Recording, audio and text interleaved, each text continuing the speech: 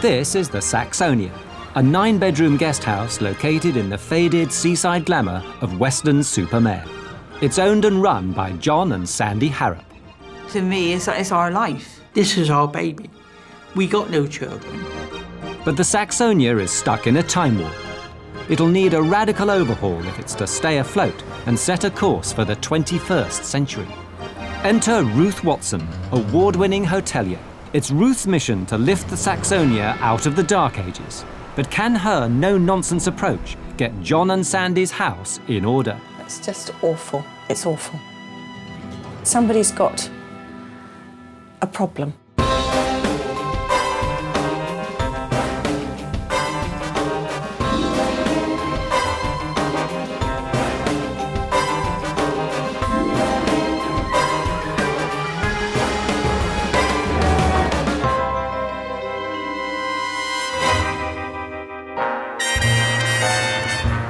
The Saxonia is located in the heart of Weston-super-Mare. When John and Sandy Harrop arrived in town 20 years ago, it was a tourist mecca. Business was booming. 20 years ago, you had people knocking at the doors, begging you to give them a room for the night. Since then, like most seaside resorts in the UK, visitor numbers have dwindled. With the allure of low-cost foreign travel, the town's been deserted by the bucket and spade brigade. I think our future is very much bounding with the future of Weston-super-Mare. Weston is at present trying to re-establish its identity in the brave new world. The town may be lumbering into the 21st century, but the Saxonia has been left behind. I recognised from a very, very early age that you had to move with the times. John's idea of staying in touch with the modern world is his pursuit of high-tech wizardry. From wireless hotspots to CCTV systems, all at the expense of the fixtures and fittings. In 8 weeks' time, their current 3-diamond rating is due to be reassessed, and the quality and tourism officials are introducing a new, tougher system of grading hotels, changing from diamonds to stars. But John's not short on ambition. The next challenge is to go 4/5 stars. 5 stars is the thing to shoot for. If the good ship Saxonia's to stay afloat, they need a reality check. And that's where Ruth comes in. Here comes Ruth. Yeah, here she is now. Not only is this a faded yellow, turgid brown monstrosity, I can't tell the difference between this and the place next door. I mean, are they one and the same? I don't know. Hideous. This is the moment of destiny for us, isn't it? What happens if she tears us apart? This is the brochure. It's a slightly alarming picture.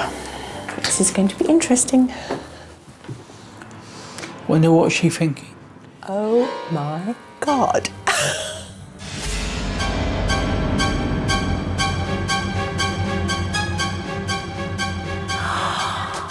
Clashing carpets, floral wallpaper, a mass of plates, shelves full of toys. The lounge is an overwhelming mix of colours and patterns. This is unbelievable. First impressions are so important, aren't they? Because she might say it's perfectly fine. Ah! And a water cooler. I don't know what to say. Right, let's just get rid of the whole bloody lot. That's just awful. It's awful. This is not to do with hospitality. It's somebody's got a problem.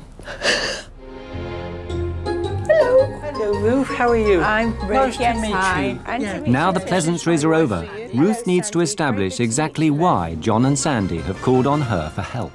Basically, we're in a bit of a rut. We've been graded 3 diamonds now for a number of years. And we've been in a comfort zone. I feel it's time now to move on and upwards. Right. Now, who's the one who likes the stuff everywhere? Predominantly I am. I'm of the opinion you can have your mind challenged by every single thing you look at in this room. Yeah. And do you think that's the role of a hotelier, to challenge the guest's mind? I think it's the role of everybody to challenge everybody else. I mean, the thread I'm getting through this all the time, John, is your personality, This place, it's a conduit for you to extend to customers, and it's incredibly important to you. Well, for mine, read ours, because we're a team. Right. Okay, and don't ever make the mistake of not thinking that. Okay. Right? And her personality comes through me. Right. Okay. But it's a business. Correct? Yeah. And I'm not getting anything from you which suggests that you really think of this as a business. I want you to understand that all the personality on show everywhere might actually offend a few people. Oh, yeah, I should Coco. Yeah. There is a little bit too much of you in this place. It's certainly food for thought.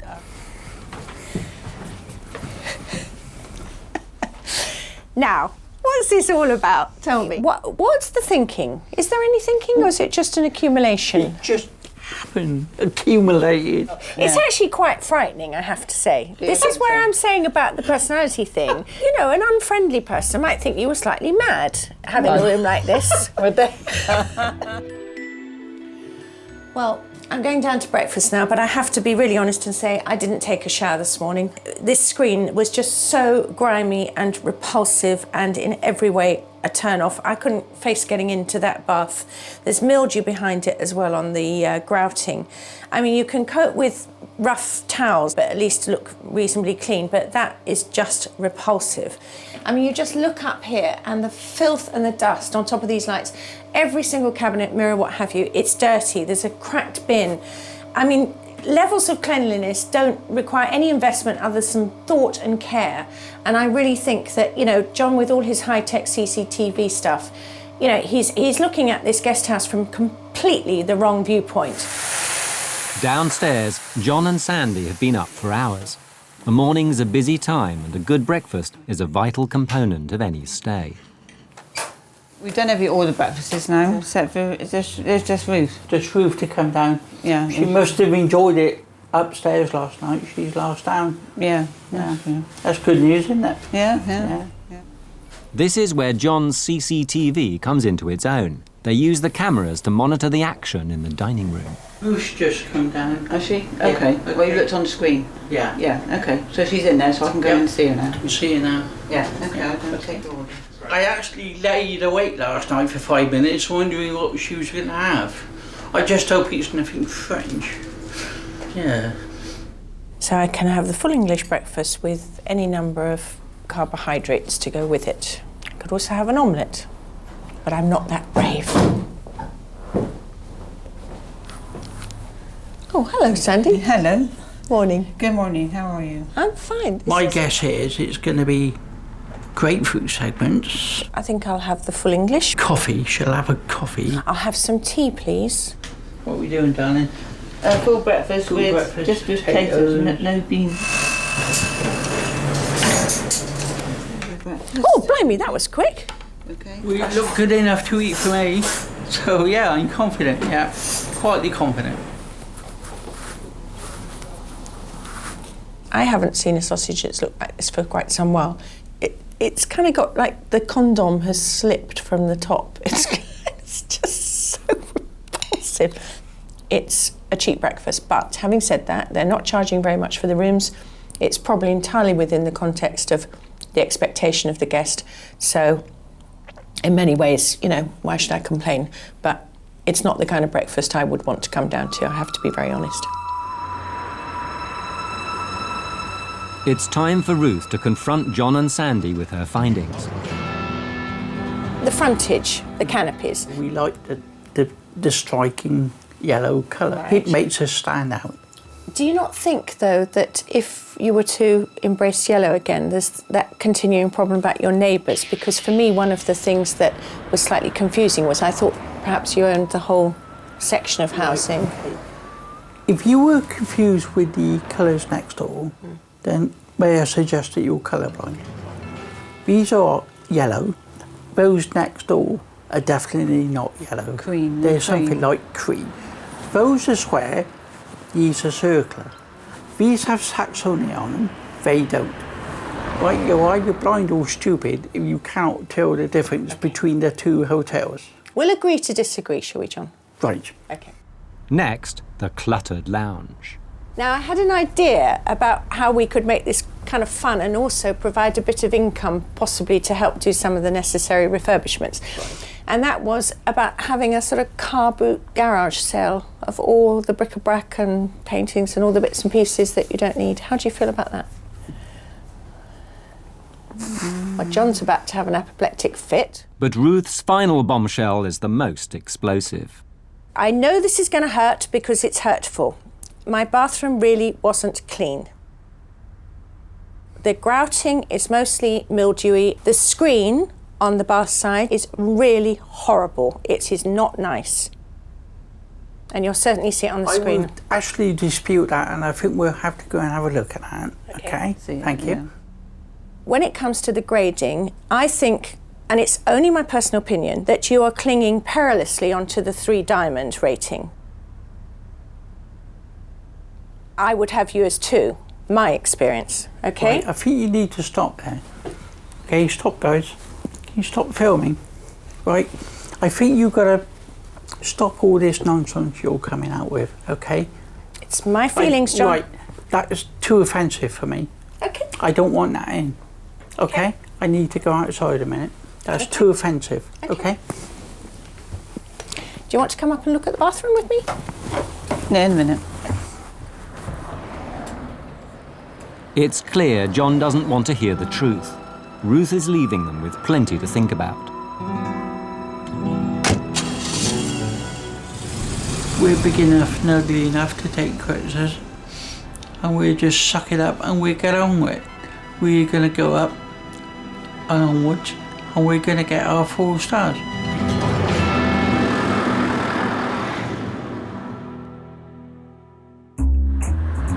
If John and Sandy are serious about achieving a 4-star rating, they'll have to embrace the changes Ruth has asked them to make. Dave, Their first task, to update the aged yellow canopies. Next, they must tackle the hotel's interior, especially the old-fashioned lounge. Finally, they need to look at the cleanliness of those bathrooms. But days later, John is still unhappy about Ruth's comments, particularly the dirt and grime in the bathrooms. we conducted what could be said an internal inquiry because it didn't look like hotel dust. I thought perhaps somebody had planted it there. And it was Sandy who actually came up with the theory that the fan being a new fan, it's been creating a vortex and blowing all the dust down through that vent. And of course it settles on everything it comes to. We've also mentioned that there was some dirty grouting. At no time was that mould dirty because it is in fact what you can describe as clean dirt, in so much that it gets cleaned every time the room is clean.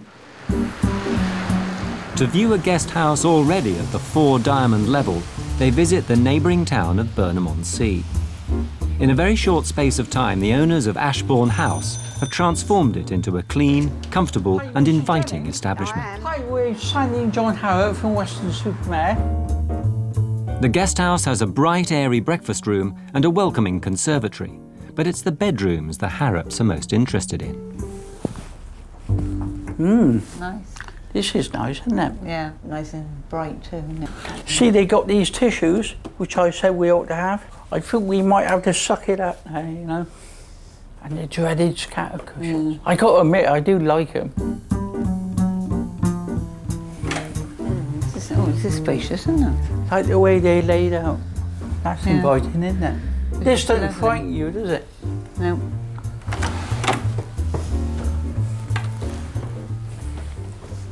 That's beautiful. Yeah, nice. That is what you call beautiful. Yeah, it's lovely that. Yeah. Those cushions are definitely not out of place. No, they're not. They are lovely. I like that. You don't step on that. Oh, right. Yeah. The tissue box. We're going to have to do these tissue boxes, I think. Maybe, yeah. No, not maybe. Well, yeah, I know what you mean. We're gonna have to do You know it. what I'm like, I'll have to think about it first. Yeah, I know you do, but we can't wait the 5 years to do it.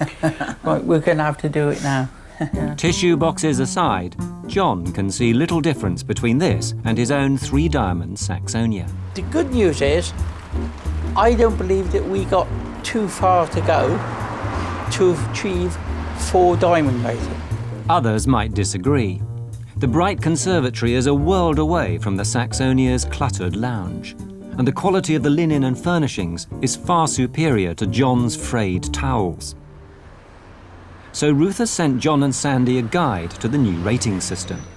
They'll be assessed on cleanliness, hospitality, service, breakfast, and most importantly, the quality of the Saxonia's decor and fittings. Cleaning, I think we're okay on. How do you think we're doing in that hospitality and friendliness category? I believe we're into the 5-star level. Yeah. Do you agree with that? Yeah, I think we are. With so much at stake, how close do they think they are to the elusive 4th star? We're so close, I can actually taste it. And it tastes nice. You've got to start putting the grated cheese on the spaghetti bolognese. That's what you've got to start doing, and we're well on the way for doing that. But despite his earlier misgivings, it seems John is finally ready to embrace Ruth's way of doing things, just in time, as Ruth has returned to the Saxonia to see how they're getting on. Here she is then. Her last visit had ended on a very sour note, but there's a surprise in store for Ruth. Hello, John. Hello, Ruth. How are you? I'm all right. How are you? Good. Yeah, fine. thanks. John and Sandy have taken it upon themselves to declutter the dining room. We have stripped it out a bit, haven't we? Yeah. Yes. Much cleaner, fresher, less cluttered. Yeah. How do you feel about it? Does it make you feel good, bad? Calm. Sandy I feel loves calm. it. Very straight away. As soon as I started coming in here, I felt very calm. Well, I think it makes this a much nicer room. I It think feels it's- high class to me now. It has a much classier feel to it. I'm not going to go as far as high class, John. You know me. Right. But I do think it Right. definitely has a better feel. Definitely. And what about the other things? We sent you through some standards and the gradings and all that sort of stuff. Did you read through those? As well as reading out, I've done some investigation. 3 diamonds is not automatically 3 stars. I can now understand where you're coming from. But I still want 4 stars. I think if you get 3, you should be feeling very happy. If you get 4, you should be extremely excited. For me, I'm happy for us to go for 3 in the new system. I would just like to see the things that are shabby, the things that are mucky and dirty, not because they're necessarily not cleaned properly, but because they're aged and tired and they don't look fresh, right? All those things definitely dealt with. You know, whether you are the queen or the person who goes and cleans out the sewers, you want to sit on a clean lavatory seat. You know, that's all. Exactly. It sounds like you're cracking on, which is really good. I know last time we met, we possibly got off on the wrong foot. John, all I need you to know is that the only reason I'm here is to objectively look at your business and see where I could put things right. When you're saying things, it sounds like you're saying, well, I wouldn't have it in my hotel. You're absolutely right. I would die rather than have this china and these mats in my hotel. But what I'm trying to say is that I need you to remove the feelings of this is my baby, like you know, it's that I can kick my dog, you can't syndrome. And what I'm saying to you is that I am here to kick your dog. 95% of the time, right, you're making good, sensible business sense. It's the way in which you come out. Now, you and I would not trade together, right? You wouldn't buy a car from me and I wouldn't buy a car from you. Correct. Okay? Right. So we have to get over that, both of us. If you only knew, Ruth, we agree about 99% I've gone up 4%. Buoyed by a 99% approval rating, Ruth feels ready to push on with her plans. She wants John to take a hard look at the hotel's frontage, which has remained the same for over 20 years. Now, John, you told me that I was either blind or stupid, I think, when I said these blinds were very similar to your neighbours. Well, I do apologise for that remark. I mean, that did slip out. I didn't mean to say that. It's still, for the person who isn't aware of your establishment, has never been here before, I do think they need to be a bit more dramatically different, don't you think? Yes. Nothing to do with that lot. Definitely. Yeah? Yes, definitely. So have you had any thoughts about colours in your mind? We thought some shade of blue. Yeah? Ruth wants the Harrops Hotel to stand out from the competition. To make the most of passing trade, they need a clean, modern look. So she's taken John and Sandy out to the canopy manufacturer to make a final selection. We've got to get rid of those yellow. Kind of changed now. Kicking and screaming? No, Yeah. no. All right. No, quite willing. But she's encountered a problem.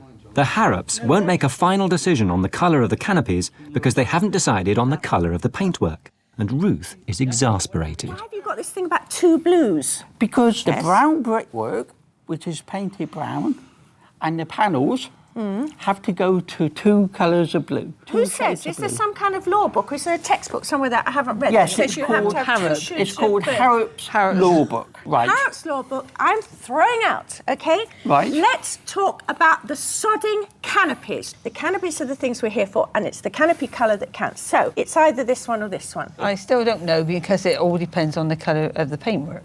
But we changed the colour of the paintwork to go with the canopies. Start with the canopies. Do you want to go and have a Start sit down No, somewhere? I don't. You're being No? so Are you obtuse. sure? I'm sorry, you're being very obtuse. Calm down, there's sweat coming out. Start with right? the canopies, and then what we do with the paintwork is a secondary matter. Move over, actually. I want to move there because she's giving me a earache. OK? Paint, you have about 1 million variations of colour. It is so immaterial at this stage to think about Right. paint. What you need to remember, Ruth, is, right, that we're the important ones here, right? And I don't really want you screaming at us. Second on Ruth's list is the interior decor. The bedrooms and bathrooms need updating, and Ruth has left strict instructions about overhauling the lounge to drag it out of the 1970s.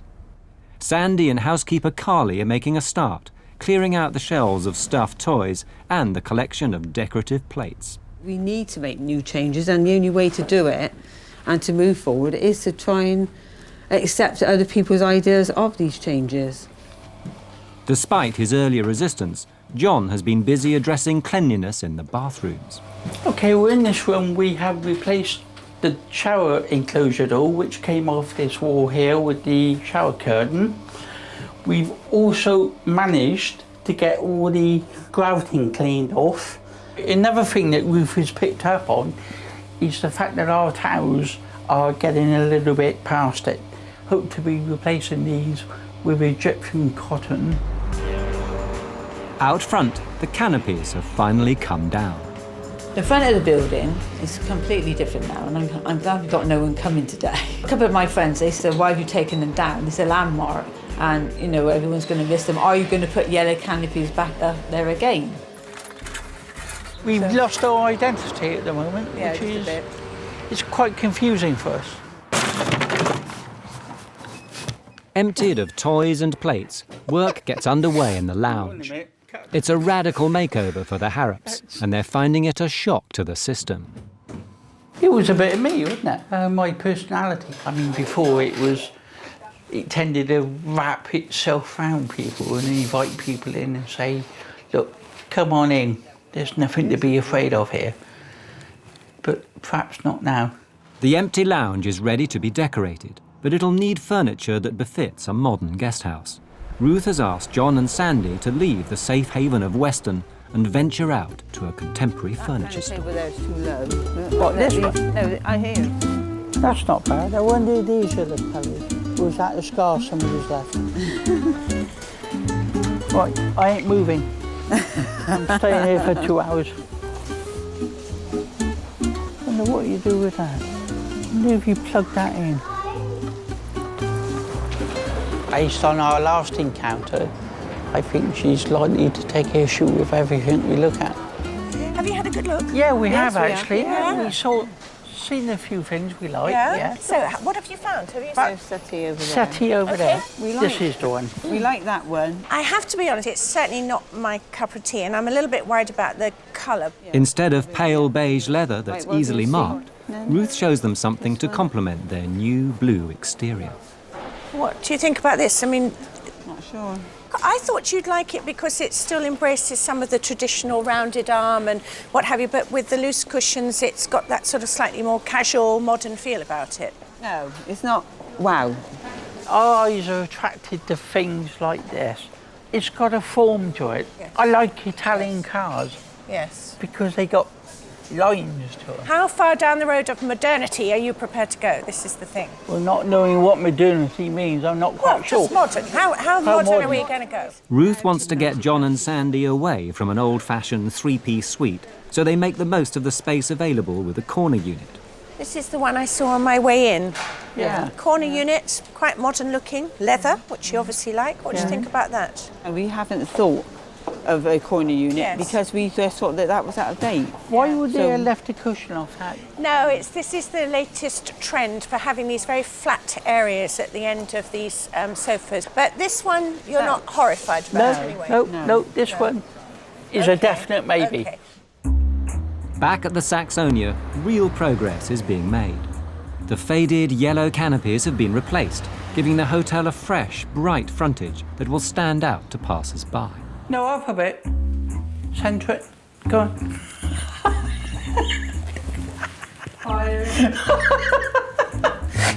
No, right, seriously. Yeah, that's okay. That's good. Yep. All in all, the new-look Saxonia is a far cry from the faded guesthouse that Ruth first set eyes on. The clashing, cluttered lounge has been painted, papered and recarpeted. The finished result is calm and welcoming. Upstairs, the grimy bathrooms have been spring-cleaned, and the fraying linen and bedspreads have been replaced. John and Sandy have even added scatter cushions to each of the beds. The Saxonia looks clean, modern, uncluttered. But is it going to be enough to impress Ruth? And with the hotel's reassessment looming, have they done enough to get 4 stars?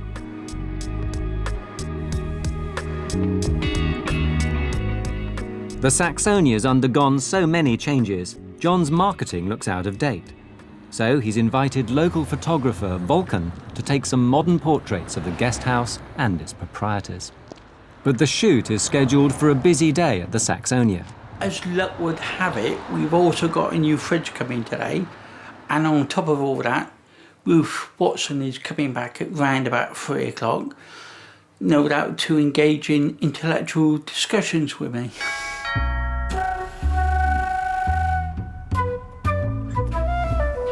Hi, you John. must be Vulcan. Hi, John. Nice Come to meet on in, how are you? you. Very well yourself? Yeah, fine, thank you. I'll just get Sandy, okay? San, this is Sandy, my Nice to wife, meet you. yeah? Nice to meet you. We've decided to try and go from 3 diamond to 4 stars, which is a huge leap. We need a 4-star approach now to our photography, yeah? Whoa, quick. That's it. Just look at me. The shoot is pretty cool, eh? That's probably worth more than my house. En stop de camera zo. Sorry, I nearly called you darling then. Carly, yeah, one of you can start delaying that dining room now, okay? Yeah, thanks. Excellent, thank you. Okay. Turn to this one. You're ugly. This one. Stay that way, that's one. Keep that. They call me Mr. Smooth. One more time. Excellent, that's a romantic one. That's good, I like that. What about one with the tongue? No. Now John and Sandy can focus on their second chance to make a good first impression on Ruth.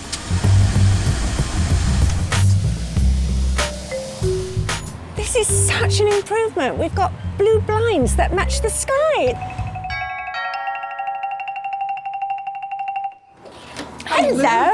Hiya. Impressed by the frontage, Ruth is keen to view the revamped lounge. You have to say this is a transformation, don't you? That's I mean, this is a fair comment. This is about as far away from the cluttered look as you can get. To me, this is immediately something that says, yeah, this is a proper place, you know. It was like some schizophrenic kind of horror before. Well, we realised that after a while. You know, we did what we thought every guest wanted. But it So- was like the amalgamation of every car boot sale that's ever taken place in the Western No, Isles. no, Do you know what I mean? no. We wouldn't say that. I think that's It a was. bridge too far. I'm not allowing you to get away with that one.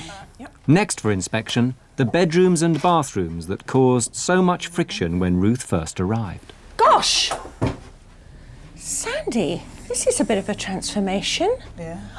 You've been going mad on the bedding front. Yeah. I mean, that really is, you know, a massive improvement, Sandy. You should be very proud of yourselves. And I really did think that, you know, you weren't going to listen, you weren't going to do anything, you were just going to carry on in your own sweet way. So I've got to say, you know, my apologies for underestimating you, because actually you really have reacted fantastically well. No. Sandy, this has changed. Feels like somebody cares about it. Somebody's taking the time to do it. Yeah. I mean, it's a huge transformation. This. Well done, you. Really, well done. Well done. Yeah. Tonight, John's invited a select group of local dignitaries, including his MP, to an exclusive dinner party. If they like what they see, they'll spread the word, which could help John's marketing campaign to take the Saxonia up in the world.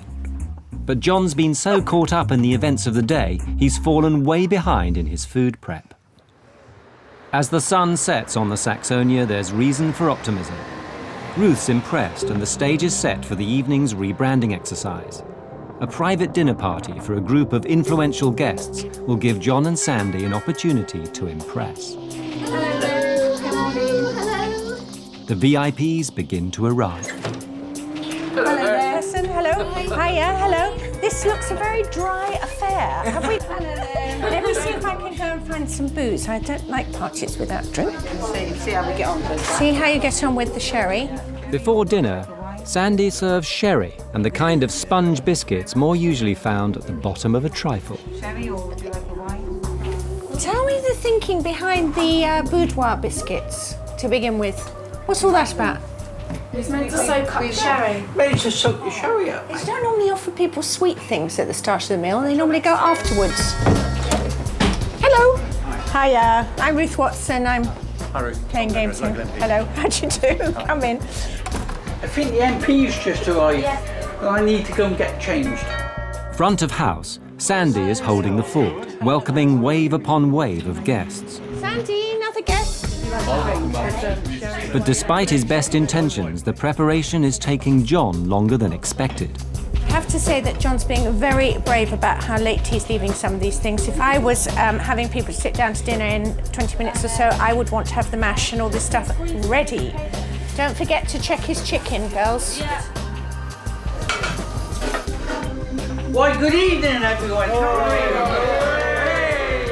Ruth may have updated the lounge, but even she can't rescue John's wardrobe. How are you? Thank you for coming. Graham, good evening. Hello, John. Nice to be here. Thanks for inviting me. You're very welcome. Let's move off those pans on top of the oven. There to the right. Mind your hands. Make sure they're not free. Yep. Sorry. Sandy, you don't cook. No. You're not a cook. You stay well out of this. That's right. Okay. Yeah. Keep milky boy. But don't talk about the war. Why? I did, and I offended somebody. Oh. Absolutely stupid. This is so badly awful. Does everyone... With so much riding on tonight, they can't afford to leave their guests waiting.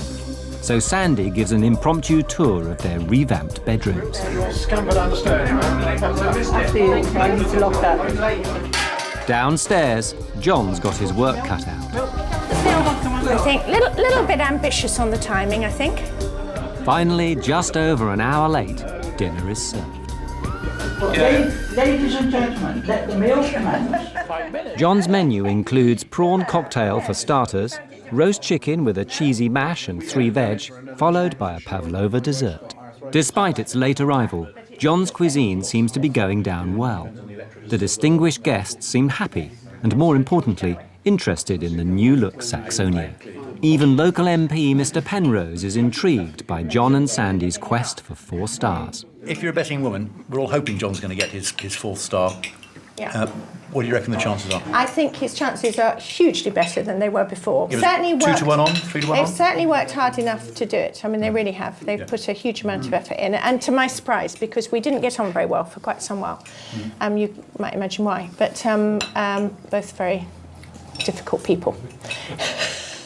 Your taste isn't my taste, it never will be. I mean, I wouldn't wear that shirt as my shroud, never mind to dinner. However, you love it, so that's absolutely fine. I wouldn't give that coat. No, how true. For the guests, the evening has been a great success. I think everybody here has got a real hope that this has worked and that the Saxonia will be getting its extra 4th star or diamond. It's a great improvement. I think the front of the building, the colour scheme there is bright and attractive. It gets your attention as you go past, and then I'm sure they'll get extra trade as a result of that. It's comfortable and bright and fresh. It's lovely. I would say they're much, much closer at getting the 4th star than they were 6 months ago. As the dinner party draws to a close, Ruth retires upstairs. It's quite obvious that they just don't do entertaining, but I'm not going to judge them on that because it was a heroic thing to do, and I suppose it sort of sums up in a way John's insouciance about life, you know, that he can do anything, even if he's massively underskilled to do it.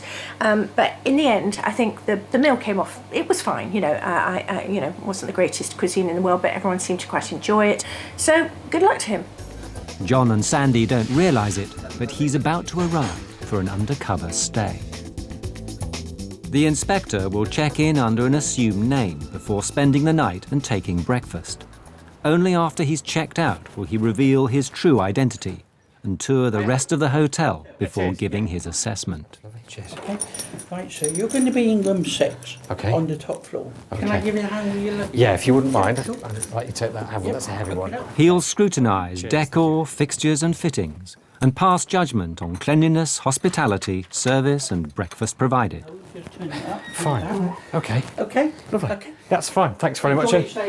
Thanks very much indeed. Cheers now. Thanks a lot. Cheers. All the hard work and effort the Harrops have put in now rests on the verdict of this one man. Okay. Bedroom's in good decorative order. General cleanliness appears to be good actually. A little bit more attention to detail above on high level areas. Could improve the overall quality, I think. Good morning, Saxonia Guesthouse. After spending the night at the Saxonia, the inspector is enjoying breakfast. John and Sandy remain oblivious to his identity. That's Right, lovely. thanks very much. Thanks very much indeed. We'll see you next time you're down. Is it Mr. Harrop? I am, yes. Yeah. Can I introduce myself properly, Mr. Harrop? From Quality and Tourism. I'm here on to do your quality assessment. Right. Okay. Do you know what? I've been in the hotel industry 20 years and I haven't spotted one yet. Across the road, Ruth waits anxiously. The inspection has to be conducted in private, but it's not all going according to plan. I'm coming. I think one of the locks is jammed and we can't get in the room, and the inspector needs to go in there. Ruth is as anxious as the Harrops to know the inspector's assessment.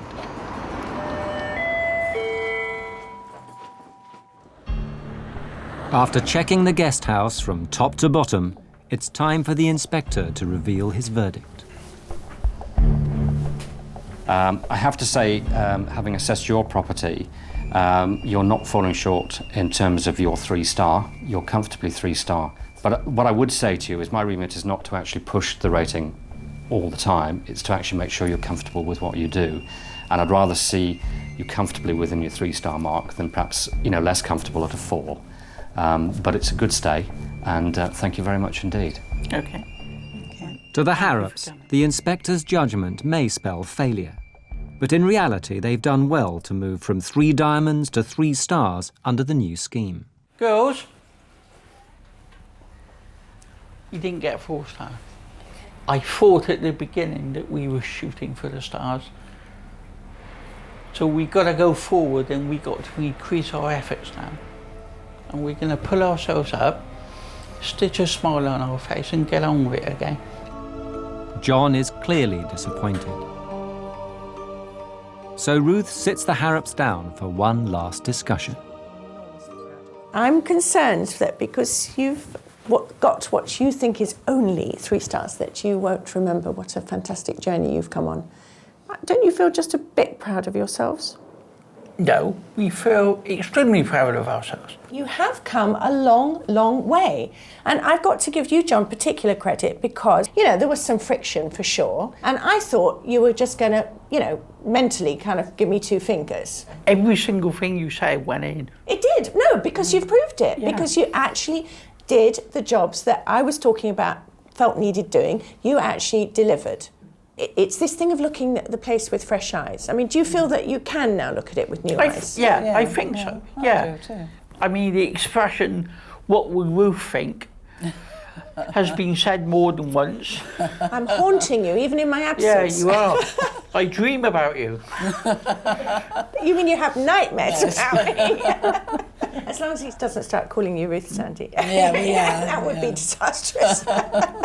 No sex for you, for sure. No. But no, you have done a really good job. I think you should be really proud of yourselves, not just with getting 3 stars, but you should be proud of yourself because you've actually looked at something which was comfortable to you and made changes which were uncomfortable, and you've done it with the real desire to make this place modern, fresh, and nice for your customers.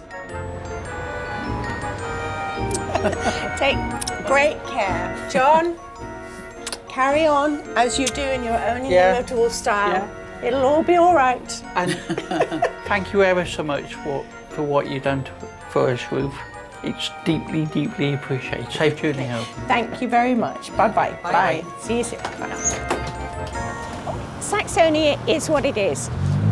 I think they've done fantastically well to get 3 stars. I really don't think 4 stars was achievable, and I think they should be so happy with the progress they've made.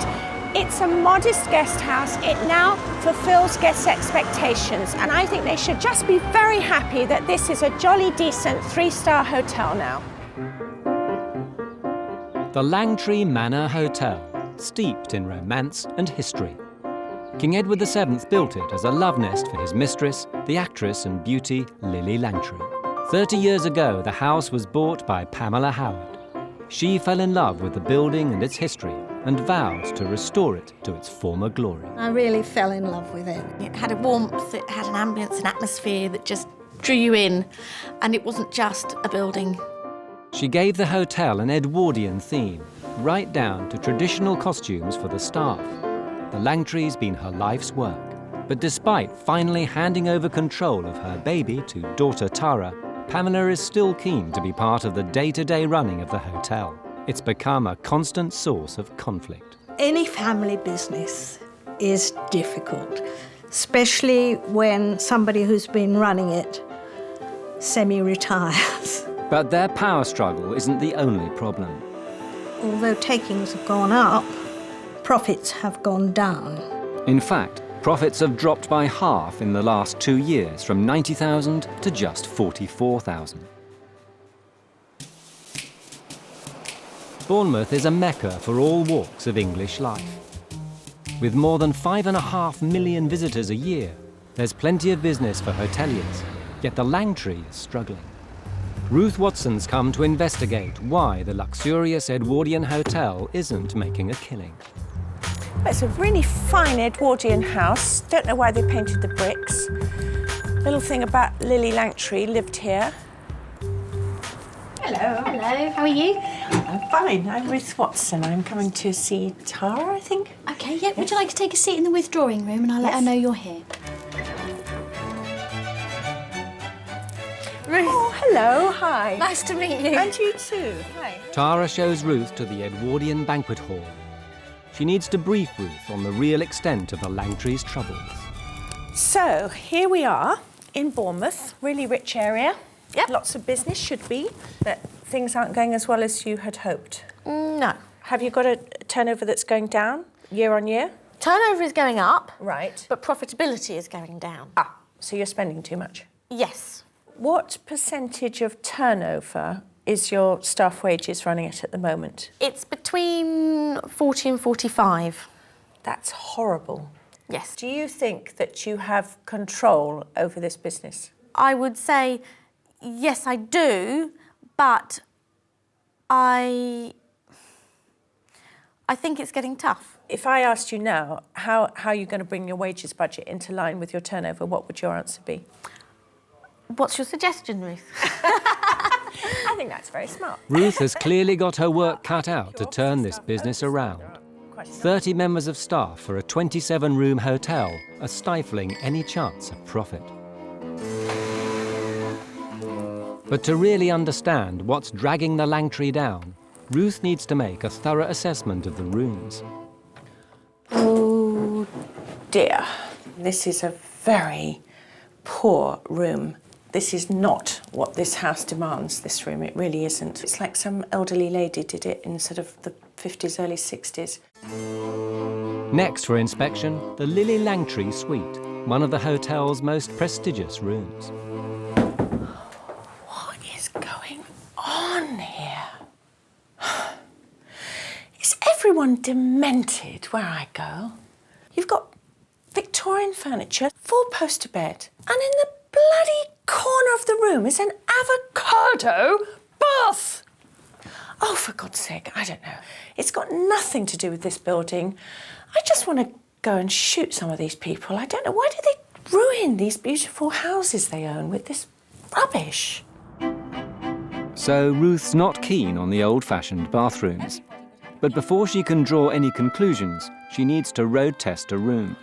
For me, those blue velvet curtains don't really do it. I'm looking at the school play when I look over there, you know, and it's like the kindergarten, you know, primary school, all going to come out and do Hansel and Gretel or something. Tara's booked her into the hotel's finest, the King Suite, which can cost up to £300 a night. Did you choose this furniture? I find this kind of rather Victorian sort of pastiche rather than Edwardian. I didn't choose that one, no, but it's... Is that your mum? Yes. Ruth settles in, but her no-nonsense approach is about to ruffle feathers. Chairman, do not do that, Pamela, and that's not your role. Whatever the financial strategy that has been agreed is being delivered by your daughter, who is the hotel manager. And if she doesn't? If she doesn't, you sack her. A night road testing the King's Suite, the hotel's finest room, hasn't improved matters. 6:20 this morning, big loud rattly noises. Don't know if it was beer barrels being moved around, but if I'd been paying 300 quid for this room, I'd be so jarred off. It just doesn't do it for me at all. The bathroom is such crap, it's not true. No shelving whatsoever. Can't put a single thing down, not a single thing. Can't put a bottle of shampoo on a shelf, nothing. A modern day woman wants to be able to actually use things properly. Ruth needs to sample the Langtree's breakfast offering, a pivotal part of any hotel, especially one aiming at the higher end of the market. Check on, chef. Wow. A hugely generous helping. Be very interested to know their costings on this. It's fine, it could be an awful lot worse than that. On the whole, I don't think there's anything to worry about this breakfast. I think they do a pretty good job, and I'm sure most customers are very happy with it. But despite the decent breakfast, Ruth still has some concerns about the restaurant. The thing that I want to talk to you about is this room. I do have a problem with this table, the way it's laid out. Now, to me, this is not just... It's not elegant, it's not classic, it's kind of just dated. Right. I see rather sort of fusty Victorian style, but not even real Victorian style chairs. I hate these undercloths with this kind of red crinkly velvet thing going on, and I really, really loathe these burgundy napkins. Right. I think it just looks like sort of rather Trust House 40, 1982. So Ruth wants to see new table settings that are more in keeping with a modern restaurant. You're a young, modern, you know, fabulously dressed-looking young woman. When I see you and this, it's kind of like I'm looking at two different things. This is all I've ever known. And, you know, we had the lace tablecloths that were terribly dated, and I was even nervous to change those. And it could be that I'm just too scared to make the step, or just not strong enough to battle with my mother on it. I think it's a combination between you're not strong enough in your own taste and opinion and style that you would be able to say without any outside interference, Mum, you're absolutely wrong, this is bloody wonderful, I love it, you know. But the way to gain strength is to really know what you're doing. She will respect you then, because you will know what you're doing. You knowing makes you strong. Yes. Ruth has asked Tara's mum, Pamela, the hotel's owner, to show her the Langtree's secondary building, home to a further 12 rooms. It's a chance to find out more about her relationship with Tara and its effect on the business.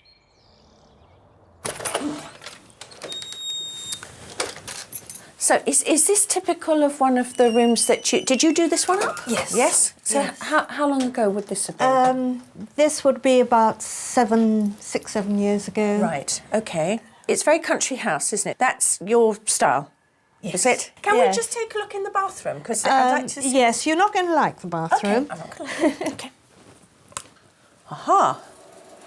Is this all new? No. Oh, good. Good. It's utterly repulsive. I'm really sorry about that. But next door, there's a surprise for Ruth. Tara has gone behind her mother's back and ordered a radical makeover of room 39. Oh. Here we are. Now, is this news to you too? This is news to me too. Tara did this without consulting me. Right. And is that a problem? It has been. I do have a little bit of worry about the fact that she goes bombing ahead. You know, you've got two strong women, both wanting the hotel to work. Yes, well, we both do. And yeah, I mean, people always say never work with your friends because they soon turn into your enemies. And, you know, it's pretty much the same with families, isn't it? if you're not very careful, you'll split the family. Yes, yeah, which is the And last I want thing to be one wants careful. Yes, no, absolutely. The lodge is a perfect example of the gulf that exists between mother and daughter. While Tara wants to refurbish the rooms completely, Pamela would prefer to maintain the decor that she designed herself. If they're ever going to work together, Ruth is going to have to sort out their differences. Last on Ruth's list to inspect is the kitchen. The hotel restaurant could be a rich source of income for the Langtree, but it only has one AA rosette to its name. Despite Tara and Chef Matt's efforts, they've twice failed to take the step up to 2 rosettes. Most of their fine dining dishes include 5 or 6 main ingredients, and the menu is full of French terminology. First glance, this menu is quite complicated. I would expect a pretty proficient team to be able to produce this kind of food. I don't know whether head chef has got that kind of team. I think he's in the kitchen. I'm going to go and see.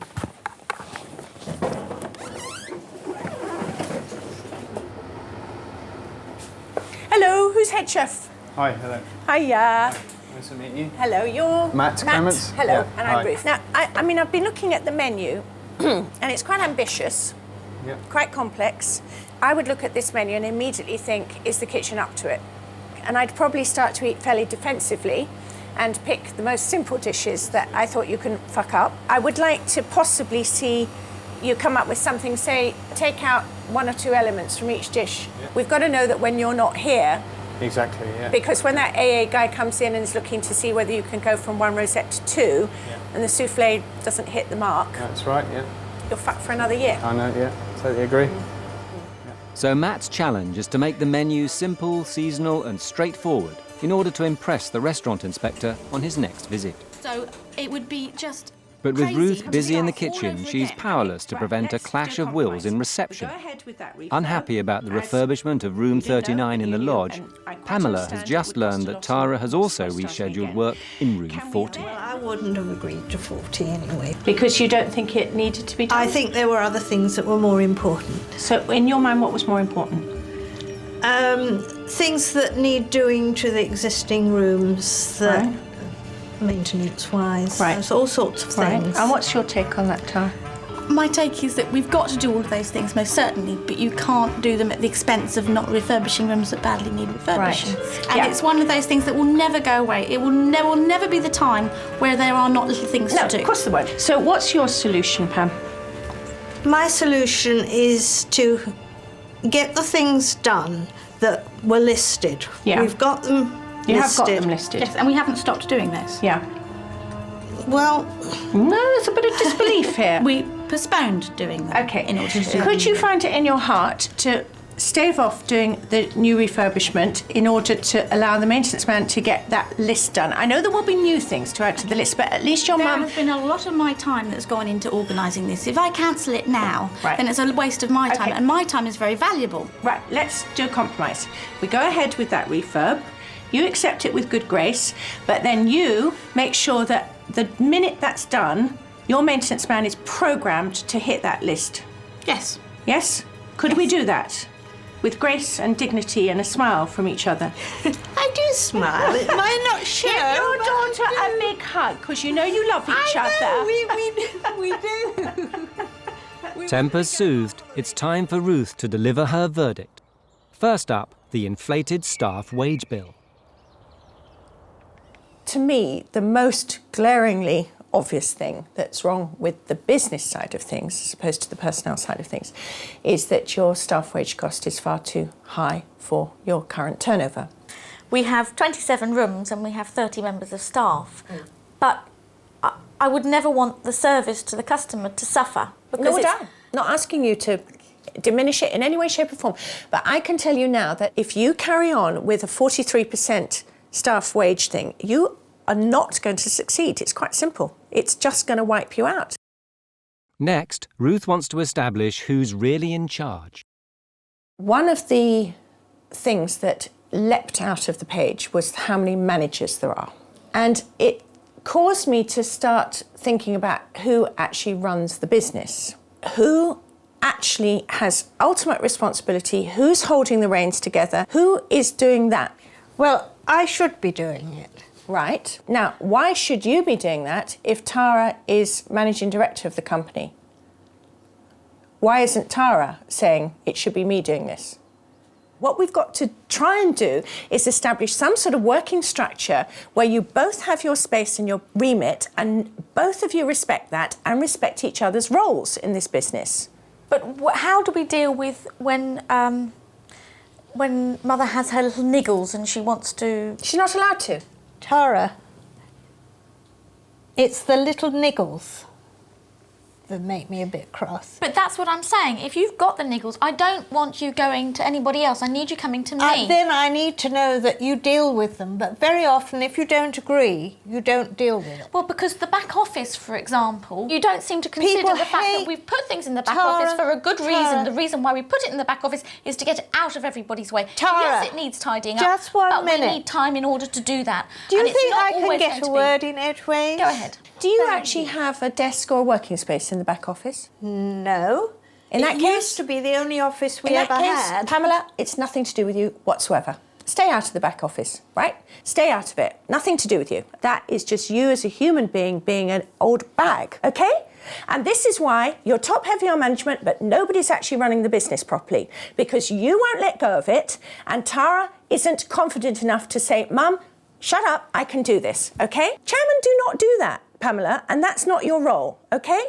Your role is to make sure that whatever the financial strategy that has been agreed is being delivered by your daughter, who is the hotel manager and managing director. If she doesn't, you sack her, right? I can't. Yeah, you can. Of course you can. I don't want to. Have to. You don't want to, that's another matter. I suggest you set yourself a target of 18 months or something for Tara to come up to what you regard as scratch and achieving all the targets that you've all agreed. And if Tara does something behind my back, spends Tara's money not behind going to my do back. that because this is part of the deal, right? And I think I've talked myself out now, for the moment. So Ruth wants Pamela and Tara to sit down with the rest of the family and thrash out exactly where the business is going. She thinks they need to stick to a structure instead of the ad hoc way they've done things in the past. I think Ruth has come up with some really good thoughts and ideas. I would love to have some structure. Providing we're prepared to do what she says, I think we may go forward. Days later, it's time for the Edwardian banquet, held every Saturday night in the Langtree restaurant. After Ruth's advice that Pamela stay out of the day-to-day running of the business, it's a good test for the Howard's new regime.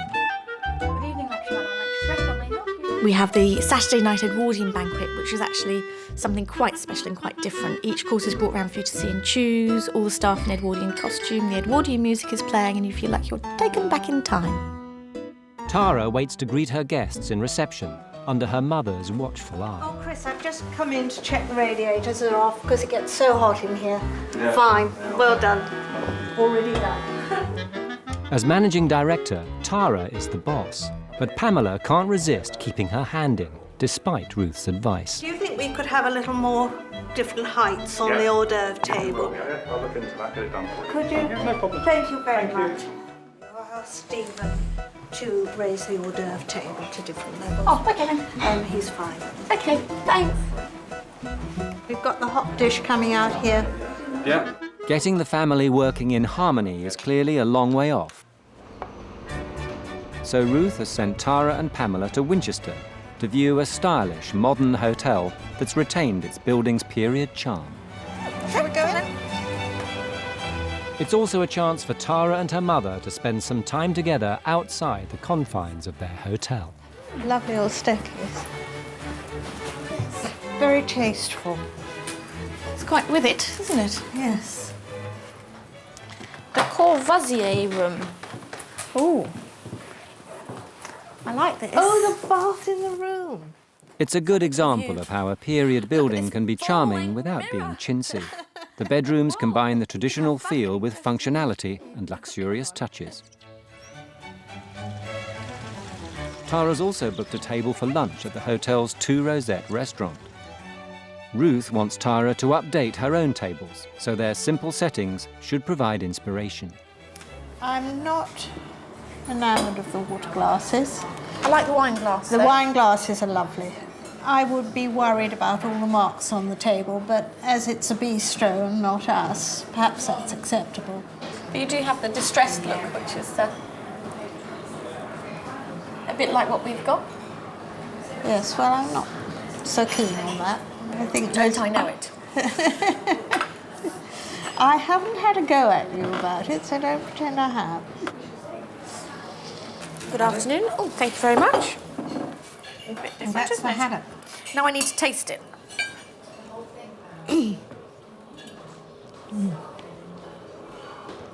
I like the vegetables. The vegetables all look very different. I think this is the sort of thing we can do in the hotel, don't you? Oh, I do. Perhaps be a little bit more casual with the food, but make it better. Motivated by her visit to the Hotel du Vin, a period building with a modern feel, Tara has decided to set about large-scale refurbishment, including the restaurant's table settings, the bathroom with the chocolate suite, and room 39, formerly decorated by her mother. This is definitely the next priority. The wallpaper is not as good as it should be, and I'm not very proud of it. Well, as I designed it, I like it. I know that if my mother was involved in it, she wouldn't go for what I'm going for, and there would be a big fight. So that's why I'm trying to do it without her input. I'd like to use this wallpaper on the back wall, and then this would be the soft furnishing, so the bedding and the curtains. I would do the headboard with the trim to match this colour here, and I think it would look really nice. Do you prefer this white to that brown? But Pamela's not happy about the work being done. Some of the rooms she's doing, I don't think are as urgent as maybe other things that we have to do. The general maintenance in the hotel is something that takes a lot of time and effort. We have had a little bit of a disagreement about room 39. Tara, I want the other things done first, please. We had a meeting in which you agreed to this. I've got it scheduled. Don't do this. No. We had a meeting. You agreed. I did not. Yes, agree you said, to what room have you got? 6. No, what have you got scheduled? I said, I've got room 31, room 14 I can hold off until next time. You keep on going back on me in these things. I cannot do Tara, this. don't talk to me Room like that, 31 please. has been scheduled. Tara, don't talk to me Well, like then that. don't start telling me I can't do something that you've agreed to. We're trying to raise the standard of the whole hotel. Well, I'm trying to raise the standard of the whole hotel. It's against a fight, but I'm willing to make that fight. And then after that, said 14. after 6 I could have my things done that I thought were urgent. You said you didn't want to do 39 at the previous meeting. I said to you, as soon as the season hits, there'll be no more refurbs. I said, this is the last one. Come on, have a look. There's nothing to what's in some of our better rooms All of that this you've stuff is already being done. refurbished. Nothing. That is nothing. Mrs. Howard needs to take into consideration that some of the things that Ruth has said, that there's certain things she needs to let me get on with. Because if there's too much interference, we just go round in circles and nothing gets done. I feel that I haven't been interfering, as you call it, enough. Relations have sunk to an all-time low, so Ruth returns to try to restore the peace. So how's it been since I saw you? Because we were talking about roles. Yes. Do you think that's been any kind of success or not? I would say it's not been a complete success. Okay. Are we going to have, or have you had the meeting, the big meeting to really determine what's going to happen? Tara has been really pushed up. Okay. And we haven't been able to do it. I want a situation where you've all agreed, you being chairman and majority shareholder, Tara being MD, right, what are your functions, what are your jobs? But at the moment, she has all the responsibility, but none of the authority, because you've still kept the authoritarian bit. No, I'm sorry, I don't agree with Okay, you. I feel that I've stirred up a hornet's nest, and unfortunately I haven't put the pacifying spray in yet. Ruth has heard Pamela's side of the story. Now she wants to hear Tara's version of events. How have your mum and you been getting on? It has been a bit tense. Do you think she has in any way lessened her, let's just call it interference? I think she's actually more involved than she was before. Wes. Yes. Right, shall I go now? Can I ask you something? Because we haven't really been this clear about things, but if it was an impossible situation, I mean, would you be prepared to walk away and say, all right, Mum, just get on with it, get a manager, I'm not having anything to do with it? There's a possibility that it could get like that, yes. Yeah. One of the things I want to talk to you about, because this is your role and your domain, is this business about the staff. I don't care which way you cut it, you are employing too many staff or you're paying them too much money. To actually get rid of anybody would be awful for staff morale to start with, and I think that we can get there by doing it, tweaking at the bottom, rather than Tweaking which bit at the bottom? Making people work more efficiently. Having 10% more staff wages than you should be paying out, your efficiency should be so bloody fantastic it shouldn't need any tweaking at all. It's clear that despite Ruth's advice, Tara doesn't want to cut staff, so she'll have to find ways of raising their profits instead. One potential source is the restaurant, but Ruth was less than impressed by the fussy table settings.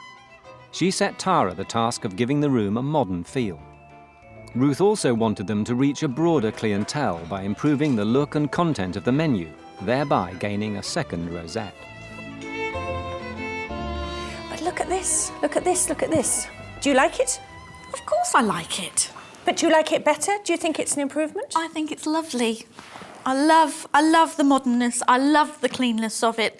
I think it goes beautifully with the room. You've got the fancy bits up here, but you've got a modern twist on it that shows we're with it, we're up to date, your food will be up to date and modern, your service will be up to date and modern, but you're also going to enjoy a fabulous ambience. And I think these chairs are dead sexy. Yeah. And you know what I really like, which is interesting, because you always had these lilies, didn't you? Yes. You know, you never noticed them very much before. They look very kind of modern with it. Do you know what I mean? Yes, they do. And I think they actually work far better. I also think, very importantly, that it does suggest the food is going to be modern and, you know, sensible and not some kind of horrible school dinner kind of thing. Talking of which, I'm going to be eating here tonight, but I don't want Matt to know. Okay. We've now got to show your mum this, haven't we?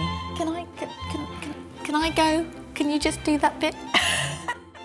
Mrs. Howard has always been resistant to change, so the modern table setting may well be a step too far. Hello, Pam. We've got a surprise for you. You've got a surprise for me. I love surprises. See what you think. Oh, my goodness. What do you think? I think I've got goose pimples.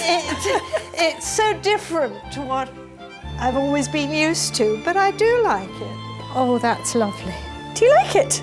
Yes, I do like it. She likes it. So the new look table settings have passed muster. But what about the changes Ruth wanted to instigate in the kitchen? Ruth had asked the chef to simplify the menu, so she's decided to sample his progress for herself. I'd asked Matt if he could simplify the a la carte because I thought it was not very well balanced and, you know, a bit unseasonal as well, and perhaps was putting too much pressure on the kitchen, particularly when he wasn't there. So I think that represents a good selection of food. I don't think it's too demanding for the kitchen, but I think it's interesting enough for the customer. Overall, I think this menu is quite good looking. Would Madam like to start with, please? Right, first of all, Madam doesn't want to be called Madam, and not because I'm called Ruth, but because I think it's a very old-fashioned way to talk to women. Anyway, very nice-looking menu. The chicken liver parfait, so that'd be good. And then, please, may I have the fillet of brill? Thank you very much. Thank you very much. In the kitchen, Chef Matt is unaware of Ruth's order. Ready to rock and roll then, boss? When the official inspector comes, Matt won't know, so Ruth wants to test his consistency. Aha, the lady herself. Thank you, darling. Thank you very much. Thank you.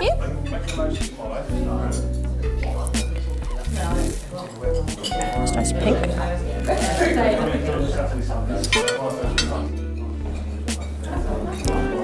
This is not bad cooking. It's not great cooking, but it's not bad cooking.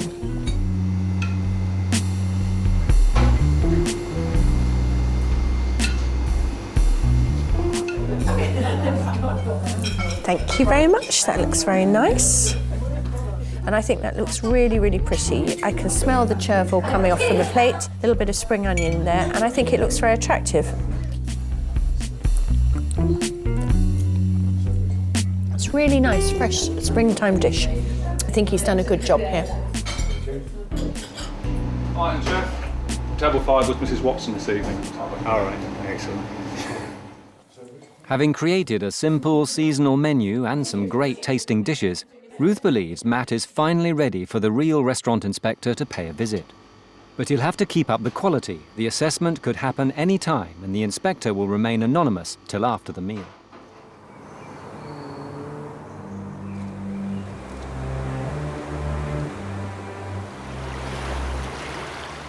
The following morning, and Ruth has decided it's time to take Tara and Pamela's working relationship in hand. Despite advising them to hold a meeting to discuss the hotel's future, they failed to talk things through. Ruth has called the entire board together, away from the hotel, at Pamela's nearby apartment. Okay, I've asked everyone to this extraordinary general meeting because I thought it'd be a really good idea to get all the board, more or less, around the table, because there is the issue of Tara and her mother and the roles in the business and the fact that there's this constant loving friction going on. Key issues are this business of Pamela coming in, to Tara's mind, interfering, Pamela thinking, no, I'm not interfering, I'm actually concerned about issues of this business that I don't think are being run correctly. Denham, do you think your mother is interfering too much at the moment on a daily basis? I think there are great temptations for her to come in and be part of the operation on a daily basis. And I understand those temptations entirely. As do I. It has always been, and it still is to an extent, your baby. What am I supposed to do if I come in and see that light bulbs are gone? There should just be a snag list for the maintenance man, and when something like that comes up, somebody writes it on the list. That's the problem. The maintenance man's too busy on grand jobs, and he's not concentrating on the day-to-day maintenance. I think part of the problem is that we will come up sometimes with a strategy to move forward, but Mrs. Howard, as the chairman, will overrule what we've come up with. No, Tara, that is not true. I was asked, in fact, the whole board was asked to go round and look at the rooms and see what urgently needed to be done to them. And I made the list, and I gave the list to you. Yes, which is being dealt with. Thank you. If you want to carry on being at each other's throats, spending so much fucking wasted time with all this internal bickering, then that's your privilege. If you want to change the pattern, break the mould, you're going to have to do something about it. There will have to be some compromises. I'm telling you here now, Tara, you cannot have it all. It's bullshit if you're not going to be profitable. Because if you're not going to be profitable, at the end of the day, you sell. Because at some stage, somebody says there's no more money here, right? You have to have some kind of business sense here. What can't happen is for you to be every day going in, picking them up, making fuss with the staff, doing whatever. I'm sorry, I have been so careful not to do that. Okay. There are some things that come up again and again and again. All of a maintenance nature. Of a maintenance nature, yeah. Yes. You cannot keep playing the same old record, Pamela. We know about the maintenance problem. We've discussed the maintenance problem and we've discussed how it's going to work, right? You've got to stop. You've got to let her get on with it until the next monthly meeting, where you then can say legitimately to Tara, how did that list of actions? And Tara will report back to you how it went. But you cannot on a daily basis keep checking on her. You're doing your head in. You've got to at least try this new system. And I would say, can you give it to Christmas to see whether this will work?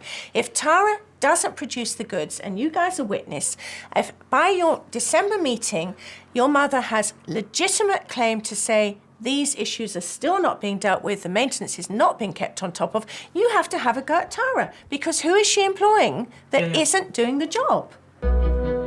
Is that not fair? Ruth has left the Howards with a structure to move the business forward. Whether they can put it into practice remains to be seen.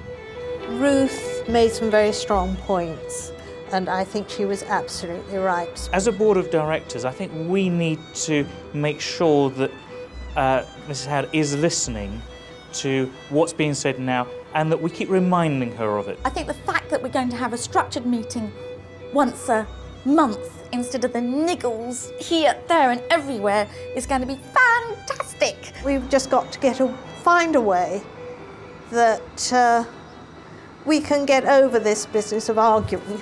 Hopefully we won't have the Margaret Thatcher syndrome where she thinks that she is right and nobody else is.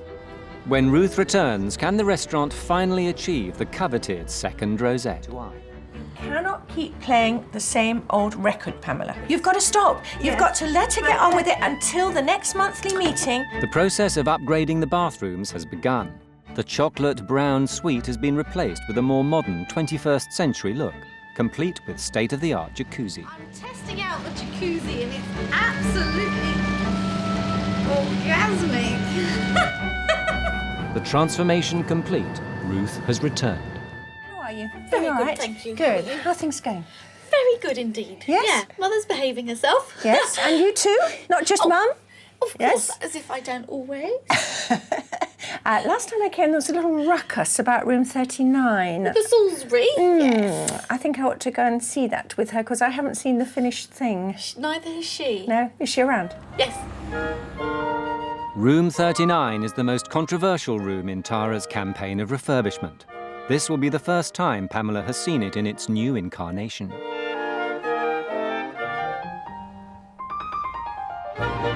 Aha! Now, I haven't seen this, Pamela. I saw it halfway through. Neither have I. It's so different. Very different. I like it. Well, I think this room is really good. It's still quite trad, but I think it actually just looks fresher, and I love the colour on the walls and the wallpaper. Yes, so do I. So I think she's done a good job. I think she has too.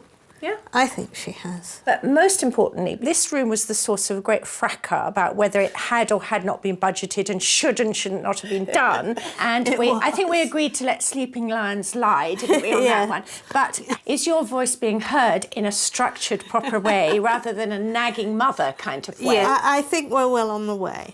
Good. Well on the way. Good. So it seems that Ruth's monthly meetings have helped Pamela and Tara finally learn how to work together. But there's still one outstanding issue at the Langtree, the restaurant's campaign to win a second AA Rosette. By the way, cheers. So nice business, this. Thank you. Ruth has invited Tara to dinner to sample the chef's work and see if it's still up to scratch. But what neither Tara or Chef Matt know is that Ruth has also invited the official food inspector to secretly assess the restaurant. It's vital that everything goes well. Thank you very much. That looks lovely. And let me see, that looks pretty. How the fuck are you going to eat it in that little bowl? That's a piece of meat which needs a stable surface, right? Watch. Right? That is just a nonsense. I'm going to send that back. Could you say to Matt, from Ruth, this is a ridiculous plate to put a piece of roast meat on, and can he put it on a plate more suitable for cutting? Chef all right with that? Yeah. I don't care if he wasn't. Just tell him. Between courses, Ruth comes clean.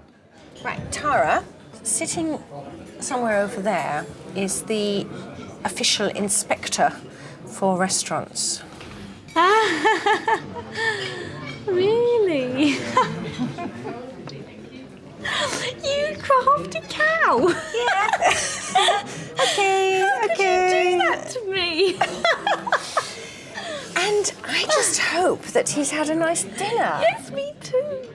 The inspector can award from 1 to 5 rosettes, with 5 being the best in the country. Everything will be under scrutiny. The service, the choice and clarity of the menu, the ambience, and of course, the food itself. And I'm just concerned that he will say this is a very good 1 rosette, and I'm not sure about the 2 rosettes. And that's my personal opinion on what I've eaten tonight. Now, God willing, he has had a marginally better meal than I've had over there and might be saying something else. Oh, you bad girl, you. It's time for the inspector to reveal himself and his verdict. Will Ruth's improvements have made a difference, or will the restaurant fail again at the 3rd time of asking? The question has to be, did you enjoy your meal? It was very enjoyable indeed. Yeah. And I'd tell you why I was so surprised, enjoyably surprised, because I went on to your website this morning and you've still got your old menu on. I read it and I thought, ooh, not very seasonal, complicated. I wonder what's going on here. Yeah. But as soon as I opened the menu tonight, it read freshly, simply, seasonally. There were lots of choices which looked interesting on it without being too clever. So that meal overall is a 2 rosette meal that we've had. The clarity, the lack of fuss, the quality of the ingredients, there's no reason why that your kitchen team and yourself shouldn't win 2 rosettes. Fantastic. So the restaurant is a success.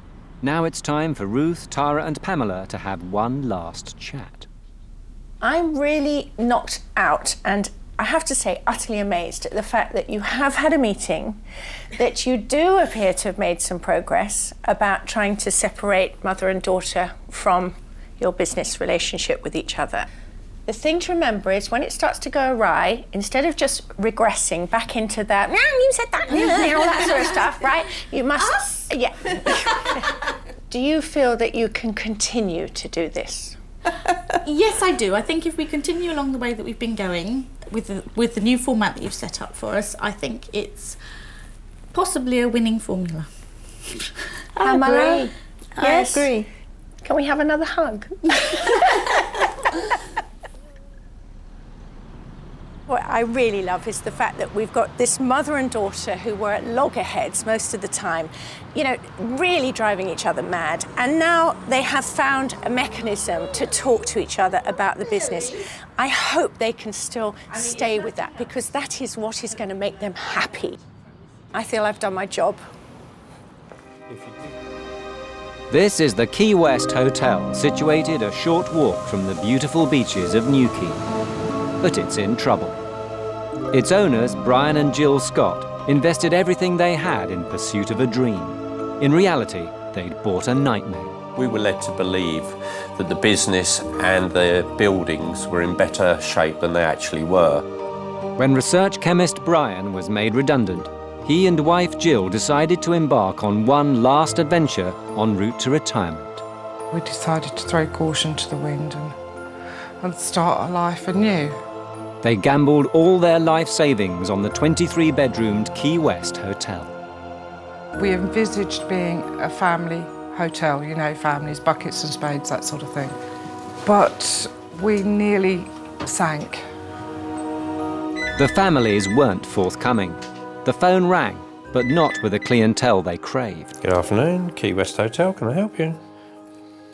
Yeah, we do. We take stags and hens. To fill the empty rooms, Brian and Jill were forced to turn to the stag and hen market, juggling them with turkey and tinsel coach parties. We did take a few rugby clubs and football clubs, and they virtually trashed the hotel. Then the coach company people would come in and complain that the hotel wasn't up to scratch. They're trapped, and the Key West has become a weight around their necks. The building has been like a sponge. It's absorbed every penny we've ever had. It's taken in all our pension plan, it's taken in all our insurance policies. Every penny we've got is now owed to the bank. Instead of easing them into an early retirement, the Key West is accelerating Brian to an early grave. We need help. There's no two ways about it, because I really am having problems in coping with all this. The last chance for Brian and Jill is to call in eminent hotelier Ruth Watson. It's her mission to save the Key West from the stag and hen zoo that it's stuck in. What's really noticeable about Newquay is that every other building is a hotel. I love the blue and white decor. It's very fresh, it's very sunny. What I don't like is the absence of signage. There's nothing that says this hotel has got any awards from any organisation whatsoever, and this may well be significant. In a town awash with guest houses and hotels, not having a rating immediately puts the Key West at the bottom of the pile and the market. But a rating isn't the only thing conspicuous by its absence. This intrinsically is quite a nice little space. It's got more of a lobby feel to it than many of a hotel I've been into, but the decoration is really crap. There's nobody here. Great shame. Doesn't say why there's nobody here. Brian and Jill are in the bungalow at the end of the hotel's garden, oblivious to Ruth's arrival. She takes the opportunity to explore in peace.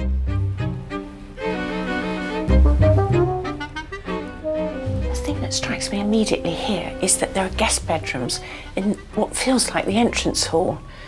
This is weird. You'd expect public rooms here. Just need to see what one of the rooms looks like. Oh, God. Oh, God.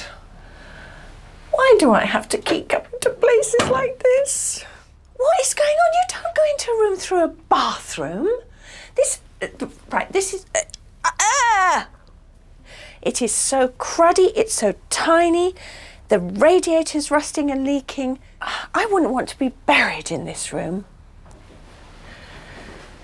Now, my instant impression again is like some kind of slightly upmarket working men's club, very old-fashioned. And this awful dead red, it's like sort of dead bat's blood or something. It's horrible and it's overwhelming. I hate the colours, I hate them. Next in line, a double bedroom with an ensuite. It's absolutely as basic as you can get. Nice view of the fire escape. This hotel is so tarred, my initial thought is just close it down. After her impromptu tour, Ruth finally discovers a bell to alert the owners. Hello. Hello. Oh, hiya. I'm Ruth. Hello, You? Ruth. I'm Jill. Jill, hi. Hello. Hi, I'm Brian. Hello. And who's this? And that's Jazz. Hello. She's an integral part of the family. Isn't she cute? Ruth is eager to get down to business. So, you had a real lifestyle change when you came into this business. What on earth made you decide to stop what you were doing and become hoteliers? We'd always wanted to open a pub or a guest house or a small hotel. I'm beginning to think that almost the entire population of this country wants to be a hotelier or in a pub. Exactly. I mean, why? Why did you think it was going to be a walk in the park? Rose-coloured glasses, totally naive, 100%, didn't have a clue. I managed to swap 7 hours a day, 5 days a week for 18 hours a day, 7 days a week. It sucks. So, do we have bank borrowings that are worrisome? Yes. And is your bank manager knocking on the door and... Yes. Yeah? Yes, that's why we're here. Yes.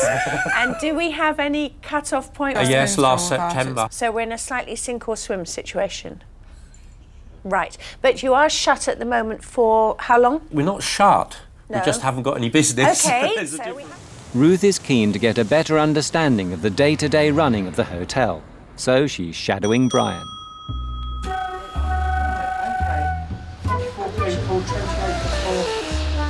Okay, have you got a phone number? Yeah, I think you should put it on the bottom. Okay, thanks a lot. Cheers. It's a transfer from another hotel. It looks like they've overbooked. They've got a whole coach that need to be all in one room and they can't fit them in. Right. And I don't think you mean a whole coach in one room, you mean one hotel. No, of That's course. all right. No, I just thought that would be a very big room. That's okay. So this is worth about £4,000? Yes. Well, that's, you know, quite encouraging anyway, isn't it? Yeah, Better so than a I'll kick in take the head. that down to the office with us and see if we can fit them in. Great. Okay. If you just follow me this way and we'll work our way down. Right, my actual office is down in our own bungalow, so it's a bit of a long walk, but mind your feet on the stairs. Okay. This is an extraordinary route, I have to say. Golly gosh.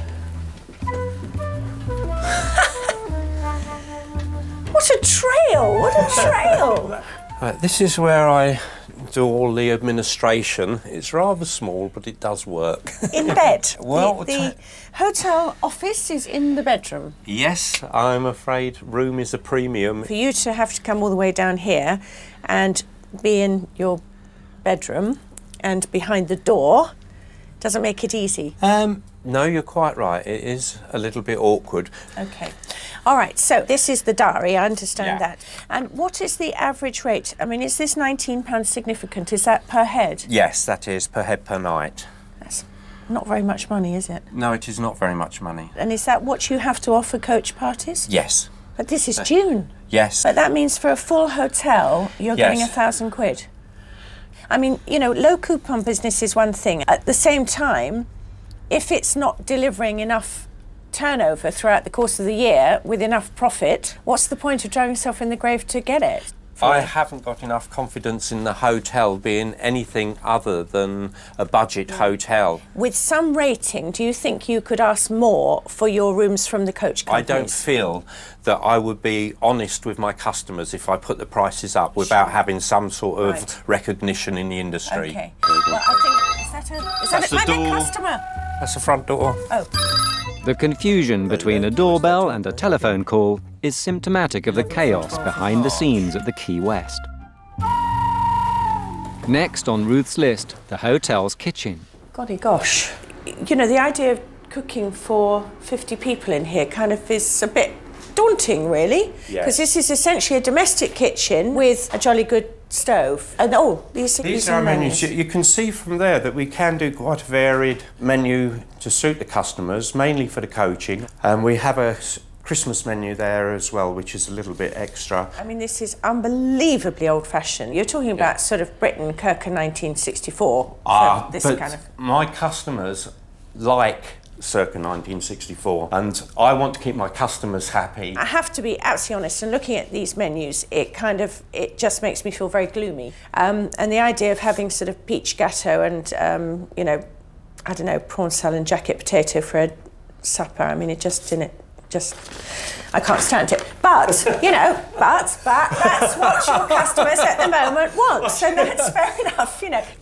Anyway, show me the refrigeration. Certainly. This needs to work, this kitchen, and obviously... Yes, it does.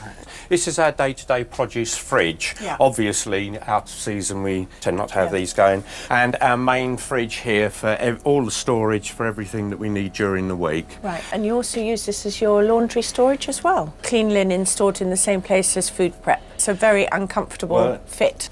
So the kitchen, much like the office, is worryingly disorganised. Finally, it's the turn of the bedrooms. This is a small double.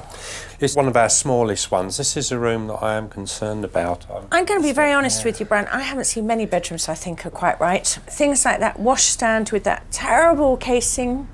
Prisoners in Parkhurst probably get better facilities than that. It's kind of not very nice, you know. And this shower, I mean, just sort of wedged in the corner here. You know, the finish on that shower tap there. It's a bit grim, Brian. It's a bit grim. I accept your criticism on that. I have the turnover of housekeepers I've tried to get in there and clean all these things. It's silly little things. I go in and somebody says, "You've got mould on the ceiling." And I go in, I got a web up there, for Christ's sake.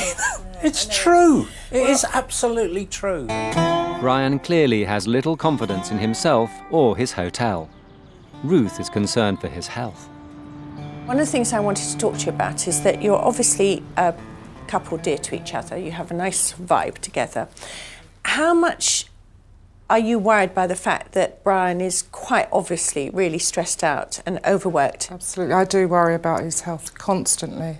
You know, I just think one day we're not sort of going to go out here together. We're going to... I know, but it feels like that sometimes. It does feel like we're going to go out in a box. The idea of Brian having another season like last year, not good news. No. No, I dread to think how he'll get through it, to be honest. It's a worse state of affairs than Ruth had first feared. It's more than just the hotel at stake. Ruth calls a summit. First of all, how do we build the coach business and maybe school parties? Yes. How do we get you a rating so all of those parties pay you more money per person per night? I mean, that rate of 19 quid is giving you nothing. It costs you 10 quid to get a Chinese takeaway and you don't get a bed with it. It's true. You know, if the worst comes to the worst, do we have to flog it? I would like to see closure, and if I did sell it, I would like to sell it on a high rather than on a low. Yeah, you'd like to feel you'd made I'd like to some sort of feel- success of it first. Yes. Brian is reluctant to give up. He feels selling would be to admit defeat, but turning this hotel around isn't going to be easy. Ruth has targeted 3 key areas for emergency treatment. First, the office. Isolated in the bedroom, it's a hindrance to the smooth running of the business, and one reason why reception is unattended so often. Second, the lack of any official rating. To get one, they need to pay far more attention to detail, and the interior needs a complete overhaul. If the Key West can get a rating and up their prices, it'll help get rid of the stags and hens who are trashing the hotel. But Brian hasn't the confidence to reject this kind of clientele. Bridget, we've got a battery for your vibrator. Ruth wants to tackle this problem head on. She's decided to send Brian and Jill off to a local competitor. The Metro is a 15-room, 4-diamond-rated guest house. 3 years ago, it was run down and condemned to a stag and hen hell. Its owners rejected the single-sex market and set about creating a modern, family-friendly environment. Ruth's hoping their attitude and ambition will prove an inspiration to a doubting Brian and Jill. Good morning. Good morning. I'm Sam. I'm Jill. Hi, Jill. Hi, Sam. I'm Brian. Hi, Brian. Pleased to meet you. Well, this is nice. Wow, we've put some work in here, haven't they? Oh, I like this idea. That's great. I've never seen anything like that. That is really It's nice. I like so that. simple. Minimal, but tasty, if you know what I It's mean. lovely. Oh, look, they've got the stainless steel ones. Our ones all got stolen. Yeah, we had all ours nicked. At least they see the funny side. But what will they make of the kitchen? Yeah, Fridge and everything. Oh, Yeah. I wonder if they have a problem with people Nicking other people's taking stuff. It seems to be a recurring theme. Across town, Ruth has set off on a fact-finding mission. Newquay has 300,000 visitors a year, but with over 180 hotels and guest houses, competition is fierce. Ruth wants to know how the market is split. So she's met up with Paul Wright, head of the local tourism bureau. So how much would you say was family business? It's about 27% of our market. So still probably the highest proportion of anyone? As I say, the next one is the youth market, which is just over 20%. And coach parties? Coach market's in decline, I think, for the whole of the UK now. Really? Very much so. Oh, this is music to my ears, because the biggest problem we've got with Brian and Jill is that they are very dependent on the coach business. They get bugger all money from them. If it's not something we should be pursuing, then I'm thrilled about that, personally. Armed with the news that the coach market is waning, Ruth has arranged to meet Brian and Jill to discuss their situation. Hello, hi. How are you? Oh, we're fine. Hello. Have you had a good morning? to see you. Yes, it's been very good. Yes, It's been yeah. very enlightening. Yeah? Did it inspire you in any way to think you could change? Yeah, we realised that there is a possibility we could do something similar. He showed us that you can make that sort of change. So the message I'm getting loud and clear is that Newquay is actually thriving in its own funny little ways. I mean, we have got the surfers. They represent something 20% or something in the market. 27% is still families. Ah, well, you've surprised me there. In my mind, the market was diminishing. No, I tell you what, in my mind, I don't think Yeah. your rooms are nice enough. Yeah. And I'm afraid, I think, in a way, you're kind of forcing yourself into that rather low coupon market by virtue of, you know, it's that spiral. Yeah. I think it is a changing market, and I Yeah. think, unfortunately, you're rather buried in the bit that's actually decaying. Even those with a sea view who take coach parties are struggling. Now, that should really tell you something. Now Brian and Jill have woken up to the possibilities in Newquay, Ruth has taken them back to the hotel. Now, looking at your fine establishment, What do you see? Something not too appealing. The entrance itself, it doesn't say come in to me. What I see is not what's wrong with it in the sense of the decor. Yeah. It's the absence of something. Ratings. But Ruth thinks they've still got a long way to go before she can call in the official inspector. Pretend you have never been to this hotel before. It's not your hotel. You walk through. First impressions. Tired. It is tired. Right, well, I'm with you all the way on that. This, to me, is like entering the chapel of rest. And I didn't think it was that bad. the other thing that really got my eye the first time I came was I'm not at all keen on this sort of bell pushing, coming in, nobody being here. Yeah. For me, that's a problem, and I think I've got at least part of a solution, possibly. Come in if you can, Brian. It's not one of our bigger rooms, I have to admit. Yes. This room takes my breath away. It's stunning, isn't it? It is, yes. It is just the most appalling thing I've ever been in. The problem is this room, when we're talking about going for ratings, this is just not going to cut the mustard. No, it's I mean, not it really isn't. So I have been thinking about ideas for this. Good. Wouldn't this make a marvellous office for you? That sounds like a real good plan. Jill, I'm going to talk to you a little bit about this as well. I feel as if I want to drag you a bit more into the business. Sending out letters, confirmation letters or whatever. He won't let me have access to that because I'm absolutely useless. She can't use a computer. She's totally computer Okay, why illiterate. can't we put you on a day's course? Well, I'm I trying have to to admit... share the load I a bit know, but between the two the of you. problem is, it's me, it's my baby, and I just don't like letting go. In fact, he gets annoyed if I kind of get in the way. Let's just take it a little bit at a time, because I'm sure if Jill could take over at least some of that administrative responsibility so that you've got a little bit more time. Yeah. Don't you think? Oh, Good. Absolutely. Good. Well, I'm pleased you're pleased. Good. Thank you. It's not just the office which troubles Ruth. She's also concerned about the kitchen and laundry. I think this is slightly symptomatic of part of your problems. Hoarding rubbish. Yes, you're quite right. It does need sorting. Why are you hoarding them? I don't know. I really don't know. Letting go. I tell you what, Brad, I think letting go, you know, cutting the circumcision thing is needed. I won't do it personally. I'm glad about that. Do you feel that this is a sort of lingering thing you can't bear to let go from things mentally? Well, as certainly the circumcision bit does have its pain. You'd like to hold on to your foreskin. Oh, yes. That's all right. That's all right. Shall we let him? I think so. I really truly believe that if you have a cluttered house, you have a cluttered brain. By decluttering, not only does it help the project along, but I think it will help you along mentally to feel that it's a genuinely fresh start. Lecture over. One of the greatest challenges Ruth faces at the Key West is getting Brian to believe in his business. She needs him to set his sights on a better class of clientele. Remember, we are not having the riffraff and the people who get drunk and steal from you and rip things off and do what have you. We are trying to get a nicer kind of personnel here, right? Remember. Remember. I'm trying hard. Come on, think about it. Okay. They finally embraced her instructions and embarked on an epic schedule of refurbishment. The first stage is underway and Brian's made a start on upgrading the bedrooms. He's also transforming room 4 from a small single into an office. But the main focus is the public areas.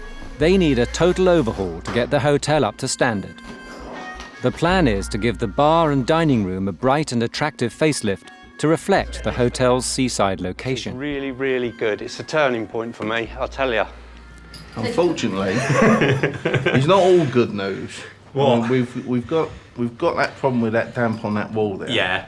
But really, there's a bigger problem. What's that? And that's the fact that the water was getting in the first place. Yeah. That's causing the damp. Just And keep do I think- opening cans of worms everywhere. No doubt when you paint the wall or the ceiling next door, it's going to fall on your head because that's the way it is in here. Ruth also wanted to relieve Brian's workload by sending Jill on a computer course. Brian has tried to teach me, my sons have tried to teach me. The youngest one asked me not to go on his computer anymore as a result of trying to teach me. So that kind of says it all really, doesn't it? This one's what they call a formula, and that's what they call a function. Two different things, but don't worry about that. Right. That's that one. So, no, it's not the... God. That's all right. Oh my God. Somehow I've got to make this look like that. Because if I know Jill, she really is a technophobe apart from PS2. She's a whiz at the PS2 games. Hopefully she'll have a little bit of interest, enough to get us by. And that's all I want, that's all I need. Can I go home, please? Can you go? Yeah, you can go. Please, home. sir. Yeah. After 2 weeks of hard work, the Key West's transformation is finally complete. But will Ruth think they've done enough to prepare for their upcoming official inspection? A once oppressive red dining room is now light and bright and far more appealing. The bar has changed from what Ruth described as a working men's club into an enticing and comfortable modern space. The foyer now invites guests into the hotel and creates a good first impression. And finally, Brian has a sensible office within reach of reception. Ruth wants to find out if things have improved since the changes. Hello, hi, how are you? I'm fine. Yes, And look you? at this. This is a bit better, isn't it? I don't feel as if I'm going to be laid to rest now. But the other thing I noticed was it didn't take you anything like as long to get to the door as it used to. So does that imply we have a new office upstairs? We most certainly do. Oh, yes. Well, if you remember that room that you despised, and quite rightly so, I think you might find there's a slight change here now. Do you know, I don't know how the fuck a bed ever got in here anyway. I mean, how did a bed ever get in this space? I mean, it's brilliant, isn't it? It certainly is. No, and I'm it's on top of marvellous. everything. I can hear what's going on. Oh, yes, we've got quite... You look like you've got a jolly good lot of bookings in as well. There's a fair few. There's a fair Got few. some scary, horrible low rate. It is a depressing figure, £17. It is. It's even more vital they gain a rating so they can put their prices up. If you come through and see this, I think you'll be quite impressed with the change. What do you think? Brian, do you know, this for me is the biggest joy of the whole lot. Of everything I've seen, I mean, it just makes sense now. You've got the kitchen and you've got the kitchen stores. Yep. And you haven't got sundry bits of linen and laundry and crap and all that stuff lying around. And it surely must make working a lot easier. Oh, it does. We've had 3 coaches in now, and the service has gone without a problem at all. Absolutely. The chef thinks it's great. And He you thinks can it should see be. how much Bisto and stock powder and crappy food you've got on your shelves. No, sorry, I don't like the contents, but I do love the way it's arranged. Actually, what's happened to all the bloody linen, though? Well, I'd like to show you that. I think you might be impressed with that as well. If you follow me. Debbie, this is Ruth. Hello, how do you do? All right, And you're in charge of this now. Yes, I am. You must think you've died and gone to terry toweling heaven. Definitely, yes. I mean, this is just, I can't believe it. I mean, this was just full of crap and tat. Yes, Christmas decorations, you name it. And I'd only just started the job as well. And then the second time I came in here, this was one clear space for me to do as I pleased. So your job is now 1,000 times easier. It's a pleasure to be out here, yes. Brilliant. Well, do you feel more sorted in your head with having done this? Oh, yes, by far. So you're sort of more in Out of sight. control? Oh, yes, Yeah. by far. With so much at stake, she investigates the rest of the changes Brian's made on her own.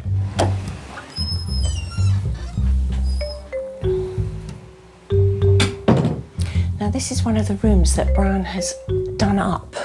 Doesn't look anything like as daggy, that's for sure, but I'm not sure whether it's really up to snuff yet. There's no guest information. It's pretty basic still, but it does look fresher, I have to say. I think this looks great, Brian. I really do. I love the dining room particularly. Are you thrilled? Yes, I am. I think it's been a brilliant job.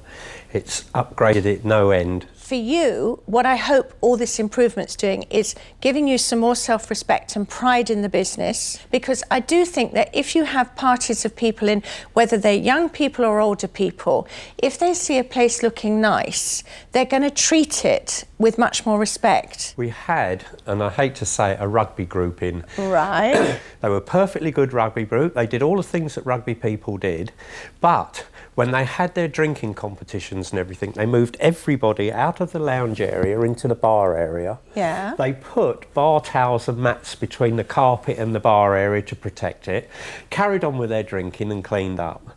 On the last night, they were up till 3 or 4 o'clock in the morning partying in the foyer because this area was locked. Yeah. And at 7 o'clock in the morning, they asked for a hoover and cloths so they could clean it up. And that's a rugby club. My God. Well, I mean, that's two things. Either they were very much in touch with their feminine side, or this proves the point that if somewhere looks nice, they're not going to treat it like a shithole. Well, last year, I would guarantee they wouldn't have cared less. I think that's really important because, of course, you've got your inspection coming up. And I think it's really, really important. If the inspection comes up trumps, which let's hope it does, then I really want to see you stop thinking about coach parties as being the linchpin of your business. And to be quite honest, Brian, the way it looks in certain areas now, here and next door, etc., it's fucking wasted on the bloody coaching people. I agree with you. I agree. You know, I mean, it's good enough for people to spend 30, 35 quid a head on. Well, this is what I believe, along with getting the ratings. Yeah. And this has been the whole... So I've not believed in myself, and I didn't have much to believe in anyway. And not having a rating and not being able to go for it has held me back. But do you feel we're getting somewhere towards you feeling that extra confidence, that extra, I have got something to be proud of, I can charge more for it? Are we making inroads in there? Yes, we are making inroads. Yeah. Now all her changes have been implemented, Ruth has decided it's time to arrange for a visit from the official inspector. The best possible outcome of any rating is that I can hold my head up and say, look, we know we're good, we're approved, we've done this, we've done that, we come up to the standards that are required. From that, I can then start adjusting my prices accordingly. And by doing that, we will weed out the people that do trash the hotel because they won't come here. The rating will be awarded by an undercover inspector. The inspector could come at any time. We haven't yet heard about an inspection, but my understanding of it is that we don't know that there's going to be an inspection. It just happens and we don't know about it until afterwards. I'm very nervous about this. It's personally one of the biggest things that's happened to me. If I get this through, I will feel such a sense of achievement. It'd be unbelievable, and there might be a bit of champagne flowing afterwards. The inspector will book in under an assumed name, spend the night, have breakfast, and check out in the morning. Only then will they reveal their true identity. It could have already happened, but I don't know that. I don't know if it has or not. But Brian is so busy preparing for the arrival of a coach party. If they have a late dinner, I'll explain why, and I'll explain to the coach company also. See you later. Poxy drivers. Bastards. He fails to notice one solitary booking, a single businessman.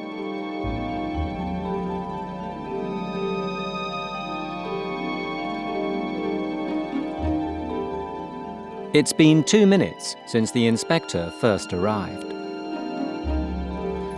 Oh, hello. You must be Mr. Frost. Ford, sorry. Sorry. My mistake. No, sorry. All the best rooms have been assigned to the coach party. We've got a coach in tonight, so therefore all the other rooms are sold out. So the only one we had available was a small double. I hope you don't mind. That's okay. And Finally safe in his room, the inspection can begin. It smells quite fresh. Decorations clean and tidy. 2 types of wallpaper, a little bit of wear and tear to the busy areas, but generally in quite good order. Flooring's quite bad. Yeah, it's a small room, a lot of wear and tear, a few stains. Does it smell fresh? Yes, it smells fresh. It is a requirement to have it changed for each new guest. Headboard, is it fitted to the bed? Oh, it's a little bit loose. We recommend you tighten that up in the morning. don't want to be disturbing anybody in the next room. As the inspector settles in, downstairs the coach party has arrived. The hotel all here. And the next, please. Checking in is a slow process. B&B. Have all this booked Right. in front. Okay. When are you phoned? What would you like to eat? That's left above me, then straight to the end. Your door locks from the inside. Press the button, turn it, pull it closed behind you. You're the other Jones. I've got 2 on here. You're in room 23. And the next, please. Bathroom. Let's have a look. Initial impressions when you walk in, it's reasonably clean. Attention to detail, the toilet roll's been folded. Let's have a look. Some problems with cleanliness. Toothbrush holder, still with remnants of toothpaste in. Flooring's really quite, it's poor. The light over the sink isn't working. Assume that the bulb has gone. Generally an acceptable bathroom, but certainly room for improvements. Once all the guests are settled into their rooms, Brian has to prepare for dinner. It must be ready at 6:30 exactly. It's a busy time for him. Barman, proprietor, hotel manager.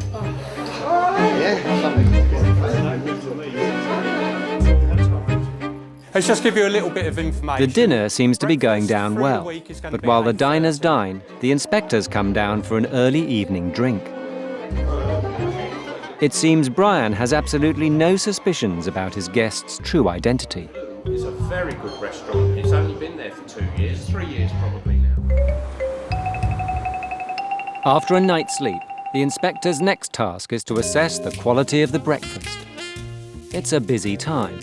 36 guests from the coach party are also vying for a bowl of cornflakes. His is now the one opinion that matters.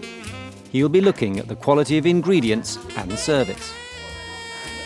With breakfast over and the coach party gone, it's time for the inspector to check out.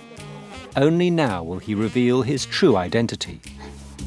I would just like to further add to that because I'm here from Quality and Tourism, representing Visit Britain to do your national assessment. Well, I must say, that is the icing on the cake this morning. Thank you. Brilliant. This is just all I need. I just hope I come up to scratch. Ruth has come to check up on how the assessment is going. Well, it means you can But first, Brian and Jill must take the inspector on a tour of all their rooms. Your cabinets here take up a fair bit of room. What you might want to consider is actually putting shelves. Your chair where it is quite awkward because that's not supposed to be there. What you are missing in this room is... Yesterday, Brian unwittingly gave the inspector one of his worst rooms. Now he has a chance to see the whole hotel. It's make or break time for the Scots. Cleanliness issues in here. We're missing attention to detail. You clean I'm constantly... Yeah, because, you know, when you turn it off... I'm not sure this inspection's going very well. I think there's some problems with cleanliness and the general standard of decor I think is a bit dodgy, and it is, that's the problem. Well within your control. All the hard work and effort they've put in now rests on the verdict of this one man. Brian's entire future hangs in the balance. Ruth arranged for an official inspector to assess the Key West. Posing as a guest, he stayed the night in one of the hotel's less inspiring rooms. He then inspected the whole hotel. But was it too little, too late? It's the moment of truth for Brian and Jill. How the assessment works is that we have an overall percentage which you've got to achieve to receive a star rating, and it goes from 1 to 5. Right, the next stage I'd like to take you through is the visitor experience. Yes. Okay, the arrival. You've got a bell outside and a bell on the bar and a notice. You know, I'm quite attentive doing the job that I do, and I struggled. When you did come through to reception, you had a smart appearance, you were very welcoming. Except, you know, you knew I was arriving, I was the only single guest, and you got my name wrong. Again, attention to detail, but people love to be recognised. It's that little bit of, you know, comfort from them. You know, first impressions are very, very important. Come down into the bar last night, about 6:45. Really polite, very easy to talk to, you're very approachable with your customers. You couldn't do enough for people, getting maps, I mean, we were chatting about restaurants and you got me the guide. Your customer care levels are very, very good. You really do care about what you're doing, so well done on that. Right, that was the bar. Breakfast this morning. What I think you really should do is look at where you actually place that, your buffet table. I mean, it's right in your corridor. The table's far too small. I mean, the milk jug was having to stand in the cereal bowls because there just wasn't enough room on the table. Right, we're nearly done. The appearance of the building when I pulled up, all nice clean net curtains, creates a good impression. Initial impression when you come into reception, clean and tidy. You've done a really good job in here. Real asset to the property with the bar as well. Housekeeping is something which is well within your control. The bedrooms, the furniture is stuff that needs investment. Cleanliness is so important, and it is one of the areas that has quite badly let you down. Yes. Okay. But what I am prepared to do is work with you on this, and what I'm going to do is actually award you a 2-star rating. You've done extremely well to actually lift the standards from what the hotel was. Once it actually gets confirmed in our system, you are officially guest accommodation 2-star with Visit Britain. Fabulous. Thank you very much. Well done. Done something. Just don't get all emotional on me. Never thought I would. I never thought I'd get 1 star. Excellent. Do you want to go and take a break? Go on. About a break, I need something. I need something strong. Cup of coffee, I think. Oh, it's great. Yes. I feel absolutely over the moon at the moment. It's a bit hard to take in. It's not that important to me, but it is very important to Brian. I think I've done it. I really think I've done it. It's time for one last discussion. Brian, I thought you were going to have a seizure when the inspector said that you'd got 2 stars. I never expected it. I didn't expect a 2-star, I have to be honest. I thought it would just be a 1. I mean, you were really emotionally overcome. I don't think it's an exaggeration to say. I am actually quite pleased that I've managed to do something. Really, well done. Well done. I mean, I'm thrilled for you, and I think it's absolutely marvellous that you have gained those stars. I think it's a real credit to you. Brian, I really do want you to try to start to manage your time better. Yes, I understand that. Because these 2 stars and a burgeoning business is not going to stop you going to an early grave. Mm-hmm. You are wrecking your business just by trying to stretch yourself too thinly. Because you can't, and you can't be everywhere. Somewhere between Jill and you is the right thing. Jill's almost too laid back about it. You know, it's like, oh, fuck it, life will be all right anyway, you know, and she's not wrong. You're kind of like, life won't be all right without you, you know, and you're doing that really tight, hyper thing. If you carry on doing it the way you are at the moment, you are not going to have a business to worry about because you will be dead, right?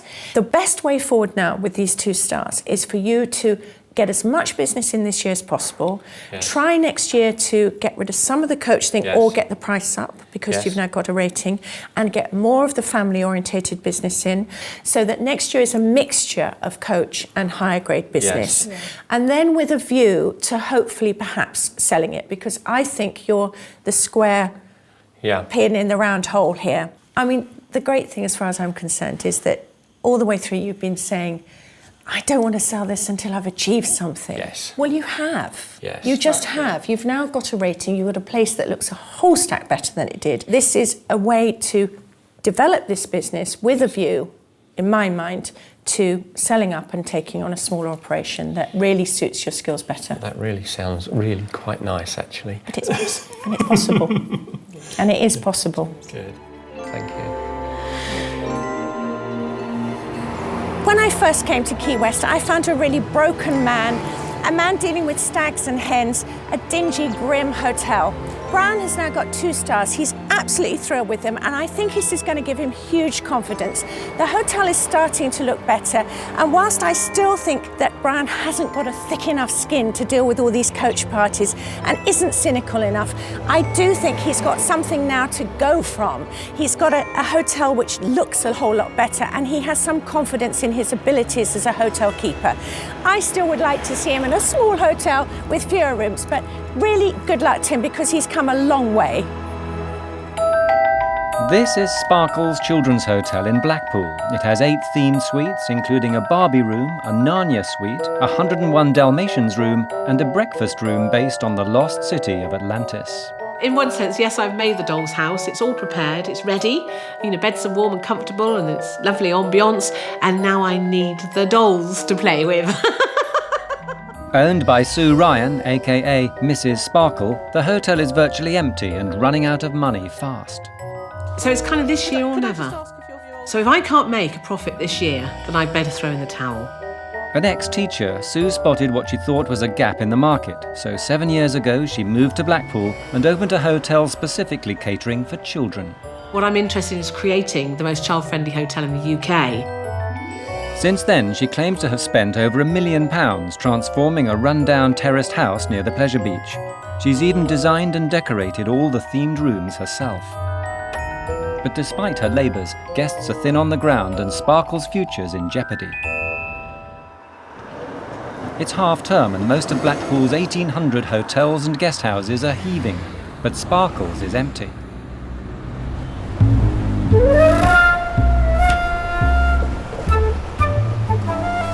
In desperation, Sue has called on Ruth Watson, an award-winning hotelier renowned for turning around struggling businesses. Scary stuff. This is more like a creche than a hotel. I like the gate.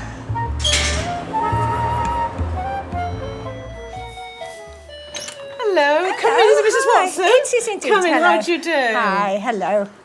Ruth will stay in the Narnia suite based on the children's classic The Lion, the Witch and the Wardrobe. To give her a flavour of the Sparkle's experience, Sue's gone ahead to prepare a surprise, just as she would for any children staying. I'm scared. Is this the mystery? There's nobody here. What the hell's going on here? If I was a child, I'd be panicking at this stage. Oh my God, what is going on? Ruth, are you there? Grab a fur coat, because it's freezing in here. This is Narnia. And there's the White Witch. Did you hear her laugh? I did hear her laugh. I'm scared. Yes, this is... Oh, it's warm in here. I'll take my coat off. I'll leave you to settle in now. Okay, if there's anything you need, ring the cowbell in the... It's a little sort of cowbell. It's in the hall. It's in the hallway. Okay. And Mrs. Sparkle will come running. Okay. Thank you very Ruth. much. Thank you. Thanks. Sparkle's rooms are advertised at £225 to £400 a night, way above the Blackpool average of just £20. The Narnia suite is priced at £295. I mean, in one sense, it is amazing. And I can see that a lot of people would really like it. It's a nice big room, but it is just so over the top. And like I said to her, you know, how many people want this level of kind of craziness around them? It's going to be a challenge. She's come from a completely different background. She's come from Mars, so to speak, you know. Hang on, no. I'm on Mars and she's come from Earth. So this is her first look at Planet Sparkles. To get an idea of where the hotel's going wrong, Ruth sets off on a tour of the rooms.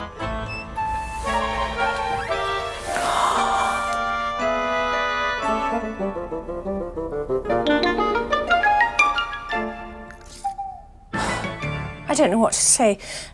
You can't walk across the floor for stuffed black and white Dalmatian puppies.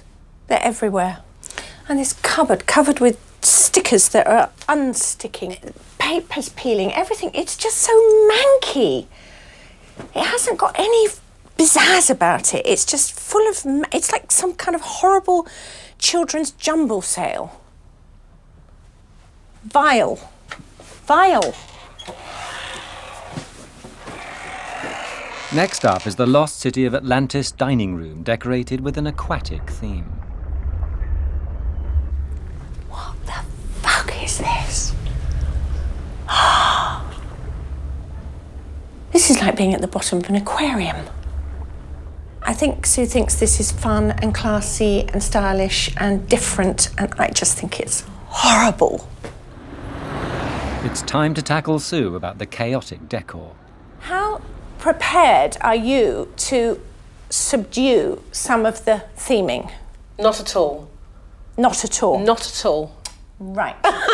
Not even to remove a heart-shaped cushion. But your occupancy rates are incredibly low. I don't want to, fall out with you about this, but if the purpose of me coming in is to say, look, I think we could expand your marketplace by doing some things a little differently and giving, broadening the focus. Yeah. I think that taking away the theme would be to the detriment of the hotel, because people would come and they'd say, oh, I expected more than this. Yeah. Ruth still needs to sample a night at Sparkles before she comes to any conclusions. She retires to the Narnia suite. Everything about this place is to do with this fantasy world and forgetting that actually in real life people want to be able to undress properly, hang their clothes up properly, put their suitcases away, have a bedside light that works, a shower, just everything basic stuff. And I think Sue's kind of just missing the point about what having a guest house and a hotel's all about. Well, that was a real curate's egg of a night. The biggest problem I have now is finding somewhere to dry my hair, because the only plug and mirror that have any connection with each other, the mirror's on the floor, so I'm going to be sitting on the floor too. It's the basics. It's fine having your themes and having all this play acting stuff, but at the end of the day, Mrs. Sparkles is meant to be a hotel keeper, and I'd like to see the basics done properly first. It's time for Ruth to sample a Sparkles breakfast. Good morning. Oh, hiya. How are you, Ruth? I'm all right. Did you sleep all right? Yes, more or less. Okay. Yes, Ready for some breakfast? Yes, thank you please very come much. in. Yep. This is the lost city of Atlantis. God. Oh dear, did you get hit by a fish?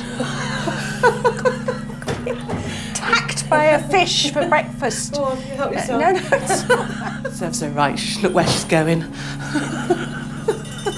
Everything. Where are adults in this? Come on. There's children here, sure, but they come with adults and parents, and I'm not that tall. A standard breakfast is included in the room rate, but Sue charges up to £10 a head extra for certain dishes, such as cold meats and hard-boiled egg. And this is a piece of pre-sliced ham from the supermarket. Salad is completely spurious. It's just one of those, okay, let's pretend we're posh.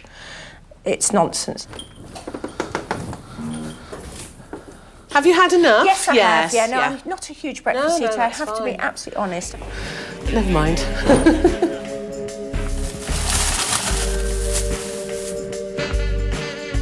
With no guests in 2 months, Ruth needs to know how the business is staying afloat. I'm a huge believer in knowing how the financial things are going, because I think even when it's scary, it's less scary knowing where you stand. Oh, I know, and where I you agree. do. That's why I like to do it. You feel you do know where you stand Oh, on I a do. month-to-month basis? Yes, I do know where I'm standing. Would you say at the moment you are losing money? Yes, Yes. yeah, I'm losing money at the moment because there's nobody in, January, And have February. you got a kind of crisis point where you think if this goes on for X months or year, then I can't carry on? Yeah, but I know that we're coming up to Easter, which is a good time, and hopefully with the 2 weeks there, then it might be peanuts to you, but I could bring in sort of £8,000 during that thing, so that's a good bulk. So is it kind of chin above water, just-ish, would we say? Yeah, but I guess I'm not the sort of person who panics. No, okay. There is But no Ruth point is not convinced by Sue's optimism. I think she's got some major financial problems here, and I think unless we can get these rooms filled as quickly as possible, she might be saying goodbye to Mrs. Sparkles. It's time to present Sue with a plan of action to turn Sparkles around. One thing that has been very, very much on my mind is I've been here 24 hours or more and I haven't heard the phone ring. The problem with all of this is that I don't know any 3-year-olds who get on the web, look at the site, pick up the phone and say, Mrs. Sparkles, please can I book a room with you? No. They come with parents and guardians and adults and carers or wherever they are, right? And those people are grown up. Yeah. And I think we really have to do something positively about embracing the idea of adult culture as well as children. What I would like to do is to strip out, not all, but some of the sort of dollies and the dressing up things and the freebies and the things, what have you. Yeah. Some of the really kind of what I regard as kind of over-the-top stuff, which if you weren't into play acting, you'd kind of think is a bit odd. Okay. As an upside to that, what that will then do, because one of the things that I don't think you've noticed is missing, is some of the fundamentals like bedside tables, surfaces that people can put makeup bags and things down on, places they can put suitcases, places to hang their clothes. In my room, I had to, first of all, I tried the dressing up rail for the children to hang makeup. It didn't work, too small, too thingy. Right. Then I had to move fur coats off the entrance through. And I thought, I'm having to fight my way through this to actually do some normal, basic adult things. Second in line is the standard of the decor. Now, when it comes to the quality of what you're doing, again, I think there's a problem here. I think some of the stuff, and I'm going to be really brutally honest, I think some of it's very scruffy. Okay. And again, I would like to ditch and or renovate or remove or replace some of the stuff which I think just looks a bit too jumble shoppish. Yeah. Can you give me an example? Do you mean the soft toys? Some of the soft toys, some of the things. I mean, well, let's talk about the White Witch. Yes, a mannequin. She's horrible. Well, she's not always, though. I do remove her if people ask. One of the things I say is, do you think your child will be frightened of the White Witch? And if they say, yeah, take her out. She's horrible. Yeah, I think what you've got to remember, and this is a refrain which is coming through everywhere I'm going, is at the end of the day, this is a business. You're asking people to give you money for it. Yes. That means that they are entitled to think about how they're spending the money, whether it's value, whether they can get something better somewhere else. Yes. Finally, Ruth wants Sue to address her astronomic room rates. Let's remodel the rates to reflect what Blackpool offers, what you offer, what you could get if you went to Disney World or Disneyland or any of the theme parks, Alton Towers or whatever, and put it back into some kind of kilter so that you're actually not repelling people where they will get on the phone and ask what's involved. Yeah, okay. Right, so a lot of things to do there. Indeed. Well, that went so swimmingly. I'm in a state of shock. I thought Sue was going to be really difficult with some of my suggestions, particularly cleaning up the bedrooms, making them more adult-friendly, more inclusive, and it's absolutely extraordinary. So I don't quite know what happened overnight, but she's obviously taken some happy pills. But as far as I'm concerned, this is great news. I mean, maybe we can do something with Sparkles now. But Sue is already having second thoughts. We won't be lowering prices, and Ruth is wrong to say, I've got to get my prices down. Not a promising start, but at least she's beginning to declutter. To make the rooms more suitable for adults, Ruth has suggested the toys and childish paraphernalia be moved to the kids' rooms. If she says that these sorts of things have got to go, what's in here's got to go, then I'm just left with an ordinary hotel. So, what is the point? So I think there is a certain point, it's going to be difficult for me to keep my cool, because she really doesn't know what she's talking about. This is a children's hotel, and that's what I advertise it as. I think the parents' rooms really have been decluttered. That one has, and it's looking very different, i.e. the Cupid's gone from the bed. So if she wants me to remove all of this, the reindeers and Aslan and so on, then I will say no, because that's what people come for. This is a themed hotel, and each room has a theme, and if the rooms haven't got accessories to theme that room, it's not a themed hotel. And then I'll start getting the complaints. The coats are staying. You enter Narnia through a wardrobe with coats smelling of mothballs, and those do, and they will stay.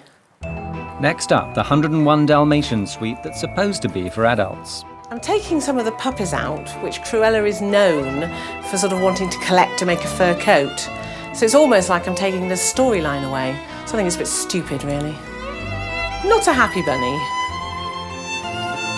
This was one of my works of art, and I think taking the puppies away and stuff is ridiculous. Oh! That was a bit of fun, really. They're escaping. Panic. But the one room she refuses to declutter is the Barbie suite. If Ruth asks me to declutter the Barbie room, I will say, well, suggest a new theme, Ruth, because you can't have a Barbie room without pink and Barbies.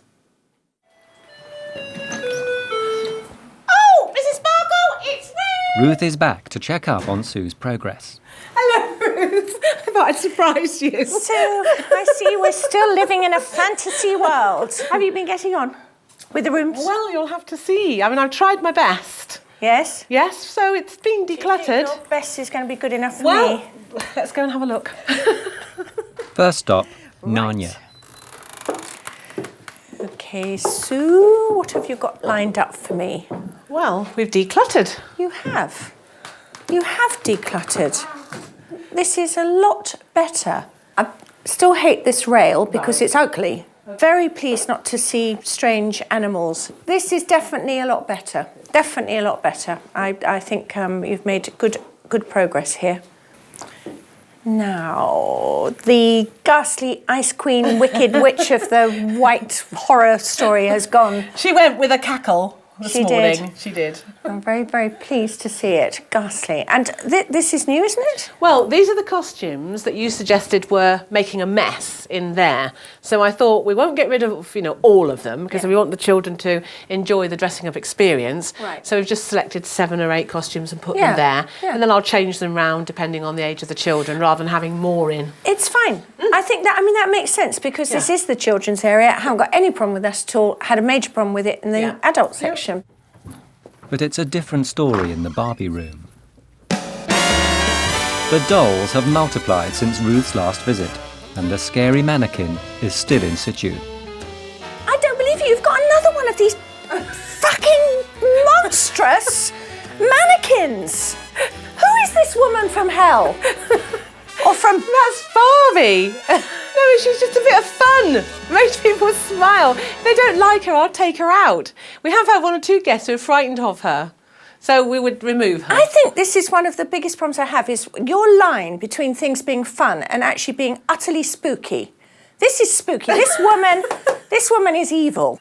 Now, come on, Sue. You've got to shape up. You're going to have to shape up. Well, this is one of the rooms, Ruth, I didn't think you would need to touch. I thought this was OK. It's called the Barbie room. It's garish. It's Blackpool. To me, it's fun. I thought this was OK. I thought this was sacrosanct. It's not OK. OK. All right. It's not okay because I want you to have customers, right? Look, the whole problem is this fantasy world, Sue. You have got to separate the fantasy part from the business part so that you make some money because otherwise your fantasy is going to be down the bloody plug hole in about 3 weeks. Do you understand? Yes. It's just let the adult person have their bit as well. There's one part of Sue's empire she hasn't seen yet. Please mind your head. The basement ball pool and playroom. Well, the children don't have to come down here. I know. They're here to watch. They always pop in and see their child having a really good time. It just looks so seedy. I don't want to be rude no, upsetting, but it's kind of like this rather grim room. Right. I think we need to do something with this. Are you saying take this away? I'm not saying get rid of it at all, No, right. but I am saying please let's get rid of the dead Yeah. bodies behind the wall kind of feeling. There's another room next door. So this is quite a good large space, but it's being used as a storeroom at the moment. It's reassuringly not sinister, though. Unless you look at the hands on the door. I mean, it's a clutter, but then what would I expect at... Yeah, we've got to have somewhere to be a bit cluttery. This is a good space, isn't it? Yeah. I mean, there's a lot of stuff that can go on down here. Yeah. It needs, obviously, big redecoration things going on. But it seems to me that that's got to be a plus, having this amount of area for the kids to play in. It's got to be good. Ruth has advised Sue her prices are putting people off, but so far she's failed to lower them. So she's invited Sue and her daughter Victoria, a partner in Sparkles, to Blackpool's Imperial Hotel. The hotel is Sue's competition, but even the VIP suite is cheaper than a stay at Sparkles. Home to the Labour Party conference, the Imperial is a world away from Sparkles. But will Sue be able to see it? Prices are vital in the war about getting customers in. Every single hotelier in the land will tell you that people are so price conscious, value for money is the whole thing. And what this website does, and these prices do, is not allow any dialogue to take place because they're so scary on first examination. Right. I would say that the people who don't actually look down where it says price tariff, please look below for special offers, I would say they are only interested in a good hotel which is reasonable in price. Therefore, I haven't wasted my time in attracting them to the sort of things that I do. So this is garbage. Well, this is garbage. I don't think it is. Look, Sue's advertised prices may be up to £400 a night, but she offers some customers a cheaper rate when they phone up. Yeah. But you're in a business environment. This is not some kind of game about who I want, who I don't want, whether I'm going to allow them in, how far I'm going to let them come before I tell them what the real thing is. This is kind of real life. You say that the prices are scary. Okay, initially they are scary, but we offer so much more than just a hotel and a place to stay. How many? 1,500 hotels and guest houses in Blackpool. How many people... Come on, just think about it. You're flicking through the sites. You're flicking through. You see £200 for people. Blah, far too much, out of my price range. You're on to the next one. You don't bother to stop and phone you up and say, look, this seems a lot, but what are you offering? People can't be bothered to look past just the price. I don't want them, frankly, because they're just money. They're just in their head money. And I'm not going to be doing it for £20 a head. I don't want you to do it for £20 a head because actually Narnia, for example, I think should be £50 a head, perhaps, in high season, what have you, because it's a good room. But I think we just need to have a headline rate that people can't immediately say, oh, but the Imperial charges a lot less. Yes. Yeah. Yes. I can see myself losing money over the 10% who come on a one-night stay and will pay that price. With the Easter holidays fast approaching, Ruth's issued Sue with a challenge.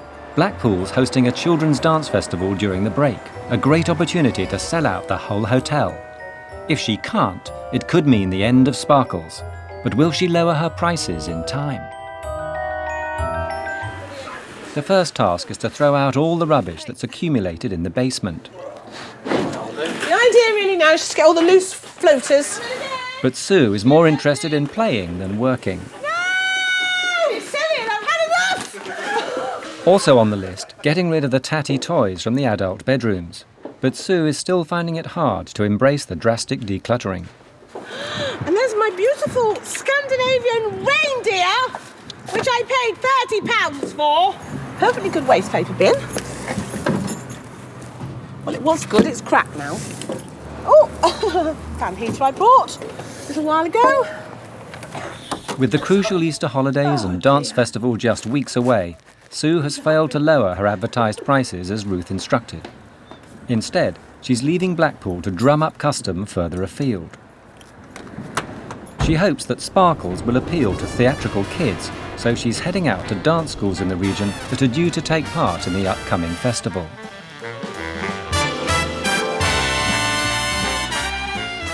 So if we can convert some of these local people who might be coming to the dance festival to stay overnight and sample Sparkles, then obviously they might become a regular customer later on.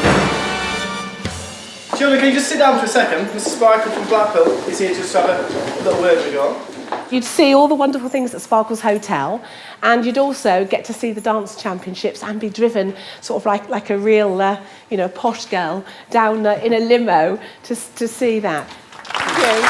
Thank you very much. Thank you, Bill. Bye-bye now. One of the things that I said to the children was that it's a very kind of sparkly place, and if they're all into dance and theatre, then that's going to appeal to them.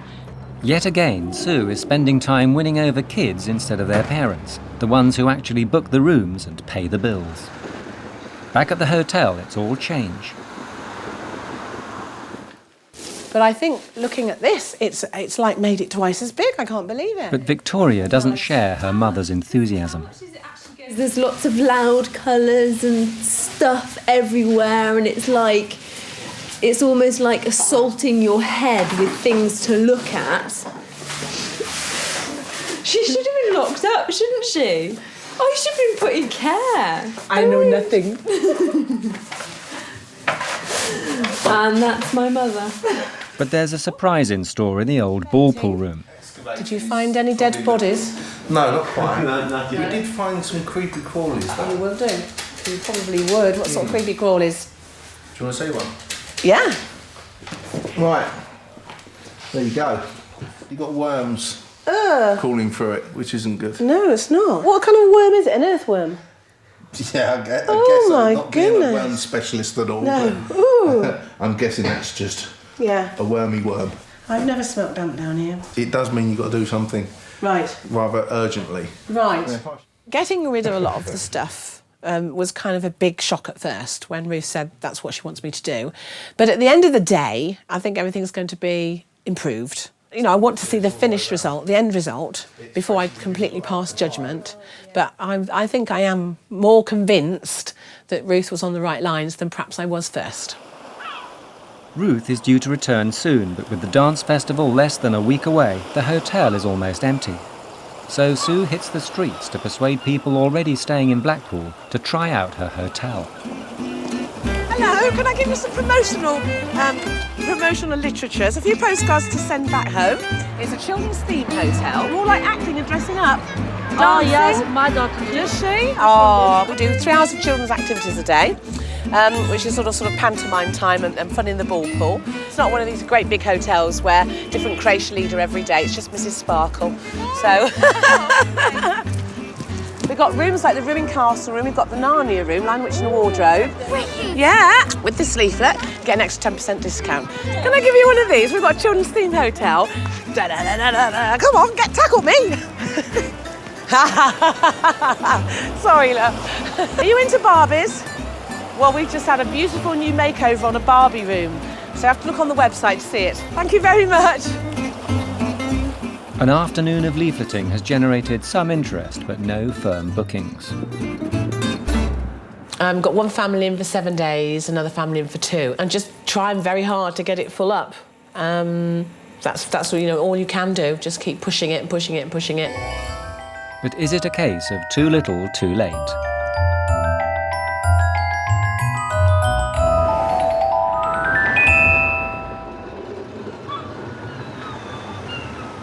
Easter week has finally arrived and Ruth is on her way back to Sparkle's hotel, where Sue has still failed to lower her prices. I'm going to go and find out now whether she's done anything with the rooms, whether they're decluttered, whether an adult would want to be in them, whether that terrible basement's been sorted out, and most importantly, I can see the vacancy signs up during a school holiday week. Now, she should be packed out, but I suspect her pricing structure is still putting people off. Time to go and find out what Mrs. Sparkles has been up to. Hey there, Sue. Oh, hiya. Ruth, hello, how are you? Nice to see you. And you too. I could hear customers. We've got now 4 or 5 families in between now and Sunday, so that's not too bad. Yeah, so you're quite pleased with the level of business, yeah? Yes. It's Sue's best occupancy this year, but Sparkle's is still half empty. Okay. Yes. And what about refurbishments? How are we getting on with the decluttering? Well, I have, yes. It was painful at first, but when we show you around, I think you'll be quite happy. Yeah. And I did ask all my guests over Easter, how did you find the rooms? Yes. And they all said yes. They liked the idea of having a parents' room, and even though some of the children bring the toys in, and having it for the parents. Try stopping them. No, so all in all, so it's a little bit funny. of progress. Yes, and they've only just finished the Barbie room, and I have been itching to see it. You haven't seen it? No, I haven't seen it. Well, I haven't seen it yet, so we can see it. Because would you like to go and see that first? The old Barbie suite was Sue's pride and joy, a showcase for her 98 Barbie dolls and 16 Kens. On Ruth's orders, the dolls have hit the skip to make way for a more sophisticated take on the Barbie theme. With the decorators working up to the last minute, even Sue hasn't seen the finished results. Ooh,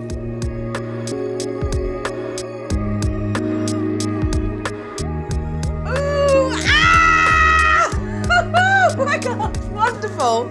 Oh my goodness. Oh, look at the designer paper. Oh,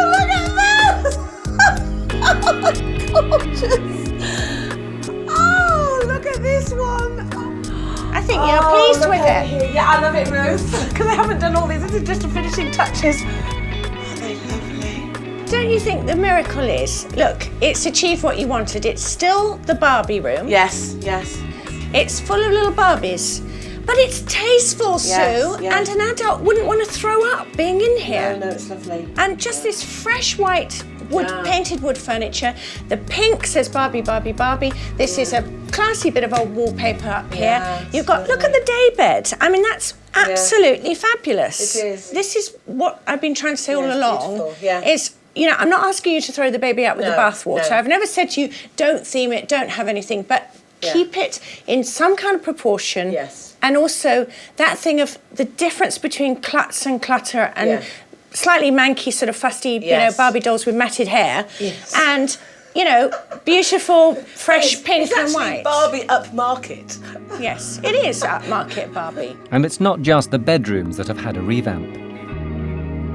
The basement used to be full of old junk, but it's been transformed into a clean, fresh playroom. Now, this is a hugely... Isn't it huge? Hugely different room, isn't it? It's lovely, and isn't it big? I couldn't believe it when it's just opened up the space. What I really like is it's colourful, it's bright, and it's, you know, really child-friendly, but it hasn't got loads of cluttery stuff over it. It hasn't got dangly bits. It hasn't got dusty, fusty bits that I think are harbouring wildlife and what have you, and I think it's great.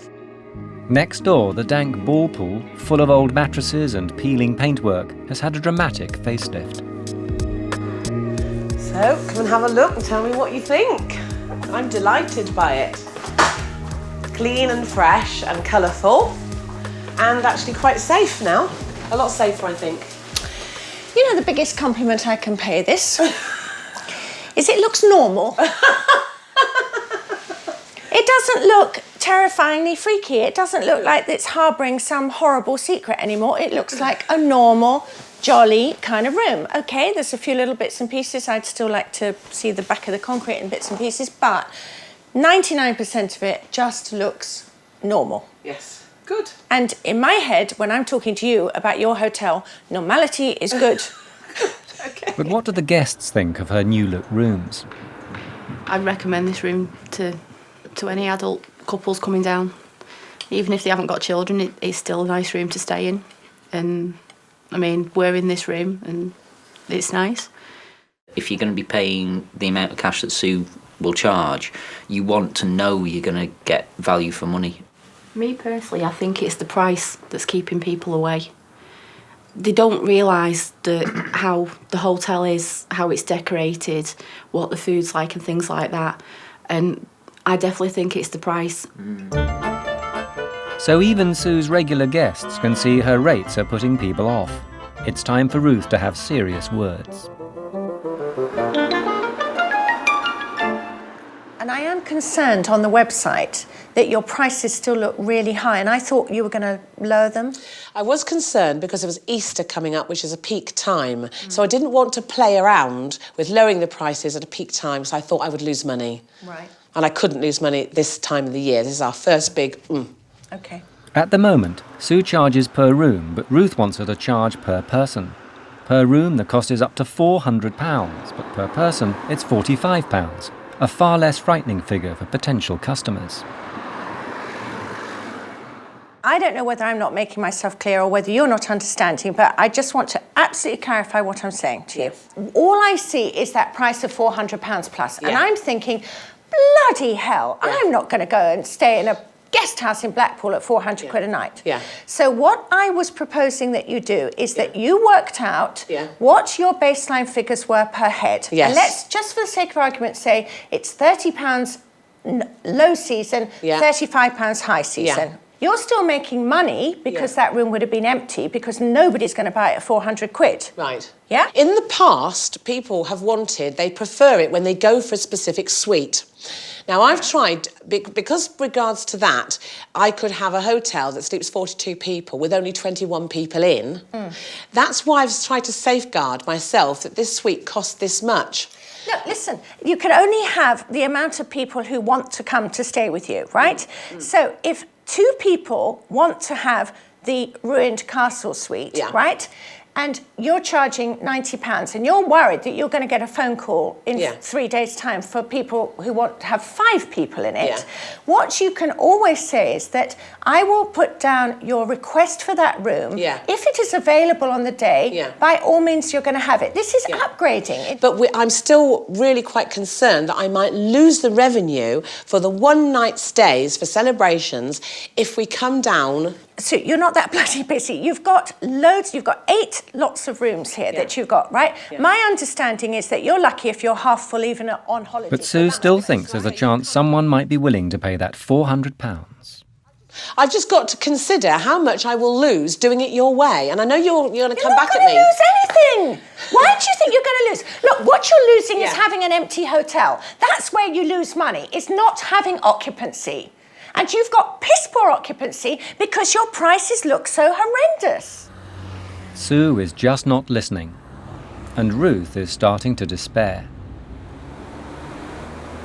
Sue's definitely made some progress, but for me it's not enough. Most worryingly is the thing about pricing. She doesn't seem to be able to understand that I'm not asking her to take less money. I'm asking her just to present her figures in such a way that her website tariff is not madly off-putting. Because at the moment, I wouldn't want to go and stay there whether I had small children or not. Now, is she going to do anything about it? I have to say in my heart, I suspect very little. The main thing is the prices. Have they come down too? At the moment, she charges the sun, the moon, the earth and the stars for rooms that simply don't warrant it. What she doesn't know is that I've got a little secret. There's a gang of people coming along to give her their view on what she's doing. She doesn't listen to me. Perhaps she'll listen to them. Now, I've got a slight surprise in store for you today. Ooh! Because one of the things that has been the thread running through this is that I haven't felt, to a large extent, that you've believed me about my take on things and the fact that children are important, but adults are just as important. Okay, yeah. And so what we've got is a group of people coming, 3 lots of 2 couples. Good, yeah. And they're going to have a tour round. Lovely. And they're going to report back to you and to me about their feelings about it. So that's what's going to happen next. Smashing, that's lovely. Look forward to welcoming them. Ruth has called in a group of Blackpool hoteliers, all parents and grandparents themselves, to cast a professional eye over Sparkles. What will they think of what Sparkles has to offer and whether it represents value for money? So what I'd like you to do is to come upstairs with me to look at some of the rooms we've picked out. But at the end of the day, what we're really looking for is your complete, honest, absolutely straightforward view of how you see things. I don't want you to listen really to what I'm saying. I want you to have your own thoughts about it, okay? Yeah? Armed with a list of prices, the group sets off to investigate. It is a lovely little girl's room, yes. It's nice and clean and fresh. Is that the house waiting there, or is that something else? I don't know. No, it's a wardrobe. Oh, wow. Is it? No, it's the kids' room. Oh, it's another room. I do like these, Sue. You know, they're nice for the kids. The kids like stuff like that, don't they? They don't smell the greatest, though. Ooh. And the clutter is starting to creep back. I like the teddy bears on the kids' beds, maybe 2 or 3. They've got far too many. But I certainly don't need a teddy bear on my bed. It's meant to be ice, I think. That's right, yeah. But you just see it as polystyrene lumps. And it's not just in the bedroom. There's also clutter accumulating on the landing. It looks as if it could be dirty laundry. They shouldn't be on your landing and your vacuum. But Sue's not happy with the criticism. So I have to apologise. All right. I know you're coming, but I'll clear it now. Okay. Oh, God! Oh, don't you break it! I'll get the place cleared up. I'll start again tomorrow. You see, Cheryl, what happens? I'm sorry, I get it all. I'm not at all happy. Okay, Sue, but there have always been things on landings, you know. And then there's the prices. Would you pay that amount of money? No way. Now, would you pay £100 to stay here A in this night? room? Yeah. No. I think it is definitely overpriced. Ruth has listened to all the visiting hoteliers and is ready to give Sue her verdict. The thing that came out really was the price again. The price. Now, where do we go on this? Because I understand you don't want the riff-raff in and you don't want to charge £18 a night, and I don't think you should be. I mean, I really don't. But there does seem to be a really, 5 out of the 6 thought that £100 for 2 people staying in the 9-year room, even though it was a lovely bathroom, was a lot of money, and more importantly, that you wouldn't get it. If you can go away on holiday and you can come back when you've got, say, 3 or 4 children, relaxed as if you've had a holiday, that is worth pounds. That's worth paying for. That's worth going that extra mile for.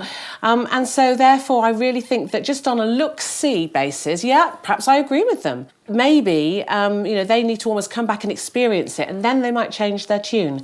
Because if you don't mind not being very busy much of the time, and you're quite happy to run at occupancy levels that another hotelier would be kind of slitting their wrists with fear and worry about, then this is fine, because you will always find the odd person prepared to pay it. But this is going to have to be your decision, because I don't want to stop you being Mrs. Sparkles. I don't want to stop your theming. I just want more people to come in who are not frightened by the overwhelmingness of the theming, and who actually can pick their way through the theme to do the normal things that adults do, So you think we've come some way towards achieving that, do you? Yes, I do, Yes, I do. I think we have,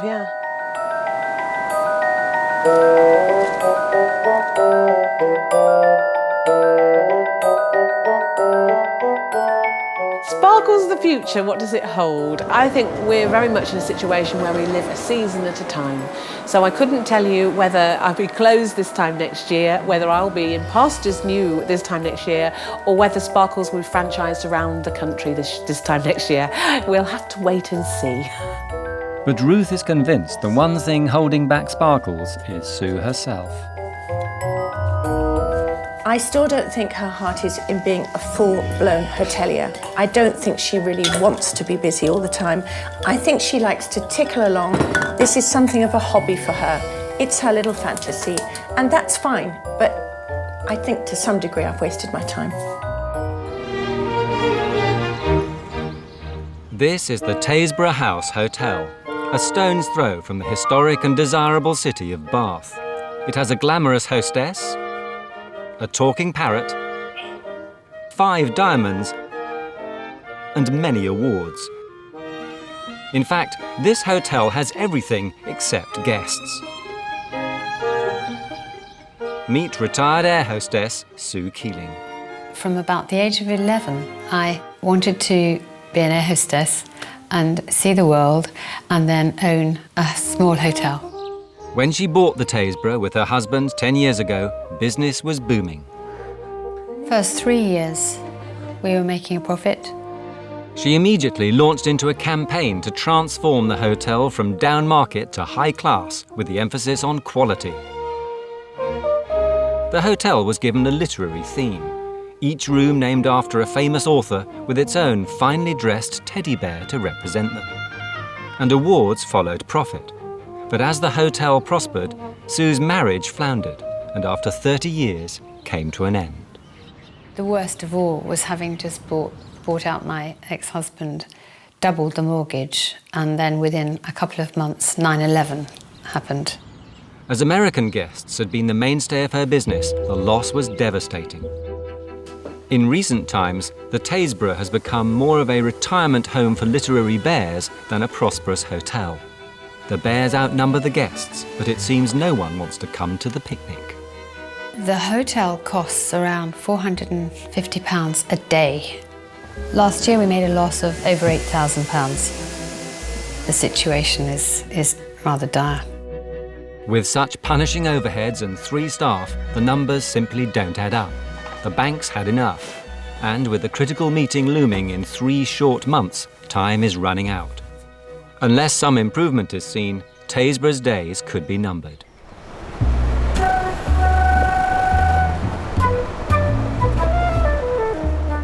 Enter Ruth Watson, award-winning hotelier and acclaimed businesswoman. It's her job to pinpoint where Sue is going so desperately wrong and rescue this damsel in distress. But if Ruth's going to be able to save Sue's flagging dream, she'll need her to take evasive action.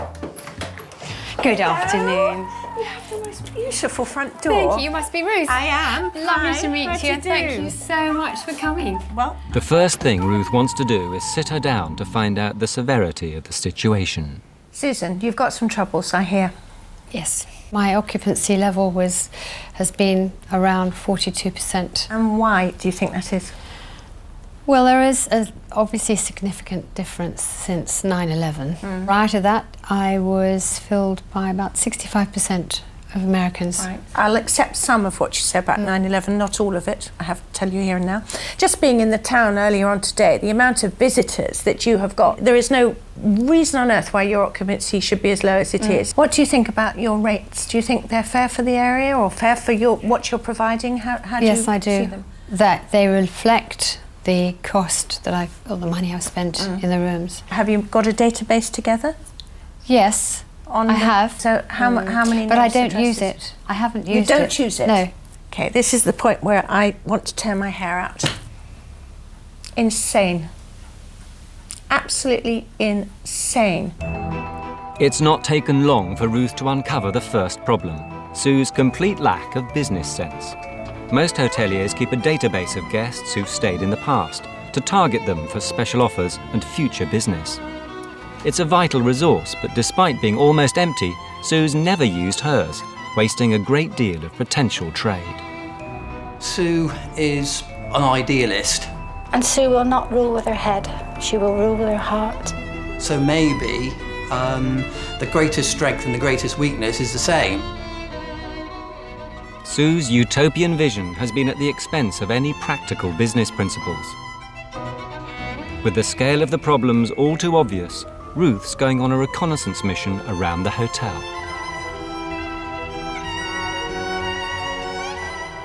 The Taysborough has 12 bedrooms, an elegant drawing room, a breakfast room and a conservatory. But it's the bedrooms that Ruth heads for first. Each is themed around a famous literary author, and they're not cheap, starting at around £110 a night. Today, all 12 are vacant. This is obviously the family room. I think this is £170 a night. It's a lot of money.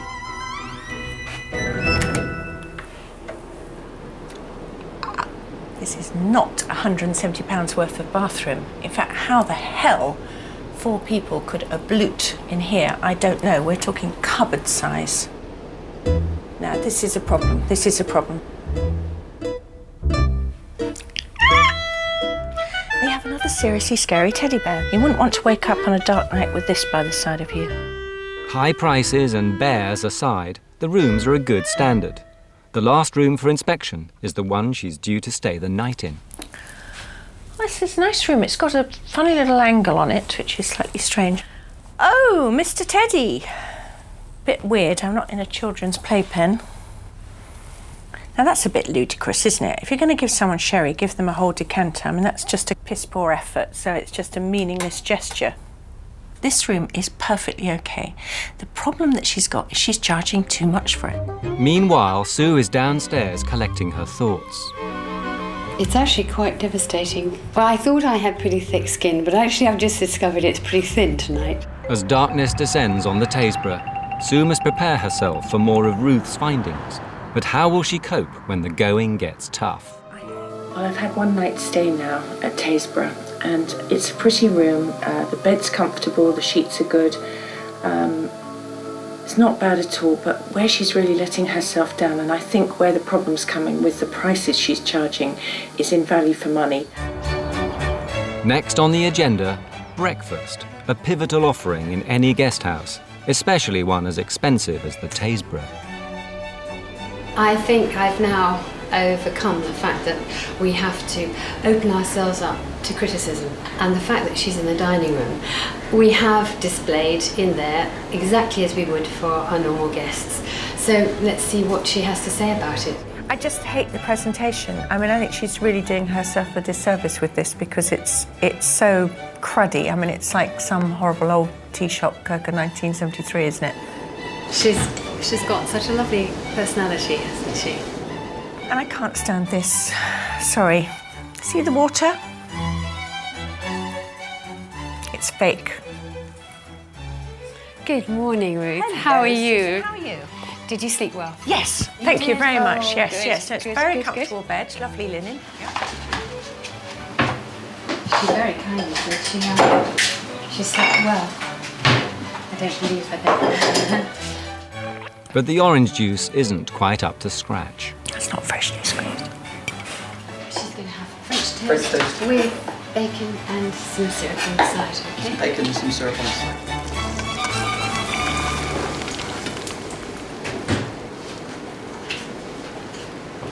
Lovely.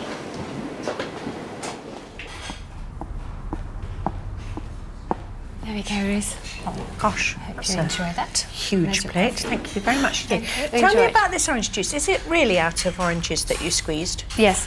Really? No, I didn't squeeze them. They're freshly squeezed. In a carton? In a carton. Yes. Yes. Yes. How do you find it? All right. Only all right? Yeah. Anyway, I'm going to crack on with Okay, we'll this. enjoy that while it's hot. Thank you very much. Yes, thank you. As the menu says the orange juice is freshly squeezed, some guests could be disappointed, especially given the high price of their rooms. I went to get a piece of paper to make notes of what Ruth is suggesting.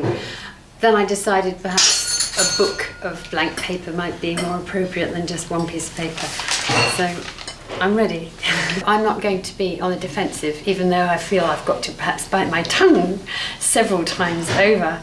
I'm going to listen and take it on board. I think the problem here is that some of it is really good. I think some of it's just adequate. I think we've got to actually reduce the prices so that this breakfast, whether it's freshly squeezed orange or not, comes in line with what people would expect for that kind of amount of money and would regard it as good value. It's time for Ruth to present her verdict to Sue in the hotel's conservatory, which is the first item on the agenda. It's a perfectly nice room, not hugely inspiring. I have to say, I think you're really missing a trick not using this room all the time, winter and summer. I know we need to get the heating on a bit in the winter, but I do think people love that differentiation between a bedroom and maybe it's a bit, you know, not gloomy, but, you know, you've got the curtains and the whole thing and you come down and it's breakfast and, you know, hopefully the sun's shining. I think we need to look at this room.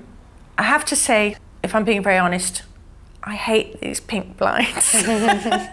Look, that's what you're here for, is to be honest. I hate it. I hear what you're saying. The conservatory could be one of the hotel's best assets, but not in its current state.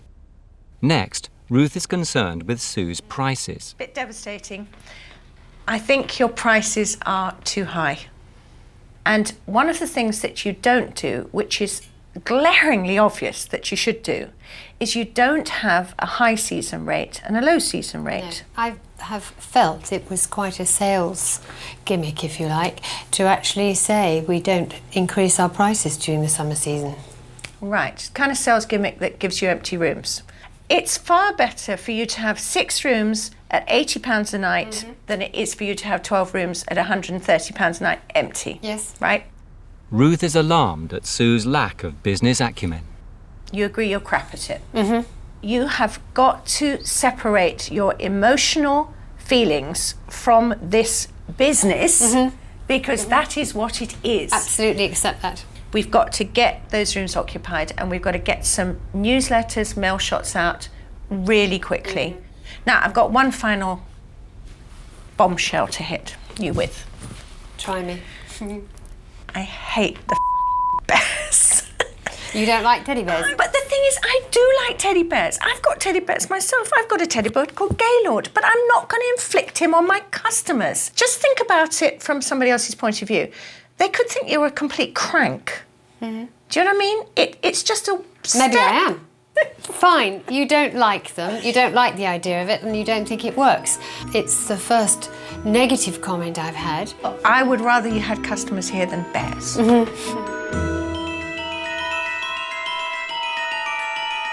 This has highlighted, this visit, that there is too much emotion about what I'm doing here and not enough brain power. Although it's almost like open heart surgery and not having anaesthetic for it. It's a little painful to, if you like, be criticised, but I'm taking it all as constructive criticism and a way forward to try and put my business on the road and on the map again. The following morning, and Sue has called the staff together to talk about the new regime. A key point that Ruth has made is that she feels our pricing is too high and that we ought to look at it. I don't know, Adrian, what do you feel? We are charging a little bit too much, and as we are just slightly out of the city centre, we're not quite as competitive as we are with some of the hotels down in the centre. Well, now the next shattering blow, the bears in the rooms. I won't tell you the descriptive adjective that she used for the bears. I don't think I'll be allowed to, but she says they've got to go. If it's going to make an improvement, then let's do it.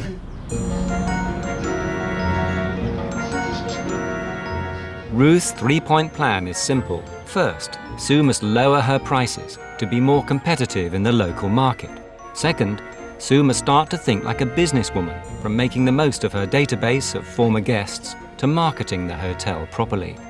And finally, there's the faded conservatory that's seen better days, and the bears Ruth thinks might be putting people off. Sue is keen to embrace these instructions and immediately embarks on a thorough market research campaign to see how much her competitors are charging. Oh, good afternoon. I'm looking for a double bedroom on the 1st and 2nd of March. £90. That's the standard. Would you give me all the prices? A large double is the next size up, and that's a full ensuite bathroom. And that is £98 a night. 98. Lovely, thank you. Very welcome. I had to put on a false voice, and I know I hate doing this.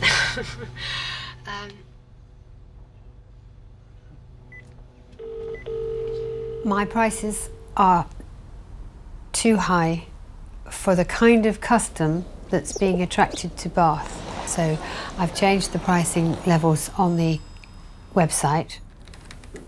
Next, modernising the database and website. Essential if she's going to get more guests through the door. Oh, hi. Hi, Brilliant. Neil. Thank you so much for this. This is going to be a new world for me. I feel I'm being... She's called in Neil Edwards to help her get her head around modern hotel computing. We know that, we've got a problem. My question really is, on the graph of things, are you going down on a gentle glide slope downwards? Are you nosediving? Or are you out of control? All those, actually. How out of date was she? Light years? Eons? It was actually 9 years out of date. There's no question that I've missed out a huge slice of the cake in the last year or two, at least. So that's going to improve business enormously. Now, one and problem won't is I be using this you at all? won't be using that. You've got to put it onto the computers. And why? Why can't you... Every hotel has got to get onto the internet. They've got to be able to take the bookings from the internet and show their availability. If they don't do that, they're dead. It's as simple as that. People are not going into the tourist centres any longer and booking like they used to. They're not booking from the magazines, they're not booking from the papers and other sources. It's the internet. It is the be-all and the end-all. It's very scary because it's almost, well, like diving off a platform and you're not quite sure how deep the water is and you're just hoping you're going to get into water that's deep enough for you. It's hard to believe that we're just half a mile from the fabulous shops and attractions. Her son Xavier is helping to redesign the website and a brochure to send out to former guests. Home from home is the first concept. Our second route is arrive as a guest, leave as a friend. I like the home from home suggestion. It's enticing again. Till now, Sue has struggled to move with the times, but since Ruth's visit, she's been running to catch up. I think it's time for a change. I'm happy to take on board the bears, perhaps now. They've had their life here. 2 weeks later, and Ruth has returned to see how Sue and the Taysborough are getting on.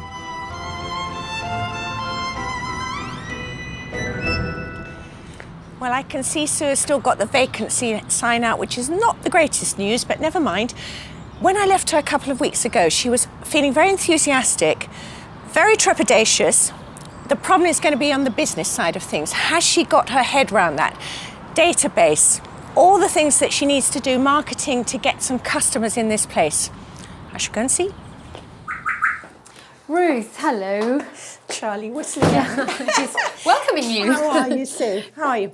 Very well. So, tell me precisely, what have we been doing? On the business front, database, Right. how's that going? Database, we have now got a new computer with new software because the old software couldn't pick up or use A new screen? the software. I've got a new BT line and now on broadband. Fantastic, as of a week yes. ago. I have reduced the prices. Yes. I was horrified when I looked into what's going on out there and saw my competitors and what they're doing.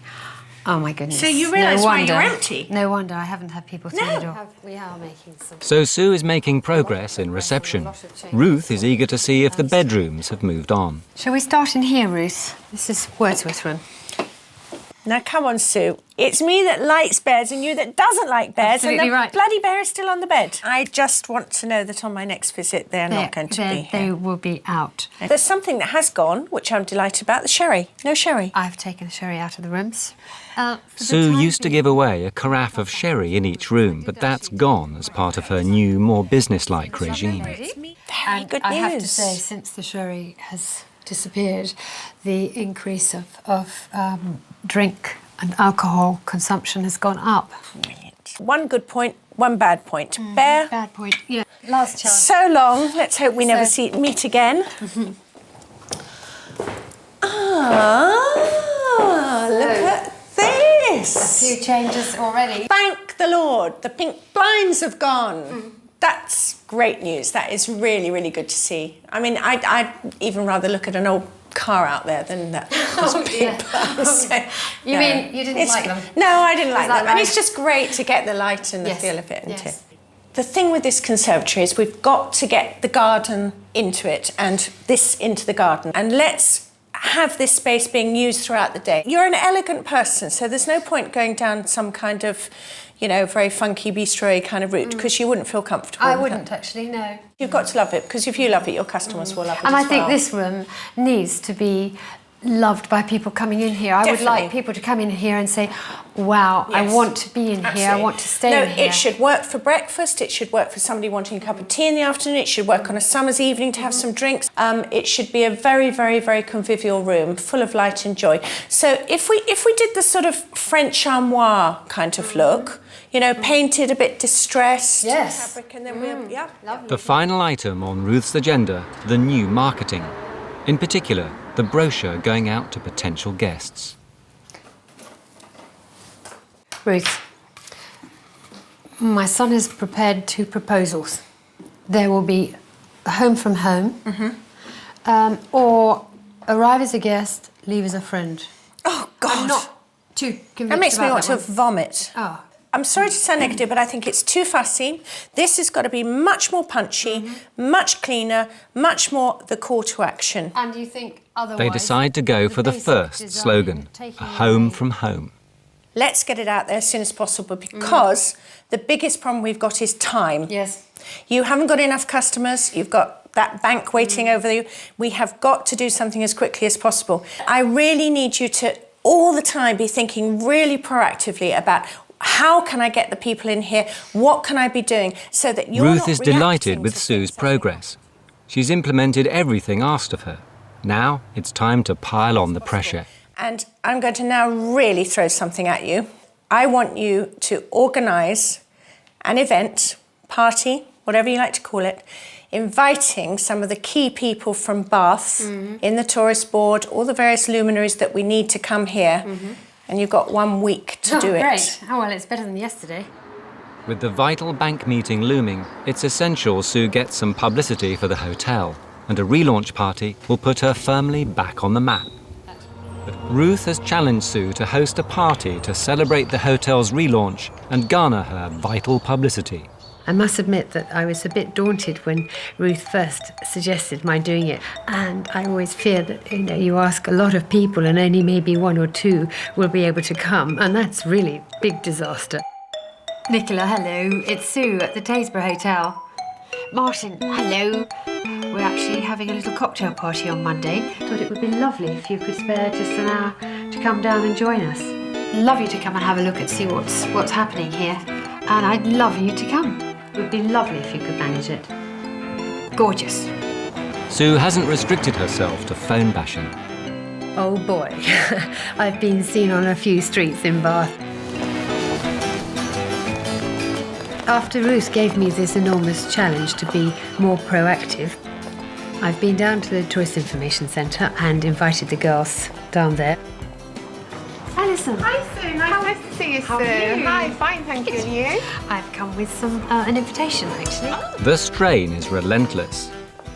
There is pressure. I'm trying to do the swan act, you know, look calm on the top, and actually I'm paddling away underneath. Can I do this? Can I pull this off? Sue's also called in a team of decorators to update the conservatory and make it a real asset. It's all very, very exciting as to what's going on in the hotel now. I mean, it's as if I waved a magic wand, or I had a magical wish, and the wish was that somebody would come and just make this hotel work for me so that the bank wouldn't call me in. And what's happening now is just amazing. The conservatory is utter chaos, but brilliant, happy chaos, if you like. We've got the decorator in and changing the colour scheme. Adrian has been around the hotel. He's been decorating little patches where it's a little worn, and I'd like to just brighten it up a bit. It's all so very exciting, but it's absolute chaos. But not all the changes are running so smoothly. Sue is still struggling to get to grips with the tools of the modern hotelier. The downside, if there were a downside about this, is that I've got a new system on the computer, and it's a little bit like suddenly being plunged in the middle of Russia, and I've never spoken a word of Russian. And here I've got to communicate. I printed off an invoice this morning for a gentleman who stayed 5 days, and it said it had been here 32 days. It's really, really hard to get a grip of it. The whole process is taking its toll. I don't think I've seen or hit my bed before 1:30 or 2 a.m. any morning for the last couple of weeks, actually. 2 days later, and it's time for the all-important party. The bank meeting is closer than ever, so Sue must make a great impression and turn the hotel's fortunes around. Well, today's the big day, really, of the cocktail party. My stomach is full of butterflies because I feel there's a deadline and there is still so much to do. The food aspect, the canopies, I'm always really stressed until those are actually finished and ready to go out. Till then, I just absolutely, just not worth knowing, I don't think. The party's centrepiece, the revamped conservatory, has gone from tired pink to a soothing green. It has a calm garden feel which ties in with the hotel's terrace. Ruth is due to arrive any minute. Sue's anxious about her reaction to all the changes. I suppose you kind of suddenly feel that your mistress is watching you doing your homework. And that's when you spill the ink all over it, isn't it, you know? Ruth has one last surprise in store for Sue. I'm back at Taysborough and really hoping the conservatory's finished because we're having a cocktail party there. Now, Sue knows all about that, and she knows we've invited some luminaries, but what she doesn't know is I've sneakily invited 3 travel writers. One of them comes from a very, very important British national newspaper, and 2 from American guides. How she's going to take the news, I don't know. Sue! Hello! Ah, Ruth! Hello! Hello, how are you? All right, how are you? I'm very well, thank you. Are you making big phone calls? I am. I'm just trying to trace one of the guests. So I think we have 39 people. 39 acceptances. Yes. Yeah, very good. And I'm going to lob another 3 in there. Oh, I don't know if I can cope. OK, let me tell you who they are. We've got just 2 travel writers coming. One from Photos. Oh! Yeah. And one from us. And we've got the independent travel editor as well, Simon Calder. So you're going to really be on your mettle. You never cease to amaze me. Photos and photos. Yeah. The 2 US travel guides, Foders and Frommers, are key to Sue winning back American guests. OK, and you're not panicking? Do I look as if I'm panicking? Slight air of losing the plot, but... No, I think timing-wise, I've got just about 2 hours now to get the party up and running, ready to go. You haven't. 1 hour, 15 minutes, because the 3 travel writers are coming at 5 o'clock. You're full of surprises, Ruth, I'll give you that much. You'll cope, you'll cope, you'll cope. You will, you will. Jeez. I can't believe this. Shit. Oh. Ruth ventures upstairs to check the rooms she's booked for the travel journalists. Hello, you must be Mary. Yeah, hello, Ruth. I've heard all about you. Right. Now, what is this ghastly creature doing in here? Because this is where one of the American travel writers are coming. I want to take her somewhere and bury her. Really? It's awful. It's like a lampshade on her head. Do you like these bears, I Mary? do, personally, but then I like teddy bears, so I'm a Right. little bit, you know... Yeah. But I can understand where you're coming from. Yeah. I think she's gross. I really do. No. I'll put her in the cupboard out the way, then. There we are, look. We'll put Teddy with Teddy. Keep each other company through the night, look. Piss off. 5 o'clock and the first American guest has arrived. Leslie writes for Travel Guide from us, and her recommendation could ensure Sue wins back vital American business. Hi. You must be Leslie. I'm Leslie. Leslie, I'm Sue. Nice to meet you, So good of Sue. you to come. Well, Thank it's my you. pleasure. Yeah. So here's your room. And I hope this is okay Oh, for it's you. beautiful. Look at that view. First of all, she was extremely welcoming and pleasant, and you can tell that she's had some training in dealing with people. She has that ease and grace that I think is very important to a hotel. Some more early guests. Not another surprise, huh? Sue's barely had a chance to gather her thoughts before the next arrival. You must be Christy. Hello. Christy, thank you so much for coming. Welcome. I'm Sue. Can you manage your bag? Are you okay? Oh, I'm We've fine. got plenty of muscle around if you'd like it carried up with you. Even though you may be representing business tonight, I'd like you to feel you're on holiday, okay? Oh, thank you very much. Christy is a writer for Photos, the second key US publication. Sue used to be featured in Christie's guide and wants to find out why she was dropped. Let me just ask you just quickly. I was taken out of the guidebook and I was really devastated.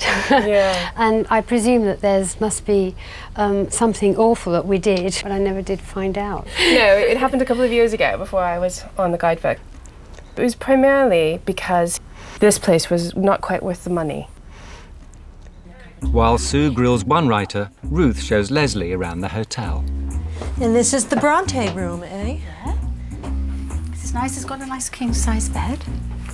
This is not actually king size by American standards. It's not. This is queen size, perhaps. Queen size, yeah, we'll agree on queen. You should go next. This is good.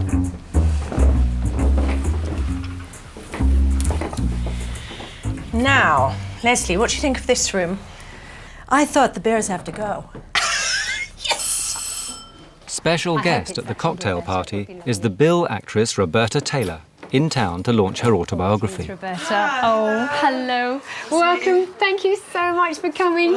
It's just lovely of you to come. Thanks very much. As the clock ticks down, the kitchen bustles with final preparations. Ruth has a special guest of her own, the travel editor of The Independent, Simon Calder. This is her kind of more formal drawing room. Yeah, it is very conventional. Yes, it's that kind of country house hotel kind of look. Well, yes, except that for the Americans and presumably with the museum up the hill and all the attractions of Bath, they love it, don't they? Not for me, though. To be honest, I think of my mother. And I think, would my mom like this place? My mom would love this place. Good evening, ladies and gentlemen, or lady and gentlemen. How do you know? I'm Toby. I know Toby. And you are? John Carter from Bath. Yes. All right, let me... The party starts well. Sue's in her element as the hostess. The American writers are soaking up the atmosphere and joining in the party spirit.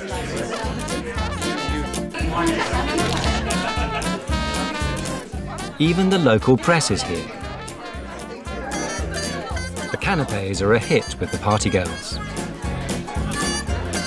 Thank you. Well done, girls, so far.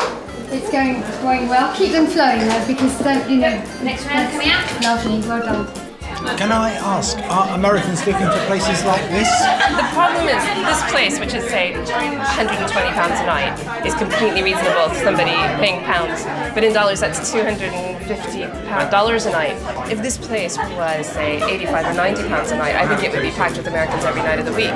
Because, I mean, obviously this whole style of hotel doesn't really exist in America, where most Americans do most of their travel. How unique is it, and what's going to persuade you to put it in one of your guides? It's a really good question. Have another glass of champagne. Think about that. So what is Simon's verdict? The great thing is that there's been such warmth, which I think really goes back to Sue's genuinely nice personality. She is so nice that, of course, everybody likes her. And she just needs to make a couple of calls, get a few people in, and she's going to fill the place up. There'll be such warmth, such good feeling. Sue was obviously very nervous, and I think Sue was very shocked about how much affection these people have for her and care about this house, this hotel, and her life. The Taysborough is firmly back on the Bath map. The party's been a huge success. Sue has done her victory dance.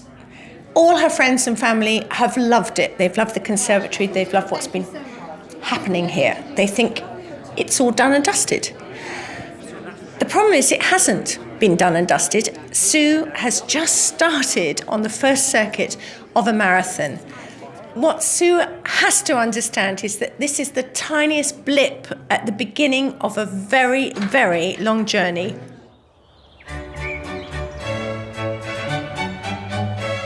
Next morning, travel writers Leslie and Christy enjoy breakfast in the revamped conservatory.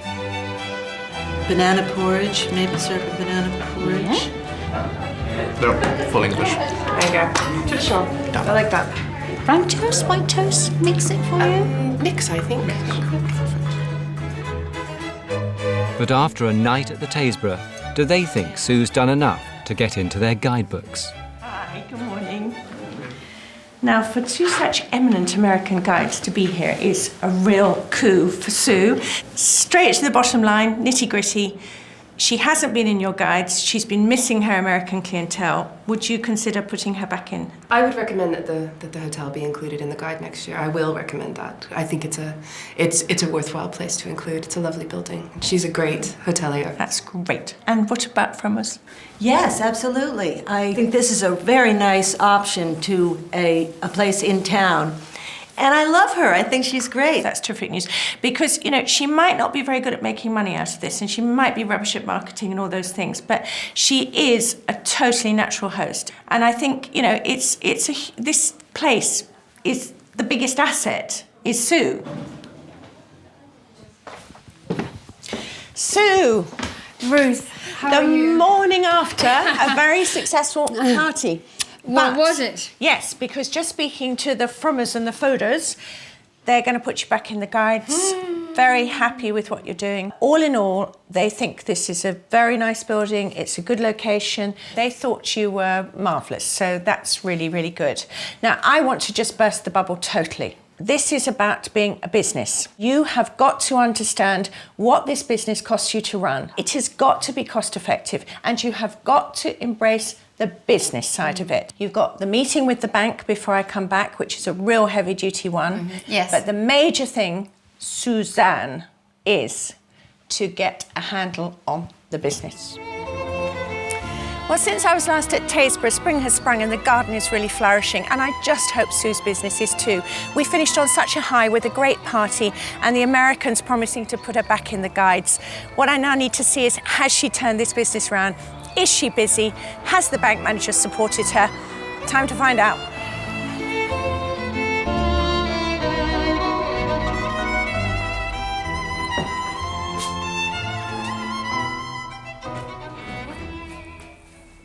Well, the guest book looks a whole step better than it used to because it's full. But only a week ago, somebody says it would be simply unbearable if you removed the bears. Please keep them.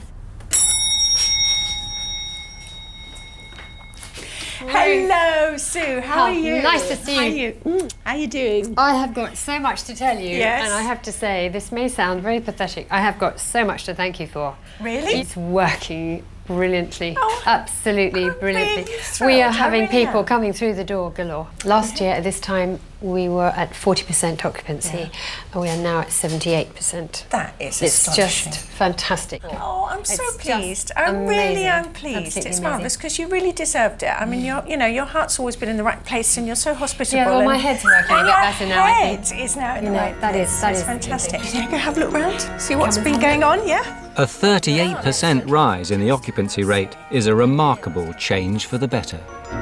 Sue, what is this doing here? What's going on? I must be honest with you. If you have managed to see in the visitors book, there have been numerous comments about please keep the You bears. are forgetting the point I was making. Everyone who loves bears will love bears, and they will tell you they love bears. The point I made was the people who don't like the bears will not tell you.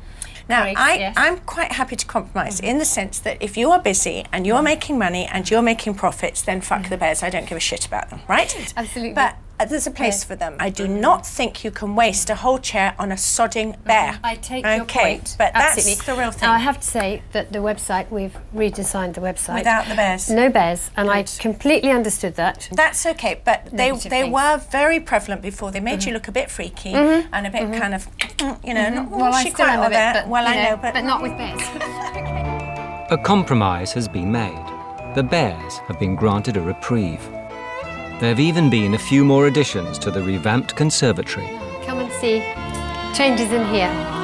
Chandeliers drop down, wonderful, but it still looks so lovely and green and pleasant and still and calm. And People have said it's a lovely place to be. It's very restful. really The colours are lovely. Ruth's keen to know whether Sue's party has got her some much-needed publicity. so these are all the cuttings from the party and all the feedback. Did you get good response? I mean, Wonderful. Yes. Lovely. Absolutely Yeah? lovely. Yes, lots of stuff going on here. And That's then marvellous. this was actually just this weekend. Yeah? This last weekend Brilliant, in the... One question remains. The hotel's future rested on a pivotal meeting with the bank. Sue desperately needed to show a turnaround in the hotel's dismal figures. Did you go and see the bank? Because that was a big thing, wasn't it? I have seen the bank, support. and they are extremely pleased with the way things are going now. I will say that they are willing to continue with the existing contract that I have as it stands. I mean, this is really music to my ears because you can now show the bank that there's a solid business here, that you've got a good turnover, and most importantly, that you've got your head around it and that you are trading as a business. In a really short period of time, you've doubled the occupancy, you've taken on board all the marketing endeavours, you've sent out a mail shot, you've spruced up the website, Teddy-less now, which is fantastic. You're still the same truly hospitable, lovely woman that you ever were, but you've now got this business head on and you see that this is a business and needs to be run as a business. You might not love the whole thing about being a business person, but do you feel at least more comfortable? Actually, with being a it's quite exciting because there's a certain element of control. And you know the most exciting thing of all? Most exciting thing of all is actually making a profit. Oh, really? What's that? You've made such progress, you really have. Well, and I really am proud of you. Thank you. I am, honestly. If it weren't for you, I would not be here today, that is for sure. And I really appreciate everything you've done. Anyway, this is a little parting gesture. Aww. Okay, but you have to read the words, okay? But he's been designed and made for you. Oh, no, that is so you can so hide it away, but you have to sweet. read that. He's a Tasbear. You may not love him, but I hope he will call to mind happy memories of Tasbear House and the success you've brought to it. From Sue King Evergrey. Oh, you are so sweet. That is so... Oh, but he's He doesn't take up much lovely. room. No, he's lovely. No, seriously, I love him. Oh. Thank you very much. No, thank you, Dan. Honestly, thank you for being... You really have been a joy to work with. You're a lovely person and you deserve success. Thank you, Make sweetheart. sure you won't. Take care. Bye-bye, Ruth. Take care. Thank you.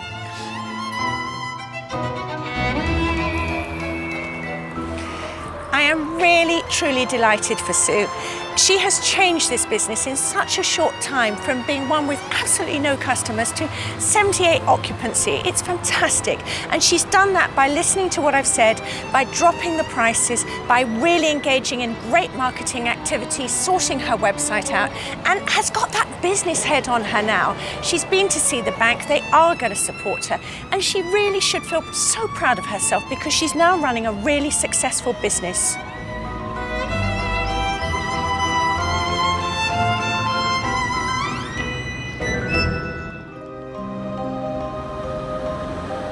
This is Blossoms, a 15-bedroom Georgian guest house in the centre of York. This historic city should be a hotel owner's dream location. With over 4 million tourists annually, there's plenty of year-round trade.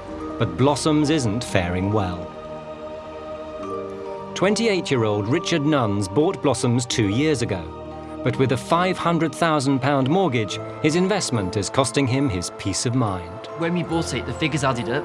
But the figures adding up is one thing. The day-to-day thing of I'm spending all this money and I'm not getting any money back is very different.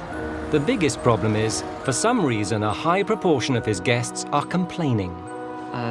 Room's too small, the door locks don't work, got a terrible breakfast, everything very dated. The rooms have been spoilt by making them small. Very average accommodation, poor staff attitudes, making it a very unpleasant stay. When you look at the comments that guests leave, you'll find they're not just average, they're very, very unhappy. So there's obviously something going on that we haven't quite got a handle on. Richard is at his wit's end.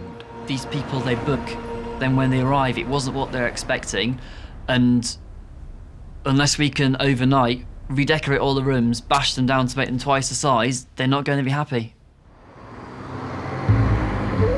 Enter renowned hotelier Ruth Watson. Her mission to stem the tide of complaints giving Blossoms a bad name.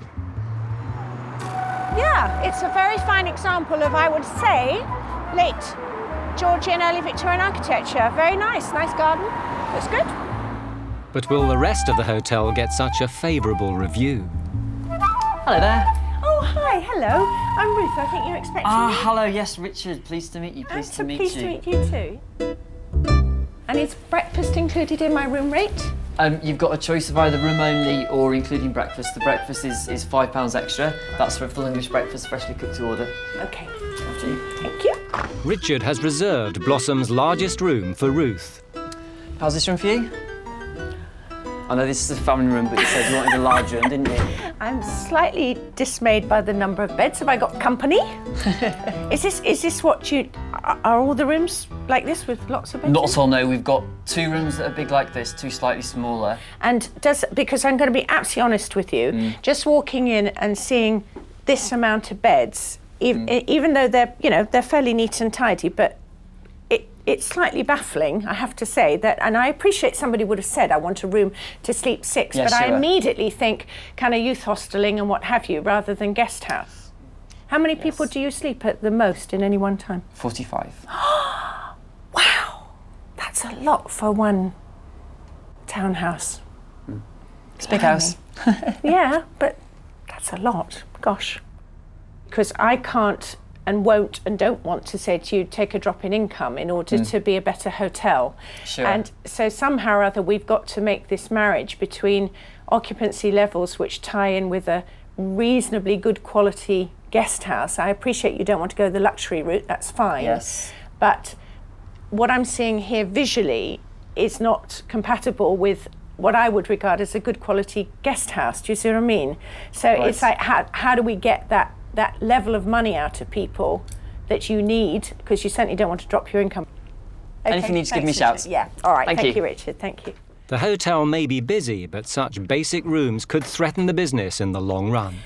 Very nice young man, obviously very together, especially on the business side, which is great. I think this is going to be something of a task, because how do we affect a change in the quality without actually taking out an enormous number of bed nights? It's a little problem for me. I mean, this just fills me with horror, because I feel like I'm in a dormitory, but something to tackle. Richard's fallen into a rut by thinking that piling in guests is the only route to profit. To understand what's really going on, Ruth needs to look around.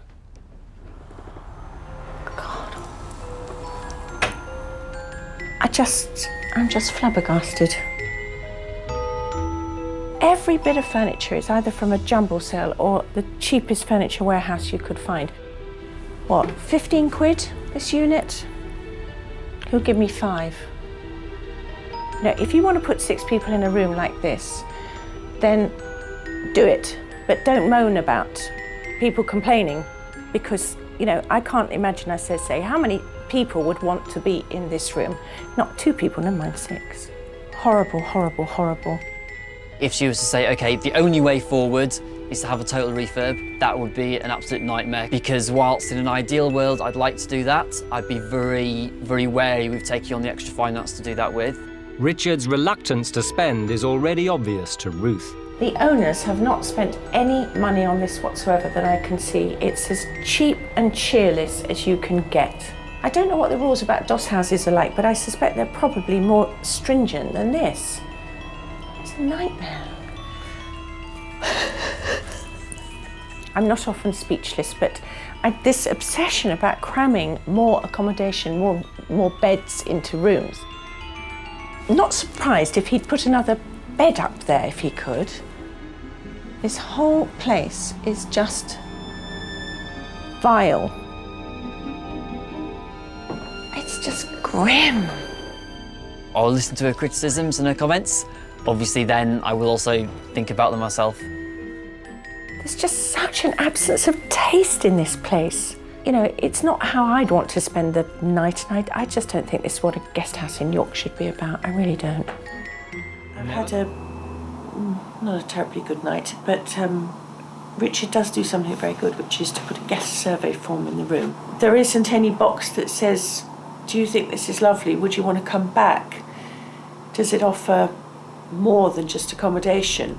And it doesn't.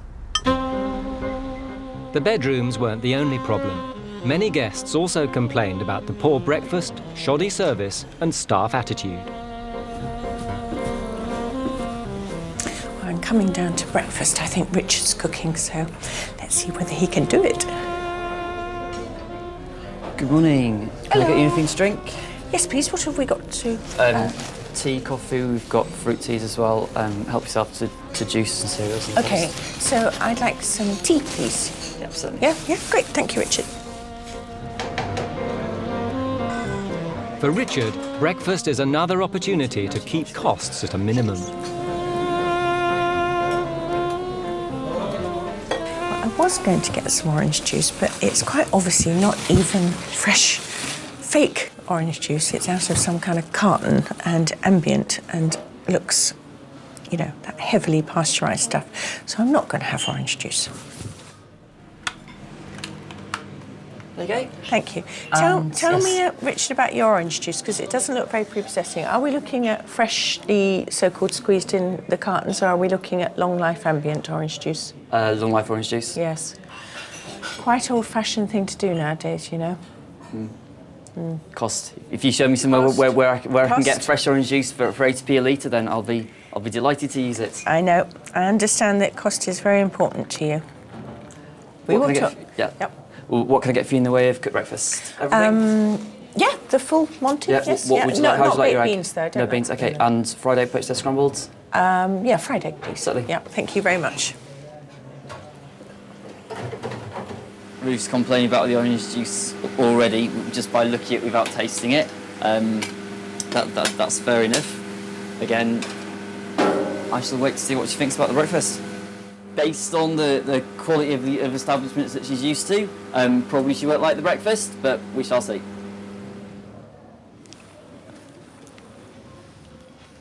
Hello.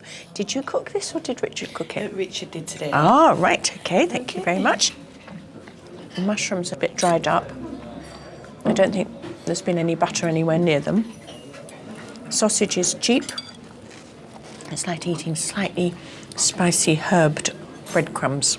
Really, really cheap. The egg is pretty nicely cooked. It's quite a little bit crispy on the bottom, although I quite like that. But the yolk is really nice and creamy, so that's good. I think you could have a far worse breakfast than this one. In this particular case, I think he's paying far too much attention to the nuts and bolts of how to make money and nothing like enough attention to guest satisfaction and pleasure and, just a little bit of the luxuries of life. Some of the complaints have been levelled at Blossom's staff. Ruth has already identified that Richard's manner with customers is somewhat brusque.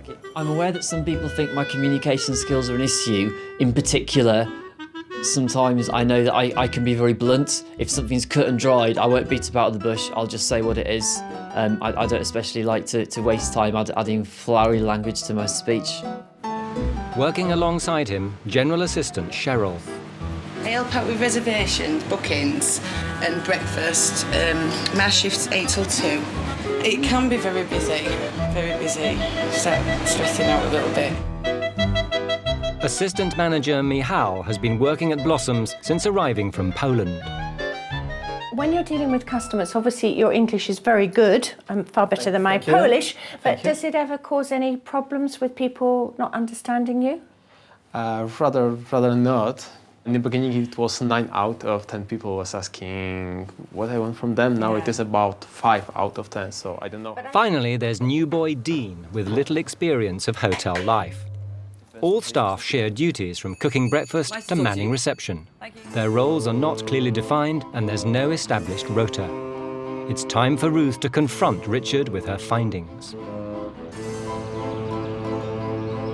For me, your biggest problem is how bloody good that building looks from outside and the fact you're in York.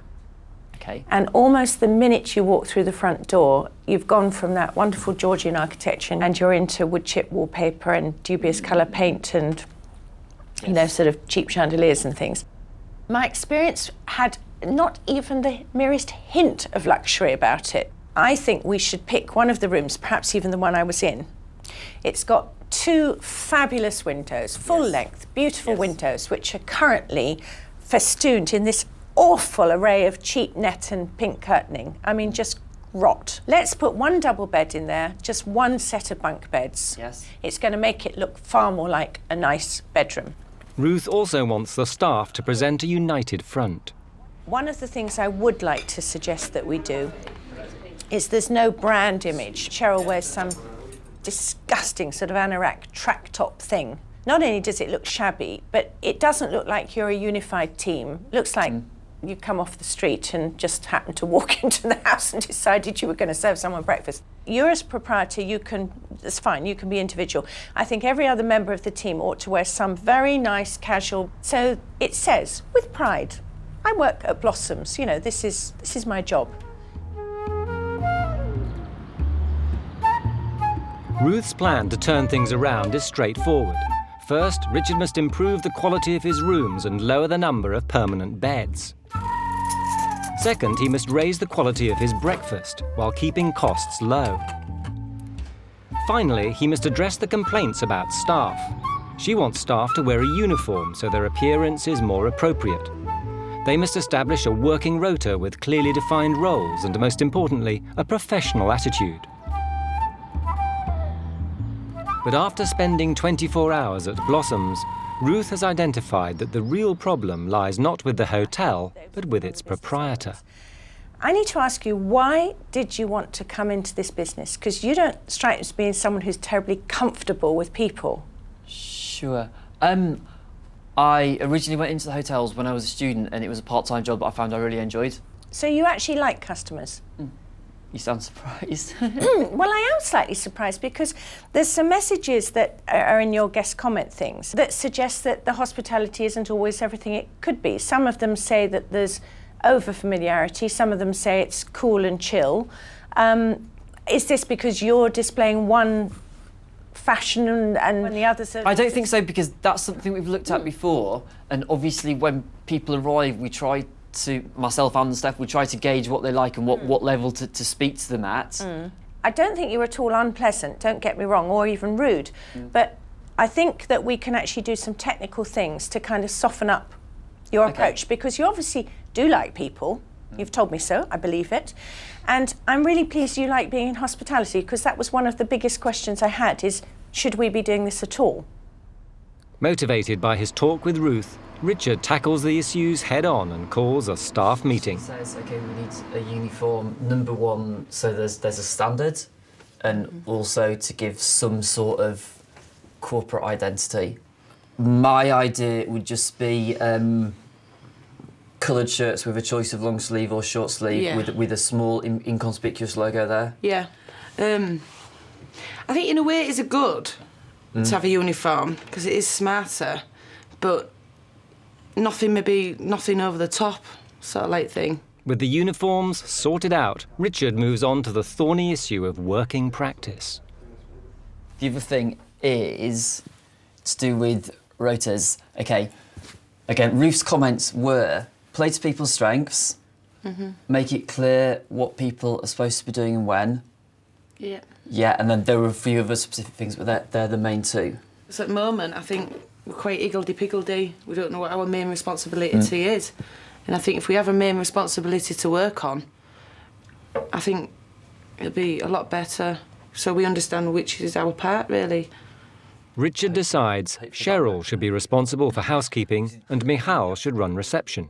Well, he's give me the responsibility of the bedrooms, so that's mainly all the housekeeping and the room cleaning and cleanness and standard of the rooms. As Michal, he's got the office work. So sit on your bum job. To be honest, I can't put it any clearer than that, really. So, what a big point giving us all these responsibilities if he's going to cut our hours down. I think that's a bit stupid, really. I think any less hours, and probably have to start looking for another job. They both responded very well to the uniforms. They agree that it was a good idea. They're quite happy to wear them. And Michal especially is quite proud to wear his purple shirt. About the rotas and the responsibilities, everyone said, yep, good idea, we'll do this, we'll do this. The actions haven't quite, as of yet, spoken as loudly as the words, but that's something we just need to work on a bit.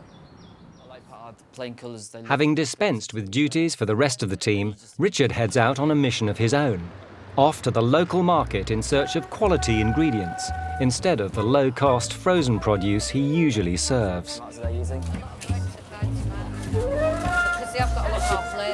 In terms of the items, we might have a little play with vine tomatoes again, and also with the smaller flat mushrooms. Try it for a few weeks, see what guests think about it.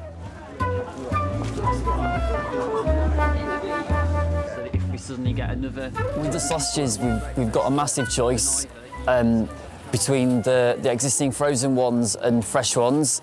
The fresh ones are about double the price. They've got a much shorter shelf life, although there is a possibility of freezing to extend that.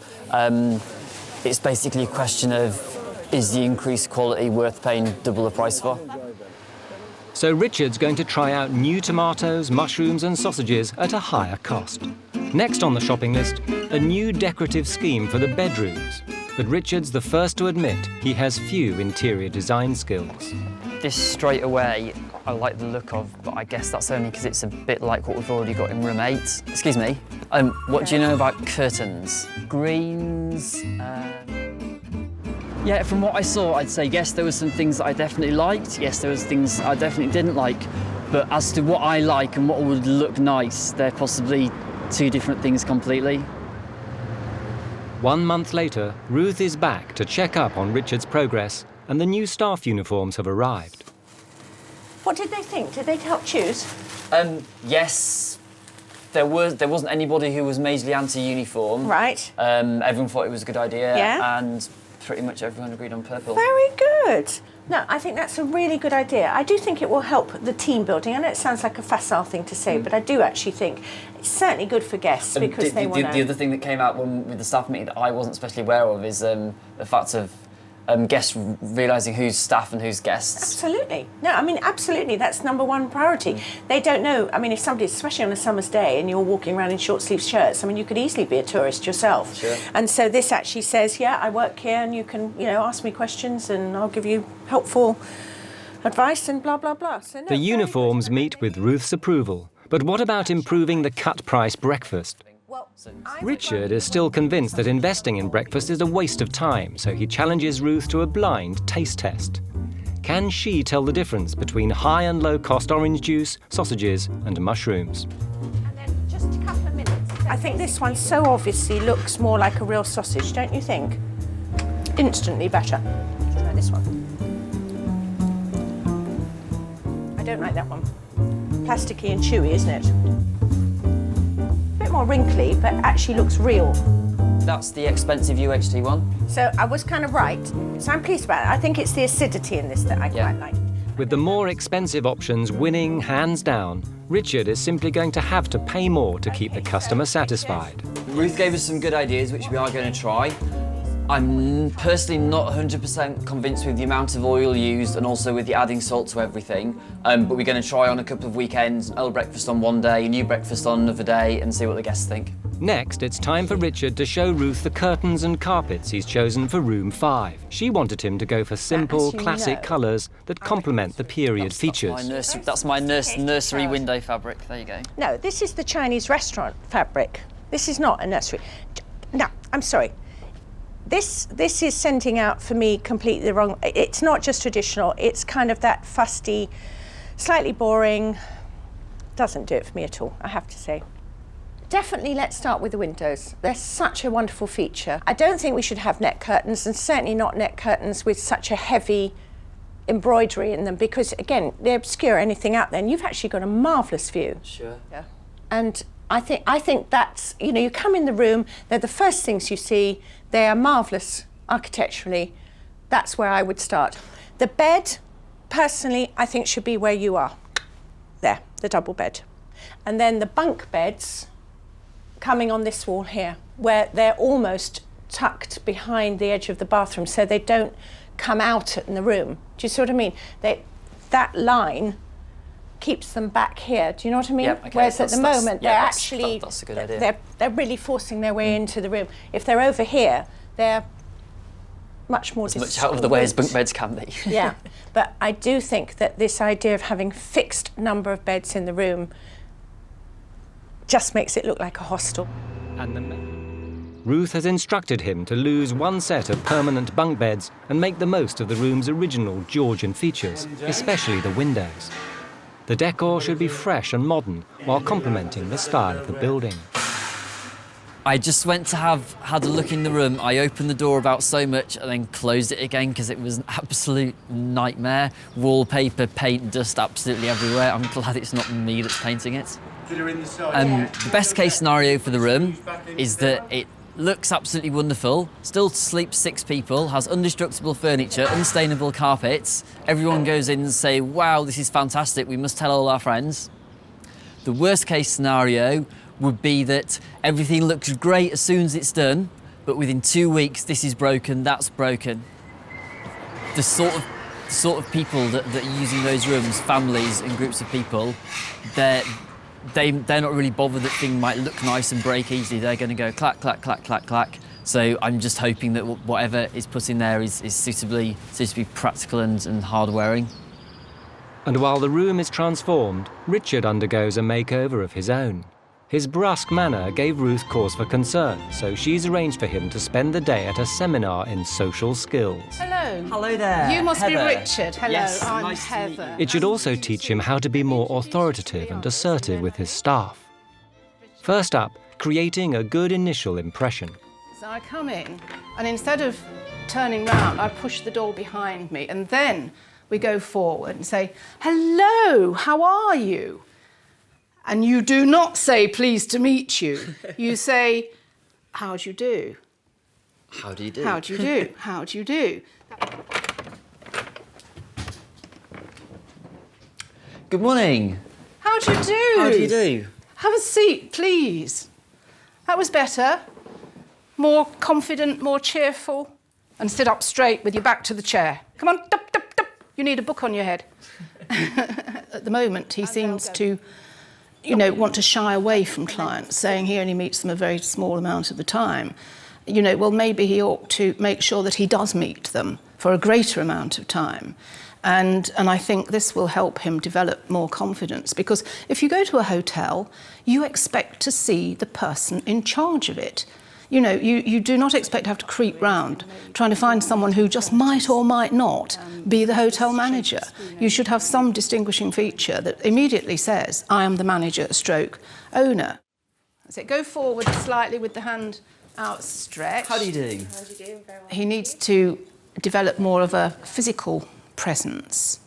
And that doesn't suddenly mean he's got to grow to be 6'6". You don't need to do that. But you need to know that you are making that impression on people. Today was great fun. I learnt a few things. Obviously, rapport with the guests is very important. You can have the nicest hotel in the world, but if it doesn't have the staff that go with it, then people think it's very clinical and sterile. Charm isn't really a word in my vocabulary. I see it more as rapport with the guests and communication with the guests.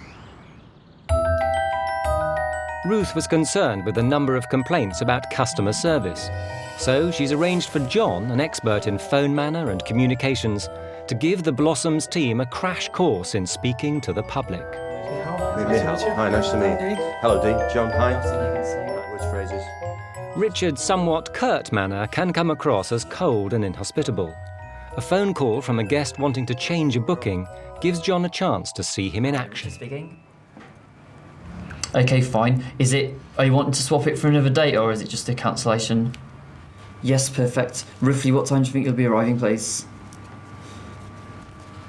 About 6-ish. Okay, perfect. And also just to let you know that we only allow changes once. If it was after that, then we would enforce our cancellation policy. Okay, great. We look forward to seeing you next Wednesday. Thank you for calling.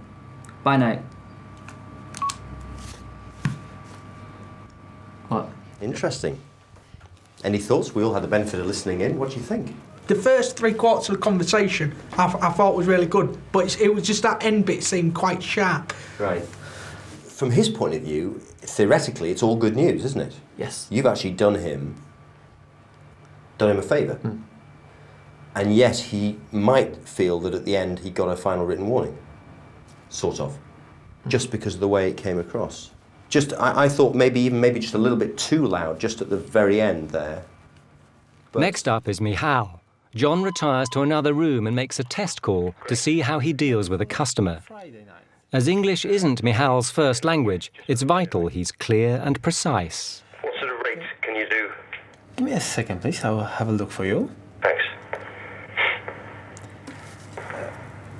So, can I take the booking then? Yes. Well, sorry, did you give me a price? The tone of voice was nice. I could hear the smile. So the price would could hear the smile. Some of the words hard to catch, to be fair, you know, which is it's a nice accent. Michal was obviously mega stressed when he was doing his phone call, so I'm not really going to pay much attention to that. I think the comments that John made to Michal about bearing things in mind to do with his accent and listening to people clearly and making sure that he himself is understood and ways of getting around that. Hopefully Michal will take that on board, and that'll be benefit both to Michal and to the hotel. Okay, come on through. Come on down, Michal. So Richard's been told to soften his tone and sound more positive, while Michal needs to continue to improve his language skills and keep calm under pressure.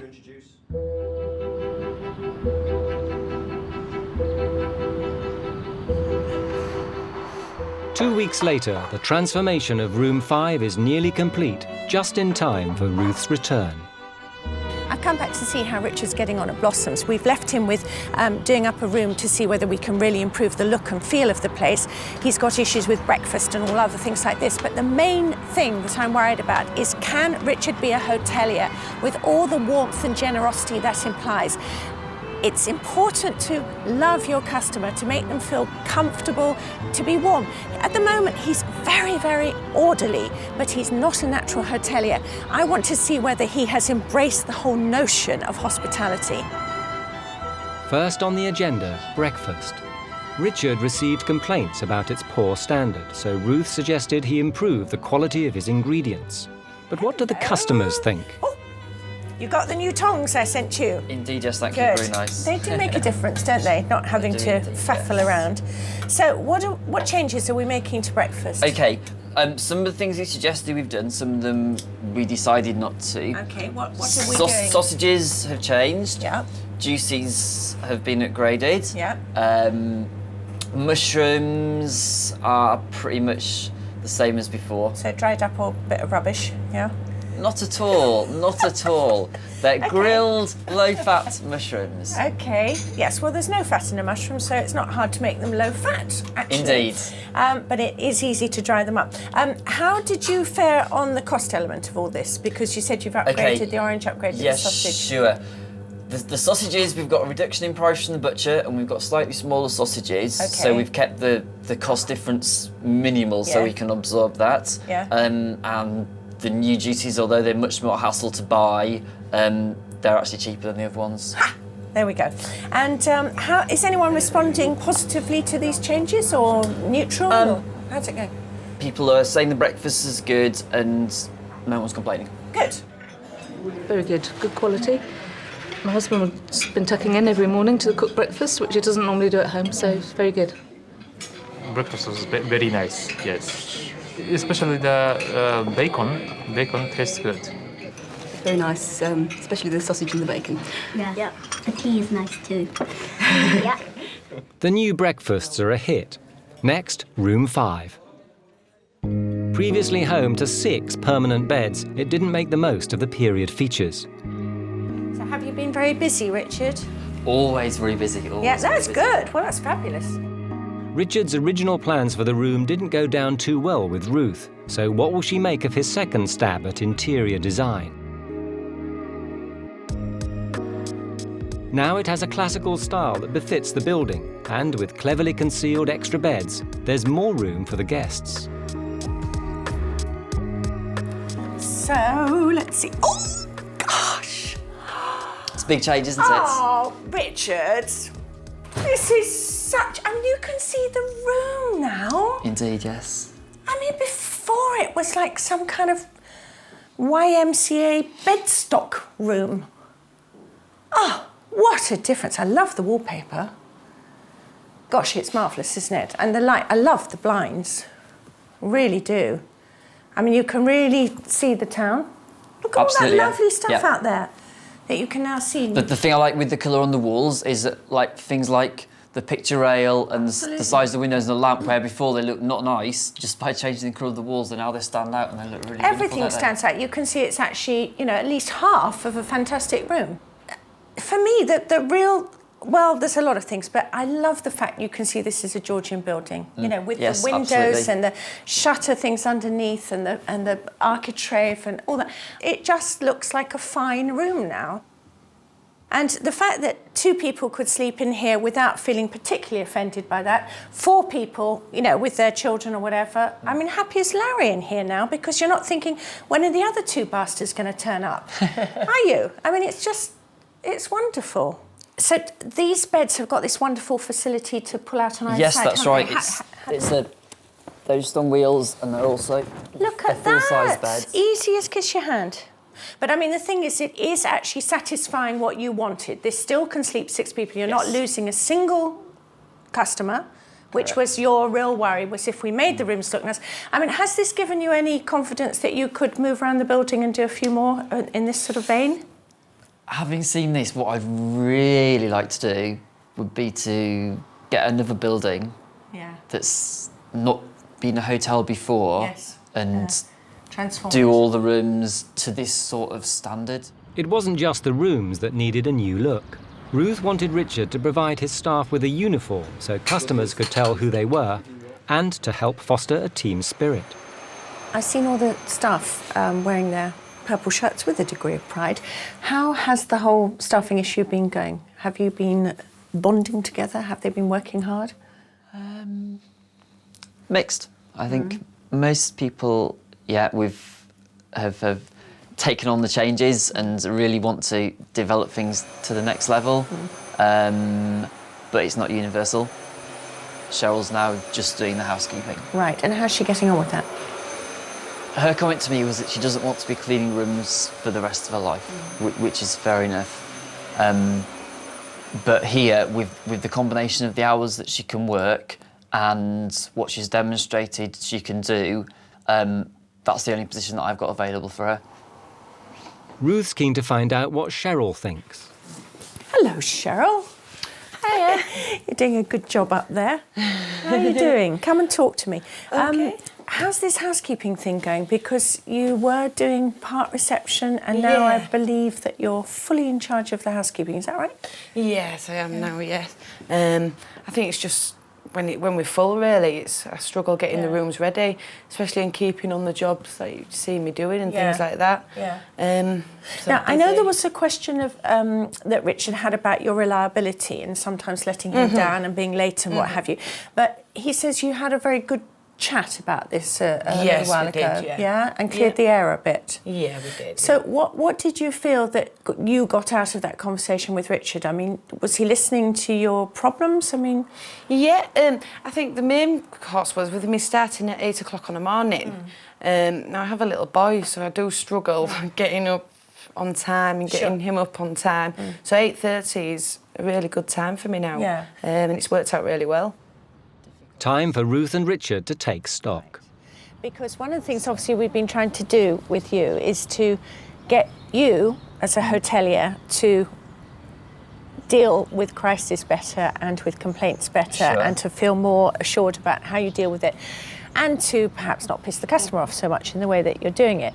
I'm really happy with the progress you've made about breakfast. I think the room looks fabulous. You did take the wind out of my sails considerably when you said that, you loved it, but you could see the downsides in terms of damage and marks and that you would have to trial it for 3 months and see how it went. I kind of thought you'd really latch onto it with huge enthusiasm. If people, yes, they do respect the property in the rooms, they do say, yes, it is practical to have the white linen, to have the smooth walls, then yes, great. But I don't want to go in all willy-nilly, spend, I don't know, £10,000 to have another 5 or 6 rooms done straight away, just to find in 6 months' time it's money down the drain because they're all in just as bad a state again. Right. After weeks of effort, Blossoms has taken on a more relaxed and friendly atmosphere. But it remains to be seen whether Richard's done enough to ensure future customers don't complain. Well, I'm about to see how Richard's getting on at Blossoms. He's got to have carried on with the makeover and somehow looking at the net curtains, I don't think that's happened. And most importantly, is he now satisfying those customers? Are they happy with what he's doing?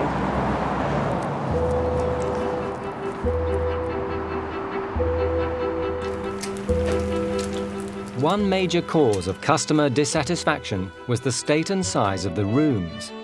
6 months ago, Laura and Daniel stayed at Blossoms for 2 nights. They were so unhappy they complained to Richard in writing about their tiny room, the tired decor, and the unfriendly staff. With so many changes since in both the hotel and its staff, Ruth has invited them back to sample the new-look Blossoms. So Dan and Laura, last time you came, you didn't have a very good experience because my understanding is that when you first came, you really were disappointed and you let Richard know in no uncertain terms that you didn't think pretty much. I mean, he sent me an email survey, so I filled it in and said that I wasn't particularly impressed. So what had been the problems? It was mainly the room. It was a bit strange and dated and cramped, wasn't it? Yeah, it was very small. So once you'd seen this room and thought, did you try and avoid it as much as possible? Yeah, we just dropped our bags off and went out and then came back, slept and then went out again in the morning. Yeah. But will Richard have done enough to impress them after their last terrible stay? So any special event or just getting a couple of days away? Ruth has arranged for them to stay in the newly refurbished Room 5. It's the moment of truth for Richard. Can he win over a sceptical Daniel and Laura? What do you think? Very nice. Yeah, it's a bit of change. Isn't it? It's very fresh. And, I like your pattern wallpaper and that's good. Indeed. Yeah, lovely. Can I get you a tea or coffee or anything now? I think we'll just use what you've got over there on the tray, if that's all right. Perfect. Cool. Thank Well, you. make yourselves at home, and if you need, just give me a shout. Yeah, Okay. I'll take my bag off and wait ourselves at home, I think. Cheers.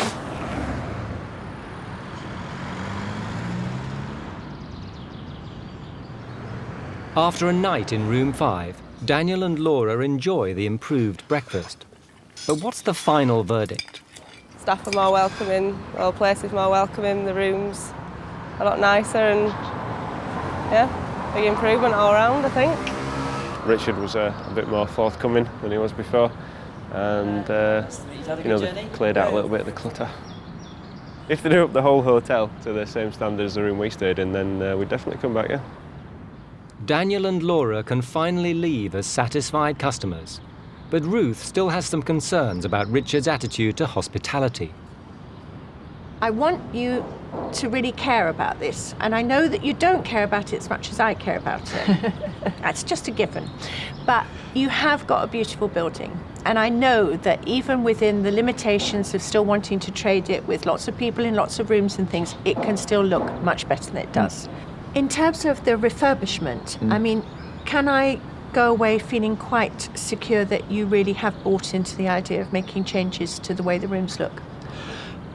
The biggest change in investment which we've made since your first visit, which maybe you haven't even picked up on so much, is that we have taken on a guy specifically to do that on a full-time basis. Right. So our speed is basically the speed that he's working at. Right. But you have bought into the idea that the rooms do need to be upgraded in some way. Yeah? In terms of the future, we've talked in the past about you buying another hotel and that this canvas isn't big enough for you. And as I've said time and time again, you are above anybody I've worked with, the person who is most able to control costs, who understands the business side of running a hotel, keeps everything very, very shipshape in the financial and the business structure. But where you're lacking for me is the visual eye about caring about what things look like, right? I'd like you to care more about things looking nice. And we've talked also about the customer appreciation and you feeling a bit shy with people and what have you. But you know that now, don't you? And you're making some progress, yeah? Yeah. Richard may not love his hotel, but he's come a long way in 5 months. I think I've got him to see that the building needs to look as nice as customers want it to. It's a bit argy-bargy there, I'm not sure I've totally convinced him. But all in all, he runs a very nice hotel, and as long as he keeps remembering that the customer is the important thing and to embrace them both physically and metaphorically, I think he's going to be really successful. Next time. This is the Hanmer Arms, a picturesque hotel, village, pub and restaurant nestled on the English-Welsh border. It used to be the heart and soul of this community, turning over £1 million each year with rooms booked to capacity, but now it's in trouble. Chartered accountant Keith Morris and his wife Val took over 3.5 years ago. Like hundreds of people every year, they thought their future lay as hoteliers, giving them a chance to work together and giving Val more time to indulge her love of pets. You're a very brave boy with spiders. You are. Yes, very brave boy. They bought the Hanmer Arms with the help of family investors, but since they've been the proprietors, turnover has plummeted by 1/4. They're losing over £2,000 a week, and the business hangs in the balance. And you basically aren't doing enough business to pay all the bills. And that's the position we've been in now for 18 months. Drastic improvements are needed urgently, or Keith and Val risk losing the hotel for good.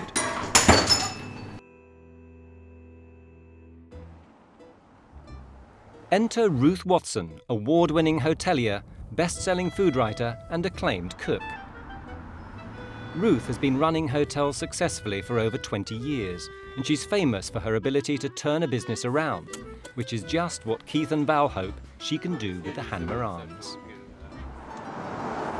Running a hotel is a complex, difficult job. You have to be a combination of personnel manager, accountant, housekeeper, host, advertising exec. Worse, you have to do it 24 hours a day, 7 days a week. You have to treat the customers like children, or if you're running a farm, you treat them like the farm animals that have to be looked after at the end of the day. It's Ruth's mission to get this dysfunctional hotel out of hot water. I'm Ruth, are you Ruth, Keith? I'm Keith. Yes, Pleased hi, to meet you, how Ruth. do Hi do? there, my wife Val. Hello, hi. The first task on Ruth's list to establish exactly how bad the crisis at the Hanmer is. I have heard on the grapevine that your backers effectively are your family. Correct. And your family are pretty pissed off Well, with they what's are, happening to their money. And you really can't blame them. No, can you can't. They've had not a penny back in 3.5 years. And not only not a penny back, but they're they... not having any wages for 3 years. I mean, Okay. what do we live on? Fresh air? I don't know. What do you live on? Borrowed What do you money. live on? We borrow money. You borrow money. We remortgage our house 4 times in 3 years. Right, okay. Let me tell you, this business can be successful. There's absolutely nothing to stop it being successful. The only thing that will stop it being successful is you two.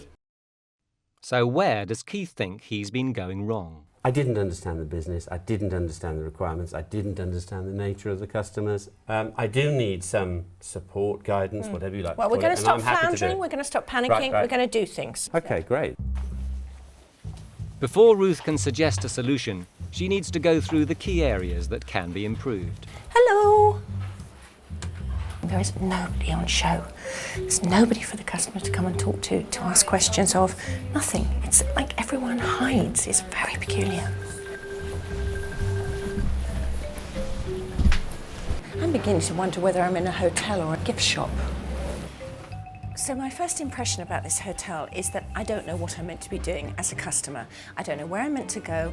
Nobody was there to greet me to say, have you come to stay? Have you come to eat? What have you come to do here? It's all very confusing. The Hanmer Arms is a traditional country hotel set in 6 acres of grounds with 23 bedrooms. There are 3 function rooms, 2 of which are licensed for weddings. There's plenty of room for conferences and a bar and restaurant that can cater for up to 45 diners. I like this smoked salmon rosettes with dilled cucumber and served with lemon mouse. I don't think I want lemon mouse.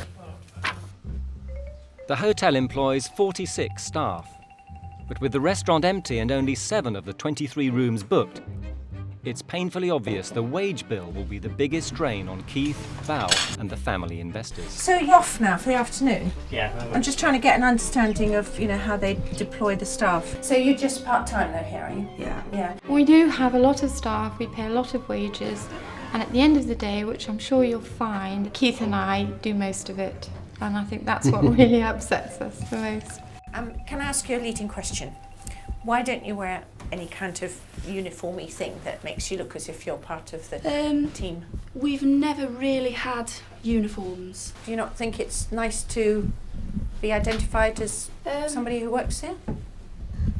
No. No? Okay.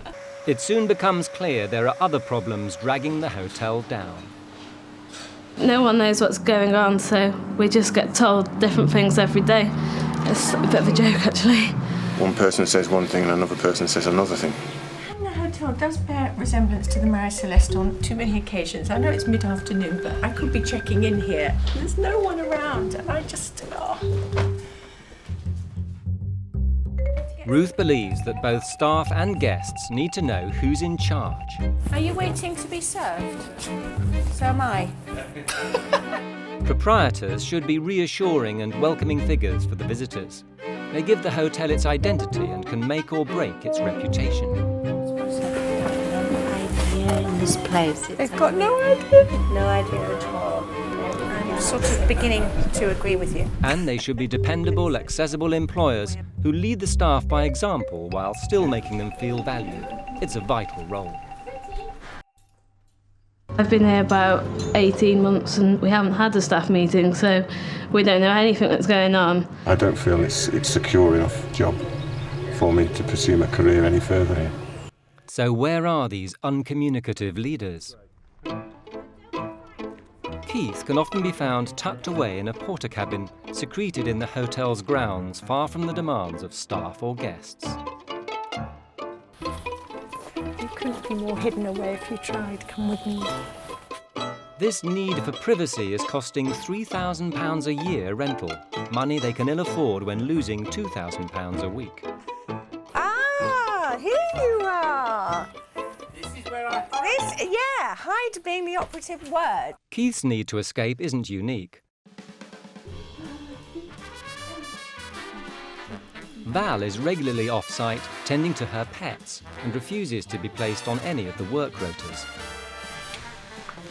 Well, there's no stress here, and I'm with the animals I've been with since I was born, since they were born rather, and reared them and slept in the stable with them when they've been poorly, and I've known their mothers and their fathers, and it's just, Outside, it's a different environment. Oh, jealousy. Oh, jealousy. The staff accuse Val of being interfering, inapproachable and lacking a clear direction. They also say her communication skills are poor. Do you have regular meetings with Val? Normally we get notes. You get notes? Normally we get notes. That doesn't sound like a very friendly thing. No, do it notes? isn't. No. It antagonises the staff. None of us feel that we could approach Val. It depends what mood she was in. If she's in a pleasant mood, then yes, you can speak to her. Yeah. But if she's not, you just cannot. So many things get built out of proportion, and so many people perceive things wrongly simply because they don't just sit down in a room and say, you piss me off, I'm obviously pissing you off, why are we pissing each other off? Can we not, as two adult people, get together and sort this problem out? The next problem Ruth identifies, the lack of corporate business. When they acquired the Hanmer Arms, it had a healthy client base. With sizable function rooms and a good location, a hotel like this should be attracting £500,000 worth of corporate trade a year. Instead, it's attracting almost none. We were very reliant when we took it over on 3 companies for probably 60% of our corporate business, which in itself represented about 40% of the total turnover. And we were too reliant on them, obviously. And when we lost 2 of them, it nearly put us out of business because we didn't, I don't think, realise it was nigh on impossible to replace them. What makes the lack of bookings at the Hanmer more shocking is that in the surrounding area, corporate trade has actually increased by 12 to 14% every year for the last 3 years. Added to the excess staff, the invisible proprietors and the lack of corporate business are 4th problems dragging Hanmer into the depths of disaster. M4257. Yeah, that's right. Keith and Val's lack of experience is telling. Despite all the staff they have, 2 of the most important roles remain unfilled. They've been trying to attract a permanent head chef for the last 3.5 years, with no success. As a result, they've had to rely on freelance chefs, which cost them about £10,000 more because of agency fees, a huge and unnecessary expense. Adrian is one of the current agency team. With his experience, he's well qualified for the job, so surely it would be sensible to make him full-time. So, do you want to be interviewed as head chef? Not at this moment in time now. I've had an input into the business. No, I don't think it would suit me. Because of lack of communication, the lack of skill, the lack of experience within the hotel as hoteliers, there's very little. And I'm used to working in a more organised, more professional atmosphere. As well as a full-time chef, they're crying out for a full-time receptionist. This means the desk is often left unmanned during crucial business hours, and with Keith and Val rarely on site, the Hanmer could be missing out on vital bookings. I'm going to answer the phone. Hello, the Hanmer Hotel. The phone is often left unmanned. When it is answered, the whole booking process seems unnecessarily complicated. Val has one system for the bookings. So do you run 2 diaries, do you? Yes, we do. This is the Bible. This is the absolute gospel. But does daughter Charlotte, the restaurant manager, work the same way? Where do you put bookings to start with? Function bookings, where would you put them? If the sheet's there, I put them straight on the sheet. Aha! You see, we have lack of communication, don't we? But you're We've leaving... always written things in the diary and copied them to the sheets. Why? What's the point of writing it twice? Because it falls safe. We've always done it. No, it's not. Actually, what you're doing is you're not actually having a fail-safe thing. You're actually allowing a difficulty to occur because you've actually got 2 systems running. If Ruth wanted any further proof the hotel badly needs a full-time receptionist, she need look no further. When barman Nigel takes a booking, he uses yet another system entirely. He's taken an important dinner booking for a coachload of pensioners. Bye-bye. Bye.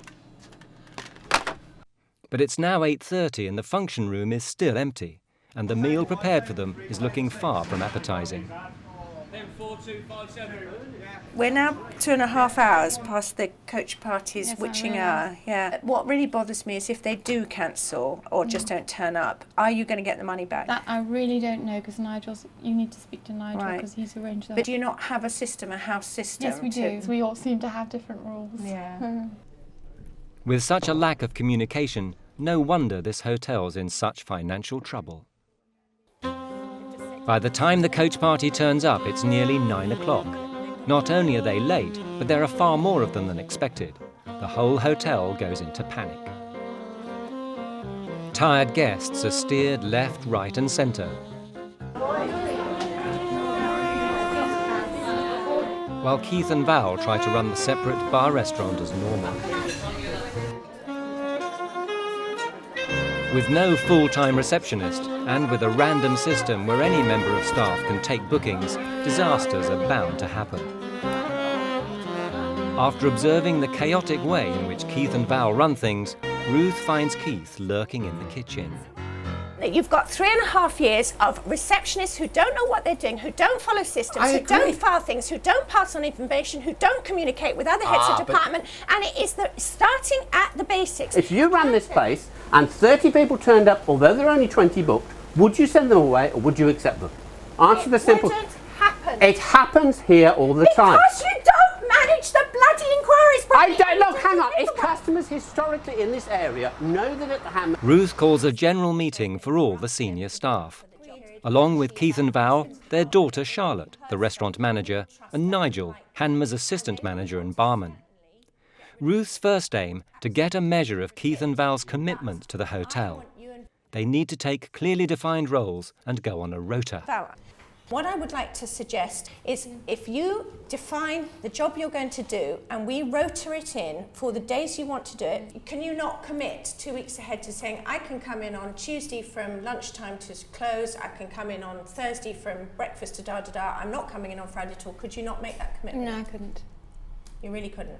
Well, Why apart don't from you that, I'd come probably in- have dead dogs if I didn't, and I'd probably be wanted or put in jail by the RSPCA. And I do have a daughter who needs help occasionally, apart from my daughter here, and I do have another son. I have 3 children, and it's very difficult to be in 3 places, 4 places at once. But what I'm saying Children is... are for life, like dogs. Yeah, but your children are grown up. You're not It at home doesn't for make any difference, Ruth. Well, it should make a It difference. doesn't. I'll be honest, the issue is you want to go home to have a break, to be with the dogs and cats and hedgehogs and all the other things you want to do, isn't it? Well, they have to have some input. Look, I'm not... Nobody's I'm not trying getting to... it. Hey, I've got an idea. Let's get them all shot, kids included. Look, Valerie, listen. What we are saying is you want to do that. You want to have a break to go home to be with your animals. What's the point of having animals if you're going to The animals ignore was them? there before the business. Exactly. I'm not denying it. Tell Ruth the truth. Incredibly, Val seems more concerned about her dogs than her business. Faced with such negativity, Ruth comes up with a radical suggestion. What would you say if I said, don't work in this business at all? Stay away from it. I don't know. I thought you would have said whoopee. I think I'm better at it than you are. If your house was on the line, would you want to stay at home and let somebody else run your baby? No way.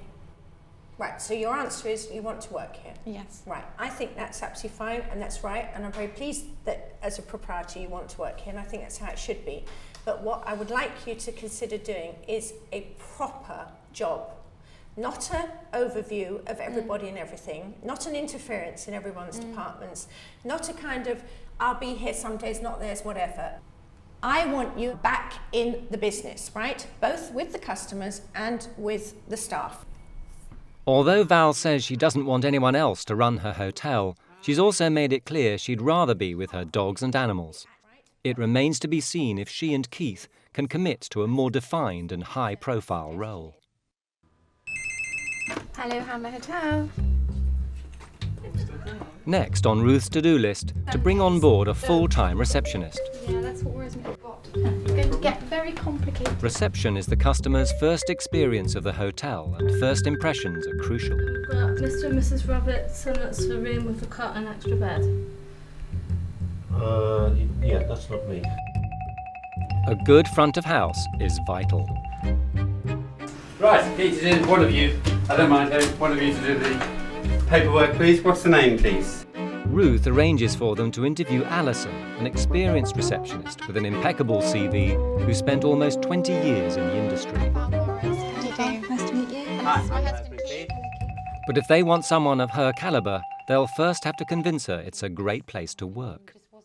Occupancy has been a problem. I mean, we used to run at 60%, it did drop. We lost quite a bit of corporate business about 18 months ago. We need to sell ourselves a bit better than we have done. We don't actually have a formal afternoon receptionist. A bit haphazard, really. That is a big problem to us. And we don't know anything about it. Well, down that dip is our reception. You just feel trapped in. That's hopeless. You couldn't have a computer there. That, quite honestly, is a nonsense. The phones are awkward. It's not run as efficiently and as structured as it should be. After a quarter of an hour of moans and groans about the terrible state of their business, Ruth jumps in. Right. I think you've done a lot of chatting to Yes. Alison about your problems, and if I was in her seat, I'd be running now. The last hotel I worked in was, I mean, it was already a very good standard when I went there, but we built it up myself with the owners and won awards and progressed. But it had got to the stage where I really couldn't do any more from a personal point of view, what I was inputting. And I think at the moment I miss that. I miss the challenge, which is why this sounds such a good thing to do. Ruth thought it went well and that Alison seemed keen, despite Keith and Val's strange interview techniques. So what's their verdict? Do you think you personally could work with her? No. You don't? No. I don't think we'd gel at all. Apart from hotels, I don't think we'd have anything in common. And I don't mean that in a horrible way. I mean, I think personality-wise, we'd probably not gel.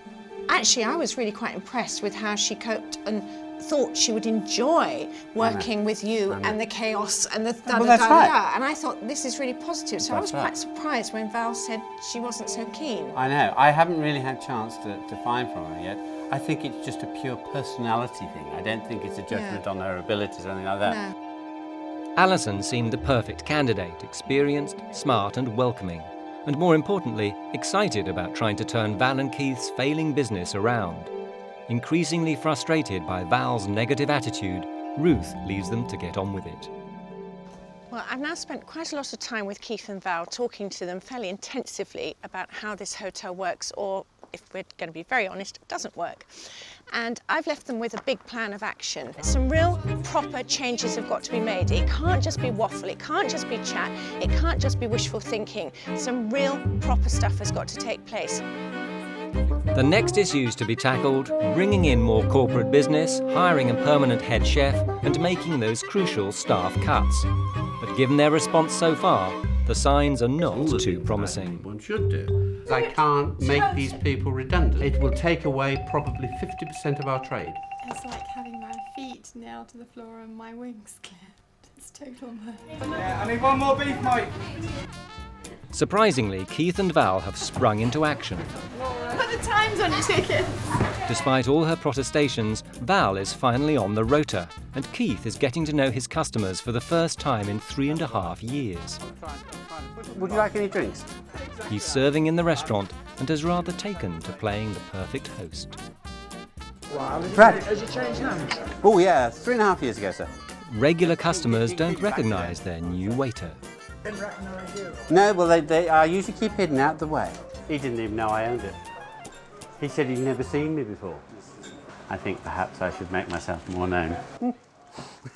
But while Keith seems to have taken Ruth's advice on board and is even enjoying himself, Val finds her recommendations a bit trying.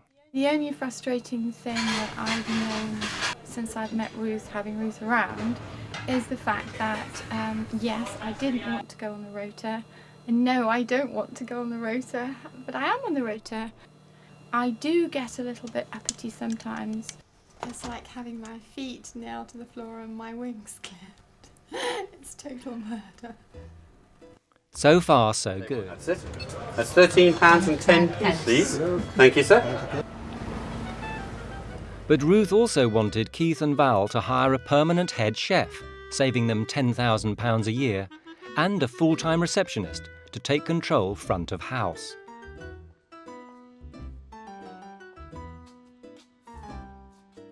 Now Ruth's back and she's expecting progress.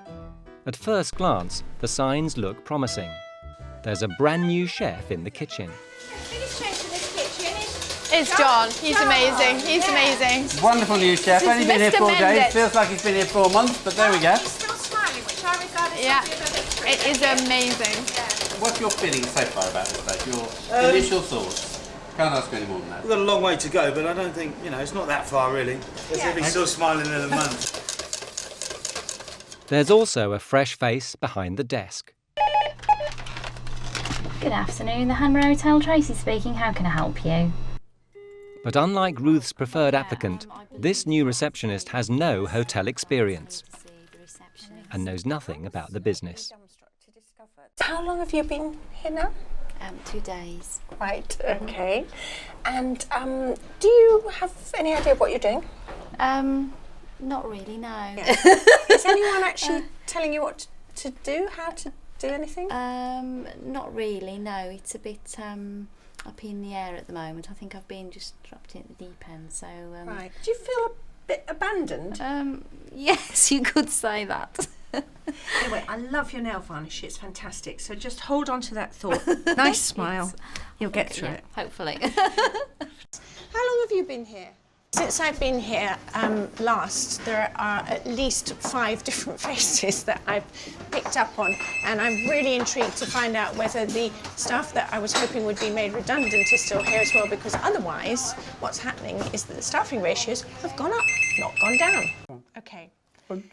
You were meant to make a few redundancies. I know. And I see more faces, and I'm worried that you've actually got more staff than you had, not less. I think we've got one more. I think we've got one extra front of house person than we had. Amazingly, instead of making redundancies, Keith has actually increased the payroll, taking on Russell, a new front of house manager. You're looking happier. Oh, I am. I'm much happier. This I'm is much great. happier. I'm much more relaxed, and I'm... Yeah, good. And I'm getting more focused. I'm getting there. Yeah. Keith may think he's getting there, but there's still a long way to go. If he can't face making redundancies, those spiralling overheads will never come down. With the family investors breathing down his neck, he really needs to take action quickly. Ruth tackles Keith and Val head-on about their inability to face the fact they need to make sweeping staff cuts. That's for sure. The law says you have to take the people as they are when you take the business over. Yeah. When you take the business over, absolutely right. We're talking 3.5 years down the line. I can't make these people redundant. You can make them redundant. That is absolute rubbish. You can And what make them effect redundant. does it have on the business? It will reduce your overhead to a point where you actually might be profitable. It will take away probably 50% of our trade, because every member of staff lives within 5 miles of the hotel. You're every customer sounding is like within a 10. scared rabbit in No, the I'm not headlines. a scared rabbit. I'm a You realist. are. No, I'm a sorry. realist. Right. I'm an accountant. I'm a realist. Right, you're going to have to piss some people off, right? Okay. You're going to have to be brave and bold and take that. Look, you're loved by each other, you're loved by your family, you're loved by your friends. You don't have to be loved by the village, and you don't have to be loved by your staff. What you do need to If Keith is going to keep putting off the necessary redundancies, it'll be even more vital they find new ways to increase their revenue and get the cash flowing in the right direction. The business used to have a thriving corporate side, but since Val and Keith took over, all the big clients have gone, and the hotel's left with nothing but a trickle. It's time for the next stage of Ruth's plan. I want to say something very encouraging to you. While I've been staying around and about the place, you're far and away the best hotel in terms of rooms, cleanliness and bathrooms. There is genuine potential, and I think if you sit and wait for it to come for you, it's never going to happen. No, you're right. I quite agree. What I suggest you do is pick out 10 leading companies in the area, and No. what we've got to do is to get them onto your territory, wine and dine them, and then the key thing is to actually ask them what it is they want from you that you can provide, and thereby hopefully make a great union together. Keith and Val are now feeling decidedly upbeat. They take on the challenge of inviting local businesses to a champagne reception. If they can get these businesses on their own turf, they can turn on the charm, build new relationships, and more importantly, get some big spending clients to commit to some bookings. But will this very simple idea prove too much for Keith and Val?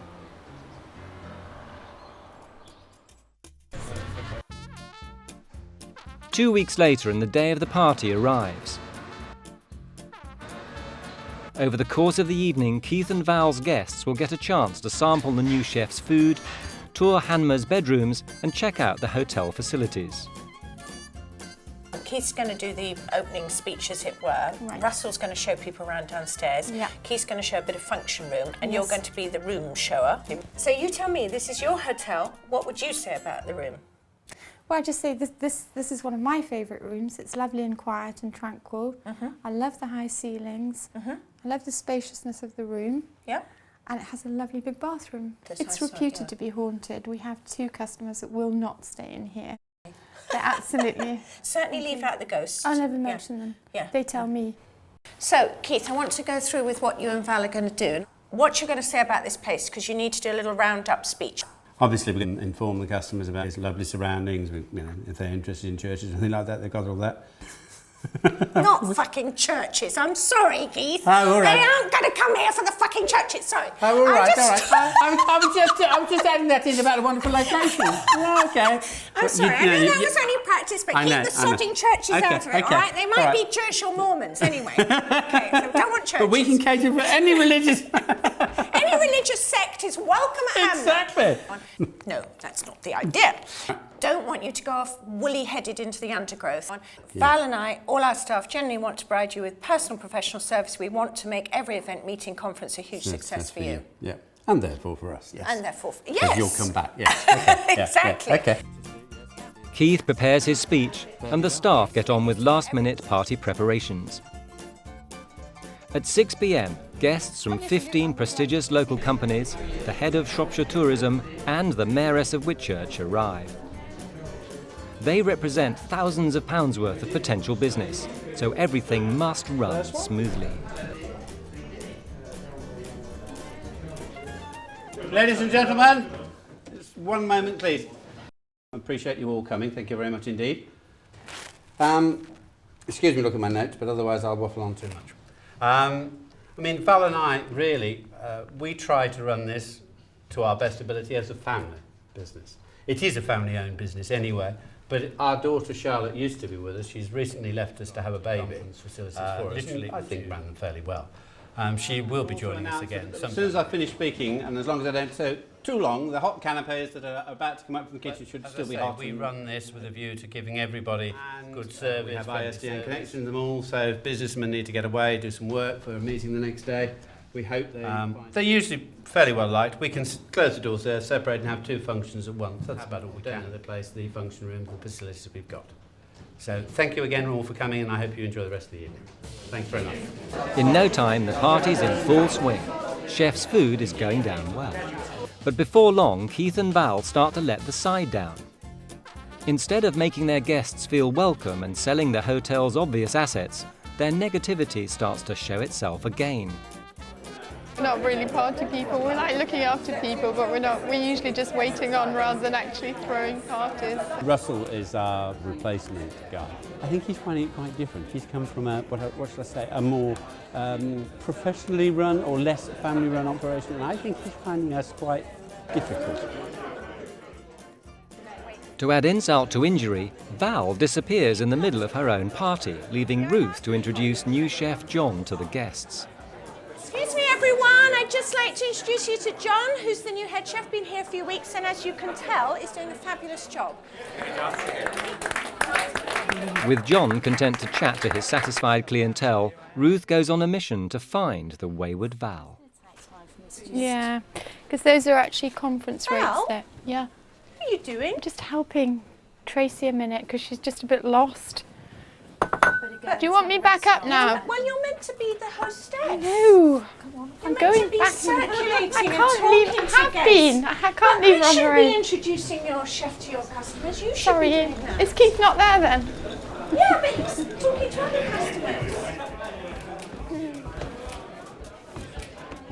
Despite Keith and Val's negativity, on the surface the party appears to be a success.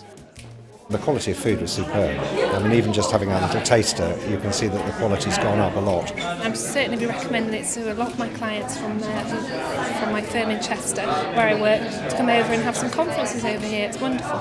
Well, it's been an eye-opener really for me, because when I've come previously, it was a much sort of smaller operation. So And the quality of the food is excellent, and I've also been impressed by the bedrooms and the accommodation as well. So you think you might come back business-wise? Definitely. I'm hoping to come back next week to bring some friends for a birthday treat. It really has impressed me. It's lovely. I just want to say, on the whole, I think you did a fantastic job. There's a lot of people who are going to come back. So well done, everyone. Good. Cheers, cheers, cheers. So Ruth's leaving on a high point.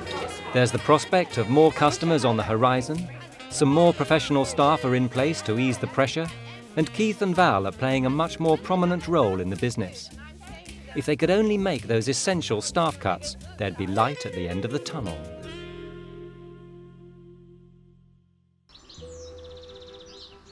Six weeks ago, Ruth left Val and Keith to their own devices. Now she's back to see if business is looking up. Well, is this going to be a Hanmer happy story or a Hanmer horror story? I'm about to find out. Top of Ruth's list of people to talk to is John, the first permanent head chef the hotel's had in 3.5 years. Right. Yeah, Last time I saw you, it was the party, which seems such a success. Did it go well for you, do you think? On the night, yeah, very well. Yeah, it was good. You say on the night, no follow-up? No, not really. No. I mean, as far as the kitchen's concerned, you know, everything's going really, really well. I mean, there's good reports about the food, everything, you know, there's no negativity about the food at all. How are bookings generally, though? At the moment, poor. Piss poor or just poor? Extremely piss poor. Hiya, how you doing? Not too bad, you? Okay, So Ruth and John join new front-of-house man Russell at the bar. Yes, yeah. How's it going? It's okay. It's had its ups and downs. There's some busy times, then it's gone quiet, but not enough for the size of the place. Right. And so what are your plans? See them through Christmas, but my plans are to be out in January. Right. Okay. Cheers, mate. Disappointed by staff morale, Ruth has sat Keith and Val down to discuss what's gone wrong. So, Keith and Val, the last time I saw you, we were at the party, which on the day seemed to be a great success, but have you had any business from it? Unfortunately, no. I thought have some business on the night. Unfortunately, it hasn't transpired into actual bookings, and having chased them up, all sorts of reasons why they can't at the moment and so on. I came in here hoping I could help save your business by giving you some ideas, right? Yeah, yeah. I don't think you're ruthless or tough enough No, I'm with not. the whole overhead thing, the staffing thing, what have you. And I think you mean to do those things, but you're too easily pushed off it. I mean, as far as I'm concerned, Ruth, I agree with you entirely. The whole thing is a farce. I don't want to employ anybody. I've just had enough of it. I'm sick to death of the place, the people, everything. I've just had enough. What is the point in me trying to work my guts out, particularly when my family turn around and say, well, it's all your fault? The Hanmer's prospects look precarious and Keith is deflated, but he still isn't ready to give in. I still honestly believe that the place is potentially a goldmine. Hello there. Hello. Lovely to see you again. And you too. How are you? I'm very well indeed. Yes, You? Well, yeah. you look radiant, so you must be fine. Very nice. Well, it's a fantastic spot here, I have to say. It is. So, how have things been? Oh, a bit sad. Yeah. The fact that it's coming to an end. Listen, tell me more about it. Can we go and sit in the garden? Because it's so sure. beautiful. Come on then, let's walk on down. So, what do I have to read into the thing about things have come to an end? Unfortunately, literally only last week, the hotel was actually sold. I find it very sad. I mean, I know we were never going to make a go of this, and I think we all understood that, to be honest with you. So, you weren't making the profits, obviously, No, and you bought it at 1.2 million or something? It was 1.25, and then we had to 1.25. find the extra money for the drainage. What that we did had to you put in. sell it at? It was on the market at 1.3. We actually had to drop it to 9.25. Really?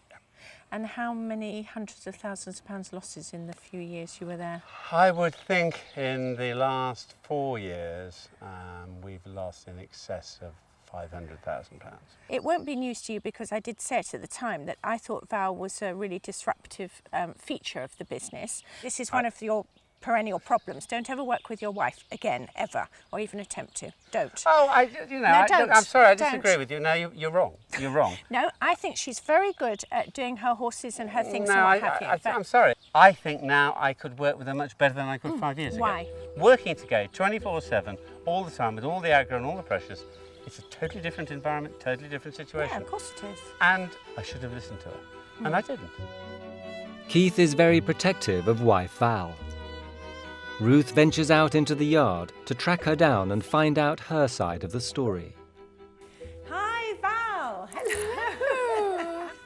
I found you in your milieu. Where you like to be. With your horses. Exactly. They are very lovely. I have to say, I can understand why you wanted to be here. I really can. Absolutely adorable. And I've just been speaking to Keith. Where do you think it all went wrong, Val? I don't know really. I mean, I can't actually put a finger on one area. What about another hotel? Would you ever Absolutely no. Once bitten and forever shy. Forever and ever and ever shy. People might think I'm nuts, but I'm going to talk to my horses. I think you're better at it. Well, I was reared by a pony and a dog. I think like a horse and I behave like a dog. I think we should leave it at that No, So Keith and Val's time in charge of the Hanmer Arms has come to a sad end. The hotel stands empty, a shadow of its former glory. But its days of hospitality are not over. It's now under new management, and its owner has bright plans for its future. But what does the future hold for Keith and Val? So, it looks like we've come to the end. You're no longer hoteliers. How do we feel about it? Relieved. And you look relieved, I have to say. You do look much younger and less stressed out than the last time I saw you. Most definitely. Yeah. Do you regret getting involved at all? It's been a very expensive financial... Nobody would go into a venture and lose as much as we have and not have regrets. But given that you had all this opprobrium from your family about the losses that were being made... The problem was, I don't think they... I don't say they didn't believe us, but I don't think they understood quite how much we were sinking. Are your family still speaking to you? Just about, yes. No, I mean, they're obviously pretty unhappy, but I think they perhaps feel like us now. It's no good bearing grudges, if you like to put it like that. We've got to move forward. I have to say, you do seem a whole stack happier, and it's nice to hear. You reckon your relationship is stronger for it. Yeah. And, yeah, seriously. And well, that's great because you have to know that with other relationships, some people it would have completely split them apart, and that would have been the end of it. So, what's the future hold? Myself, I've actually now got a job as a bursar of a private school in Warsaw. The experience has left Keith with a clear idea of where his true skills lie. But can the same be said for Val and her future career choices? Now, Val, we've had, interior design, we've had counselling, we've got the animals. I'm a rainmaker. I can stand outside and make rain for England if you want. You send me to the Sahara and it rains for the first time ever. Phone up Thames Water Authority. Yeah, I was going to say they'd love to hear. So which of these many skills do you think you're going to actually run with? I'm a cracking hairdresser. I don't want it. Yeah. I could go in and be a buyer. I don't want it. But I think I could make more money by being a plumber and a tiler. I could probably be a millionaire in 3 years' time. So the good bit is you guys are still together. Yeah. And you're smiling. I'm thrilled that the hotel world will never have to have your presence in it again. Thank you. That's ever so kind of you, Ruth. I think you're a liability that we don't need. Sorry, in the nicest possible way, of course. That's perhaps true. No, listen, you weren't cut out for that. And I'm I really agree. pleased that you've seen it and recognised it and that you're on to something else, and I'm sure you're going to be a whole stack happier. I think it was just the wrong thing for us. Yeah. Totally the wrong thing. Yeah. Well, it's jolly good to catch up with Keith and Val, but it's hardly come as a surprise that Hanmer did not work for them. I'm sure the new owners can make a success of it, but Keith and Val simply aren't cut out for that kind of work. I just am really pleased to see, though, that their marriage has survived and they seem happier than they ever were when they were being hoteliers.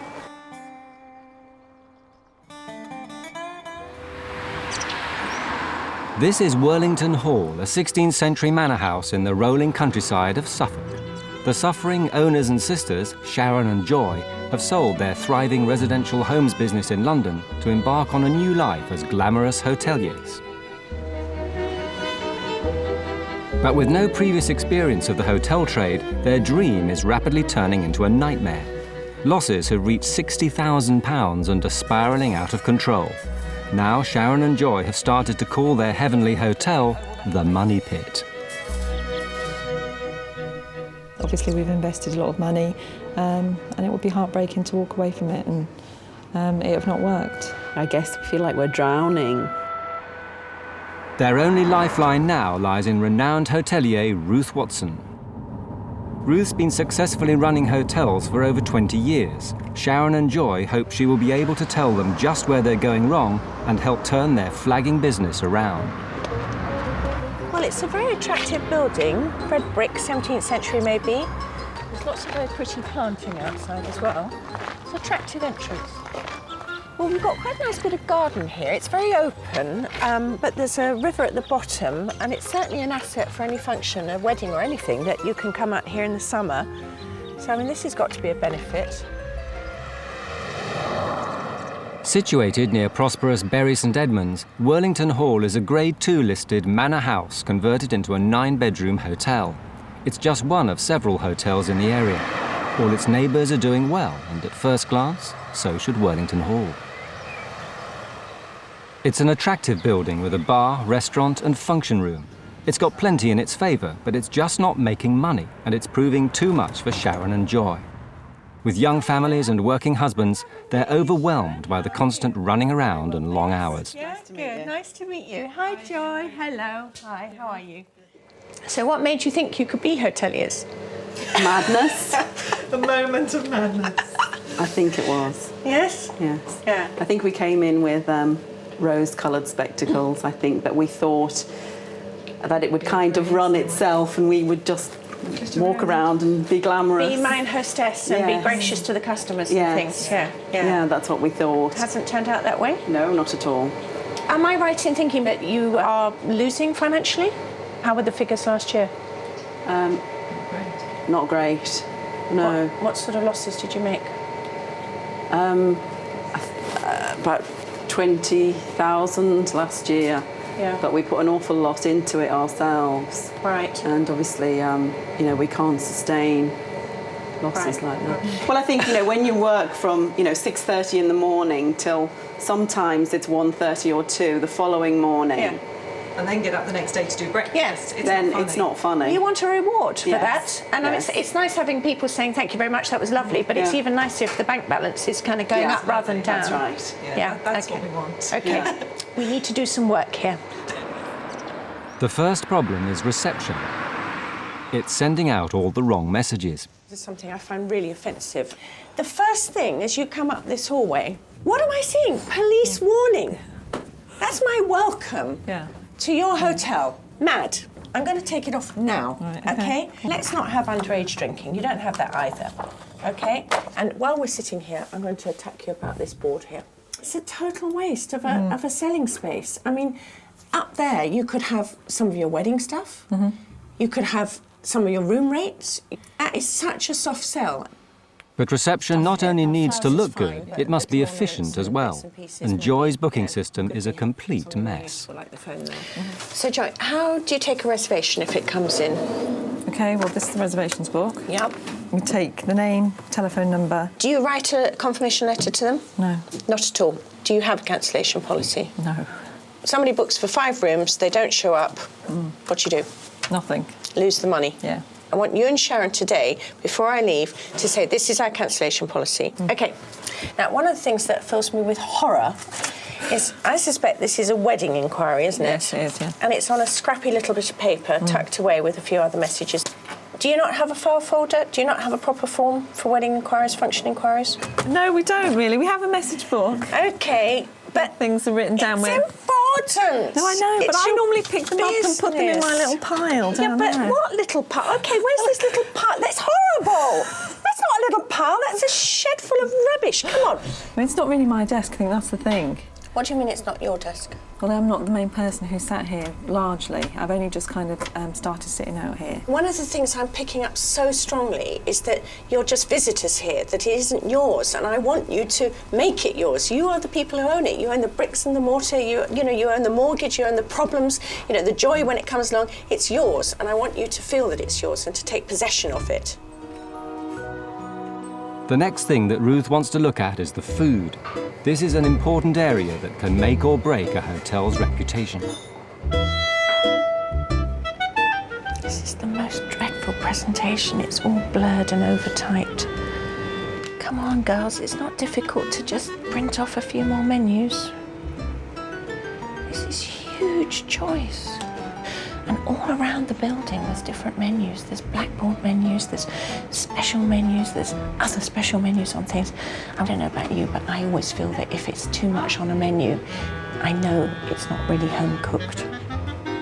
But nearly all the meals on the hotel's menus are prepared and cooked in-house by Sharon. She took over the kitchen as she enjoys cooking, but with over 50 dishes on offer, there's just too much to do, and the job has become a dreadful ordeal. I went to bed at 2 o'clock last night and I was up at 6 this morning.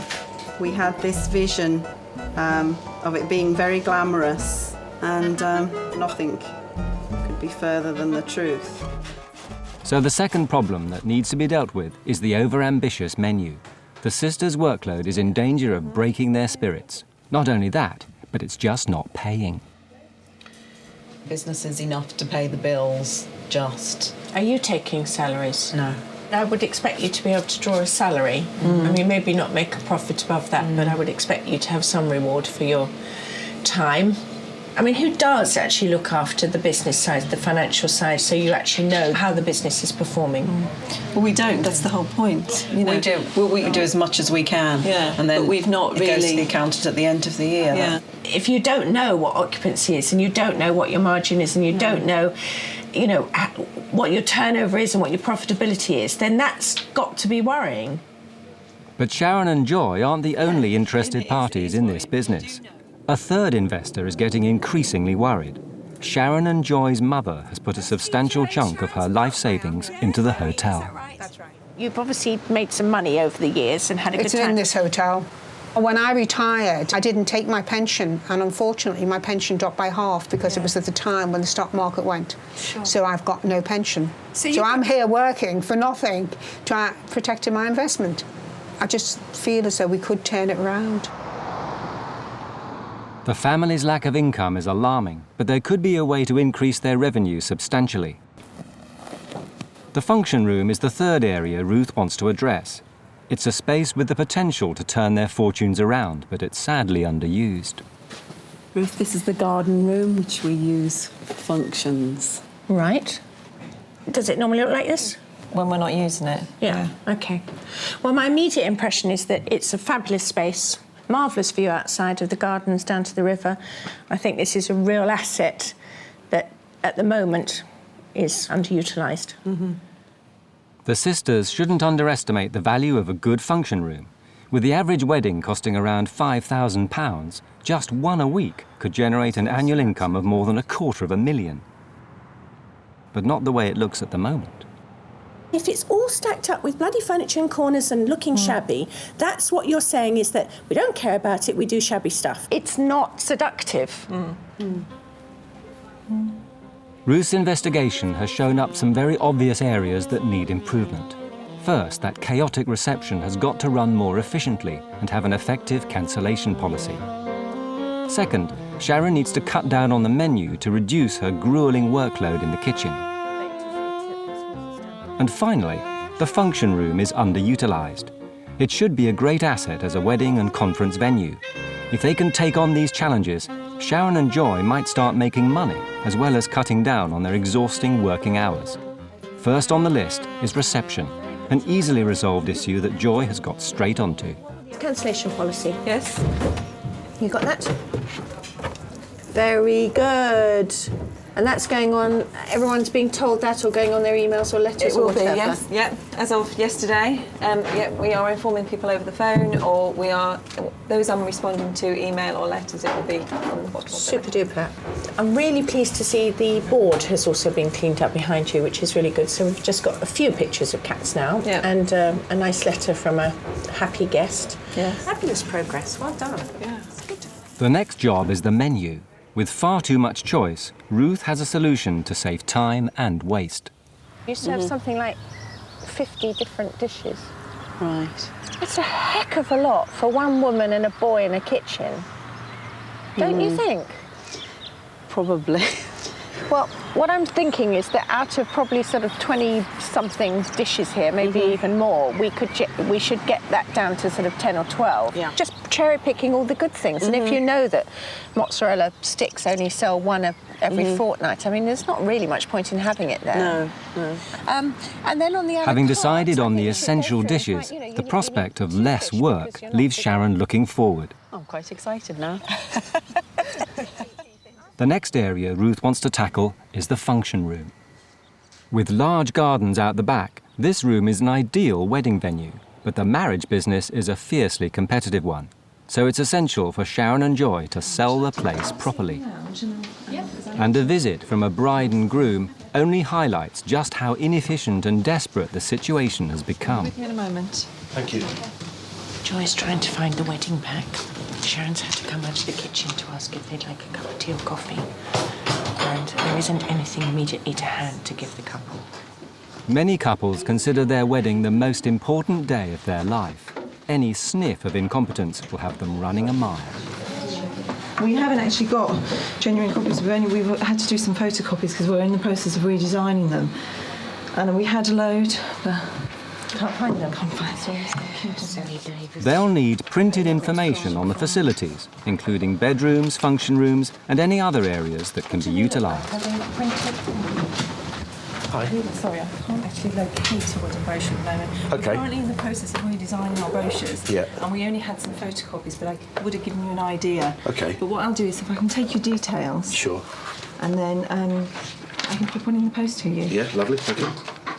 Because we're going to get married in the middle of the summer, it's going to be very hot. Is this the only bar area you have? Because we are looking at about 80 to 100 people, and in here might be a bit claustrophobic. Well, we have a patio area, certainly, that you could use. We do also have another bar that we can open for you. Oh, that's okay then. If required. Yeah, okay. But the most important piece of information any prospective bride and groom will be looking for is how much it's all likely to cost. Okay, thanks very much. Okay, thank you. All right, Nice to meet you. soon. We're leaving here today with, we don't know, no information at all on prices. So. As suspected, things haven't gone well. Joy promises to put a brochure in the post, but it's too little, too late. And in the cutthroat wedding business, this simply isn't good enough. The key thing, we've got a lot of planning to do, and we need to know our budget. Right. We know what we can achieve, but we're leaving here and we can't put the two together. That's, right. Facts and figures is what we wanted at the end of the day. And you didn't get them. This was a real lost opportunity. The couple are unlikely to return, so Sharon and Joy have just missed out on some desperately needed income. Ruth confronts them about their very poor performance. You couldn't show them the room, not your fault, because there were people in there and you know, they didn't book. You didn't show them a photograph of the room. He complained about the possibility of the bar being too small and snug. Yeah. You had another bar. I did say that. I didn't show him, no. Show them it. No, I didn't show them it. And worse, he hasn't walked away with the positive thing. He hasn't walked away with menus, with photographs, with a budgetary idea of how much it's going to cost him. Nothing at all, right?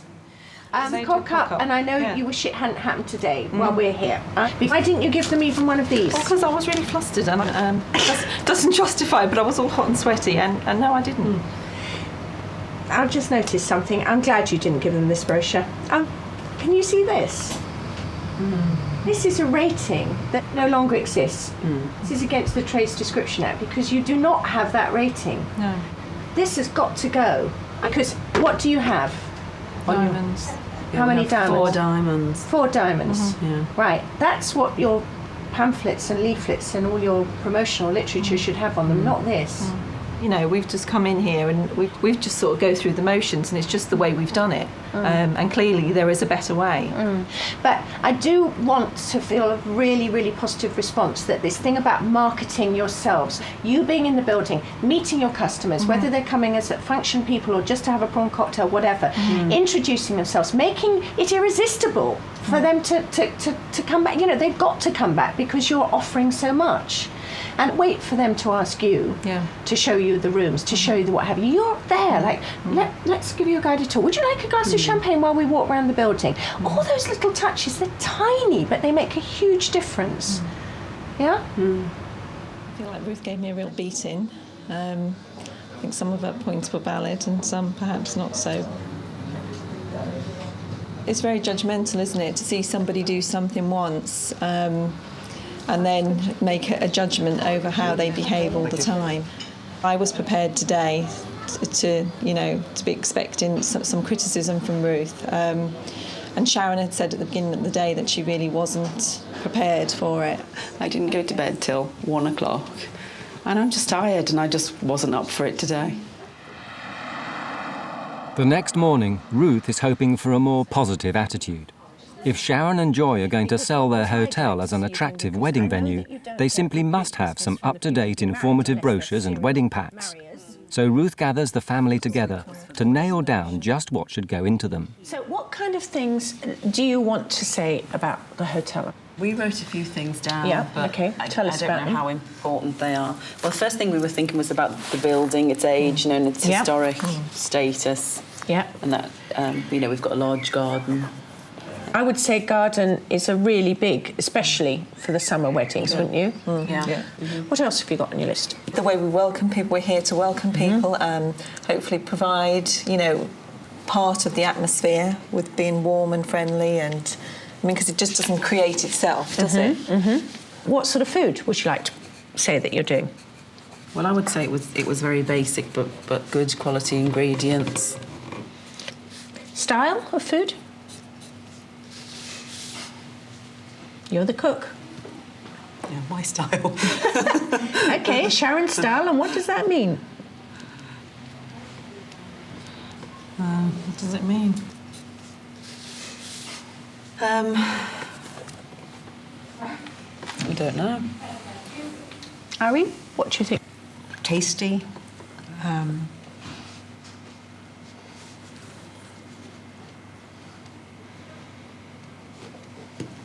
OK, so far this is not a hugely ringing endorsement about the food. Shall we say honest and straightforward? Yeah. Have you been thinking about your wedding pack? What's going to go in there? We've seen some that we quite like, where it sort of says order of ceremonies. So you're telling people who has what responsibility. Absolutely. You've got to furnish them with all that stuff, and the more you can fill in the gaps and the spaces and the holes and things they haven't even thought about, the more they're going to trust you to do it, because that was the marvellous place they told us. Even if they don't need to use it, at least what you're proving to them is that you're professional. Yeah? I know that you're tired, but I want to see some energy coming back at me about this, right? Because at the end of the day, it is your business. If you don't feel sort of energised about doing it, you're not going to do it. Having agreed on basic features for the wedding packs, it's time to move on to the function room. At the moment, the decor is tired, old-fashioned and thoroughly unwelcoming. If they're going to attract new business, Sharon and Joy have to make some real changes. So Ruth has some ideas about how to give the place a facelift. What I'm going to propose is that we do some changes in here, starting with round tables. I think that will immediately soften up this sort of rectangular feel about it. Then we're looking at the decor and what have you. We're suggesting a sort of really creamy ivory colour to go with the burgundy and the gold things. What do you think about that? Yeah, I think that'll work. Yeah, definitely. We redress the windows, and really the whole room is shushed up, so it's just a lot more sort of luxurious feeling and a bit more jolly. Yeah, sounds good. Yeah. But simply redecorating the function room won't be enough to bring in more business. So Ruth has come up with a plan. As a finale to all this recreation of this space in this room, we're proposing to have a beautiful launch party.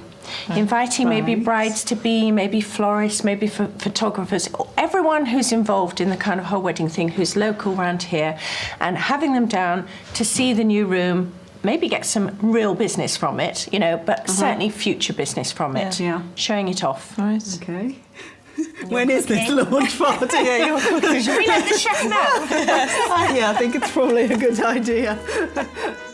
The wedding fair will not only be attended by prospective brides and grooms, but also, crucially, by other wedding suppliers. If Sharon and Joy can get the local florists, photographers, cake and dressmakers on their side, it'll be a great opportunity to promote each other's businesses. Ruth wants the girls to change the wall colour, get rid of the old tables and redress the windows with new drapes. It's all hands on deck to strip that dated wallpaper from the function room walls. Sharon and Joy have a new sense of purpose. For a long time here, I mean, one of the things Sharon and I discussed was that, you know, I always felt like I was sort of wandering without any real purpose. Now I feel like I've got a role. I feel like I know what my objectives are. I'm sure there'll be more, and hopefully, you know, we'll start reaching some of our goals. There's not much spare cash floating around Worlington Hall at the moment, so Sharon and Joy are trying to keep costs down wherever they can. That means roping in the staff, the family, and even the odd thirsty customer to help. Tim is a regular customer here, and he's stripping wallpaper in return for beer. Sure we'll get there in the end. A few more beers, we'll be all right. I don't have any feelings about losing this wallpaper, other than those of joy at seeing the end of it. I'm quite happy to spend the rest of my afternoon peeling away at this in a bid for a brighter room. Actually, it'll be really nice for it to be our room, because again, it was something that we inherited. And this way, it will be like it's finally going to be our garden room and not somebody else's. With the wallpaper a thing of the past, here you go, guys. The function room starts to get a total facelift. The walls will be painted 2 different colours: cream to make the room feel lighter, and gold to create an atmosphere of elegance and luxury. New round tables are brought in to replace the old rectangular ones. These will soften the straight lines in the room and make it feel more spacious. New curtains are going up to complement the new wall colour and add a real touch of class.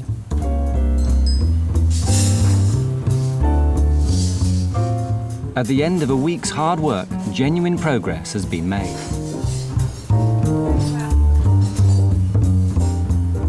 Ida, Worlington Hall's longest-serving employee, is suitably impressed. Can't believe the transformation, really. No, the best I've ever seen it. And that's in 20-odd years. After feeling so low for so long, even Sharon is starting to feel upbeat. I really like the room, it looks lovely. I'm really pleased with the curtains and the bows. I think they just really set it off nicely. I'm really, really pleased.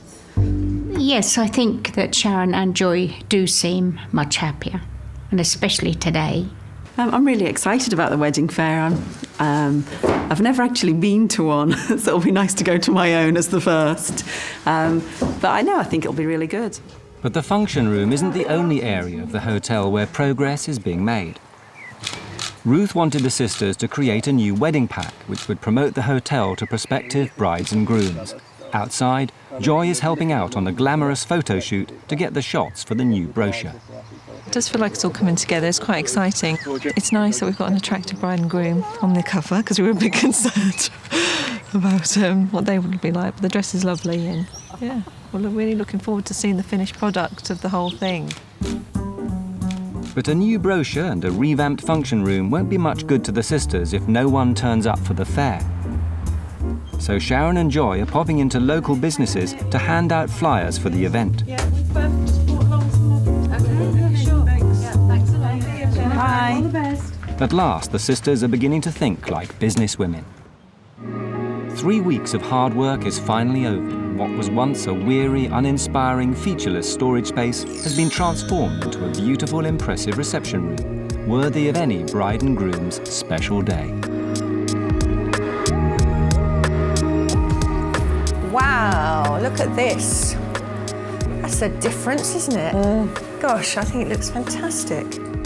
Are you pleased? Yes, thrilled. It's absolutely beautiful, isn't it? Is it lovely? What a difference. Love the curtains, much, much better than they were It looks so much bigger as well, doesn't it? And the tables give it just such an air of spaciousness, really, I think. And elegance as well. I mean, I know it's all set up, which leads me to the point that it's got to always look lovely. I personally would leave one table set up exactly, in a beautiful way, and then maybe the others just with the cloth on them. The whole thing just looks like a room you might want to be married in now, I think. So now we've got this wedding fair that we've all got to get ready for, Yes. And Sharon, you're off on the canopy track. That's right. Yes. And Joy, you're going to get dolled up for the front of house roll. I am indeed. And a big smile on the face, yes. That's fantastic. And there's going to be a runway down here for the models. From that end, the way down. Yeah, brilliant. And then the stall holders are coming in. Right, lots of work to do. Let's get cracking. Okay. The fair will begin with informal snacks and champagne and will be an opportunity for couples to look around the facilities, as well as checking out other wedding services that will exhibit at the event. The day will end with a fashion show of bridal wear. Sharon and Joy will have to grasp every chance to sell the merits of their hotel to these potential customers. The reinvigorated Sharon is in her kitchen and the pressure's on. She's preparing a selection of canapés that will not only feed the guests, but will also present and promote her food to her potential customers. She just must create a good impression. And we'll do strawberries and raspberries. So what are you going to put in there? Just sweet things. Right, so what about the savoury ones? The savouries are nearly done. We are doing the mini Yorkshire puddings with roast beef. Yeah.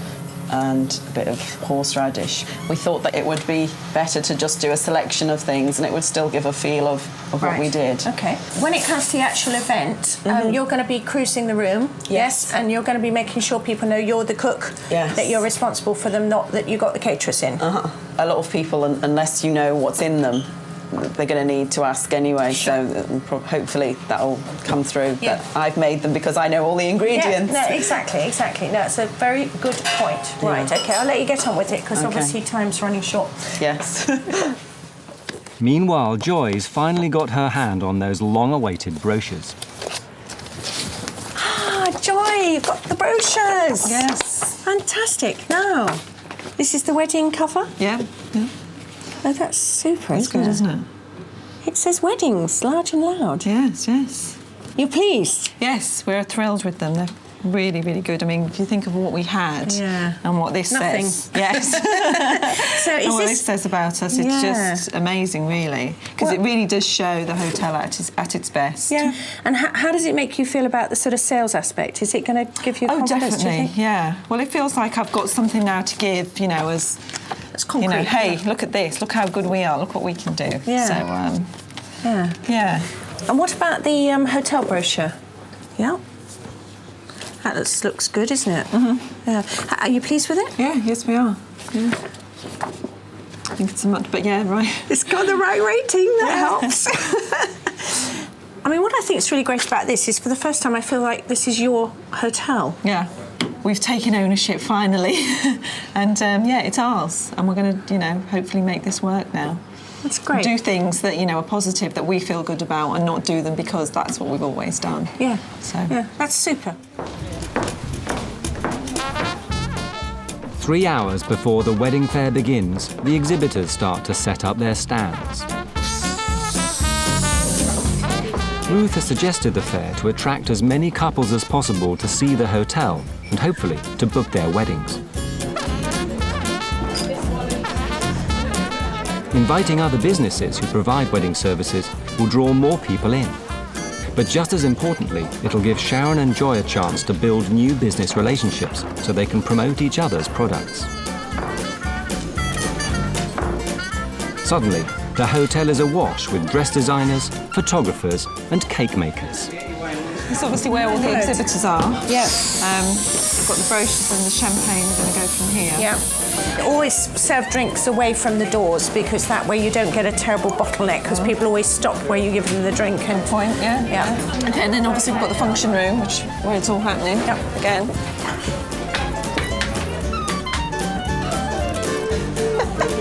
It looks like chaos, but I'm sure it's going to be fine in an hour's time or so. It'll all come together, won't it? This is the fashion show, the bridal fashion show. Yeah, and they're going to do a sachet down the catwalk. Yeah. Left a few tables set up so that people can get an idea of what the tables can look like. Well, everyone else is getting gussied up, so I think it's your turn now, kids. You can get the cloud rags on. The success of this fair is critical. The wedding business is a tough industry and competition's fierce. The 15 or so contributors have attended hundreds of shows, so Sharon and Joy will have to make a lasting impression on them if they're going to be seen as serious contenders in this cutthroat business. But have the sisters got what it takes to impress? Will enough brides and grooms turn up, or will all their hard work have been in vain? Okay, girls, first of all, you look fantastic, both of you. Absolutely bloody dog's bollocks. This is the day, right? You're going to go out there, all guns blazing, yeah? You're going to get those customers, and by the end of the day, I want 3 weddings booked. Right. Yeah? Okay, yeah. 3 weddings booked, not just people drizzling around. Marshal all the forces, make sure they help you as well. Anybody you see lurking around, you know, do you want to see something? You put yourself out there. Don't wait for them to come to you. Yes? Yes. Okay, onwards and outwards. You're going to have some? Thank you very much. We're here to please. Just let me know and we'll make sure you get what you want. Okay. Okay? You may have different ideas in mind, that's fine. We're quite happy to accommodate you on whatever you want to do. Garden's lovely. Yes. In the summer it looks so much nicer. It's lovely. Sharon and Joy are doing well, brimming with confidence and doing a great job of selling. Hi, I'm sorry I haven't introduced myself today, but I'm Joy. Nice to meet you. Importantly, Joy is also concentrating on building up relationships with local wedding services. Yeah, so do you do cakes for every occasion? Yes, I do. Yes. Right. So have you done many wedding fairs? Yes, I've done lots. Would you be interested in us being able to contact you in the future? Oh, yes, sure. Have you got a card or? Oh, lovely. That's excellent. Is it okay then if I take one of these and then in the future you'd be happy for me to contact you? That would be great. I'm going to take one of your cards, if I may. Thank you. So I can have my little collection. How do you think today's gone for you? Brilliantly. Yes? Really good, yes. I've never been before and it's such a lovely atmosphere. Okay, did you have... It looks as if their efforts are starting to pay off. Could this be a booking? Tell me a month. July? July, yeah. Okay, July's probably... Yes, we've got the 2nd of July. With the 3rd of September. Hope to hear from you in the next couple of days. Okay. Okay, thank you. They've penciled in a date in July and they want me to call if anyone else makes an inquiry about that date. I hope that that will be a firm booking. We were looking for something quite specific, really. A bit of an idea about what we wanted in terms of a venue. Nice surroundings, obviously photos and that kind of thing. The rooms are really nice oldie beams. And yeah, it's been done. We hadn't seen it before, but it appears to be very well appointed there. If family and friends agree, then this is going to be the venue that we choose, I think, isn't it? Yeah. The day is rounded off with a wedding dress fashion show. It's the culmination of a lot of hard work for Sharon and Joy, but tonight it all seems to be worth it.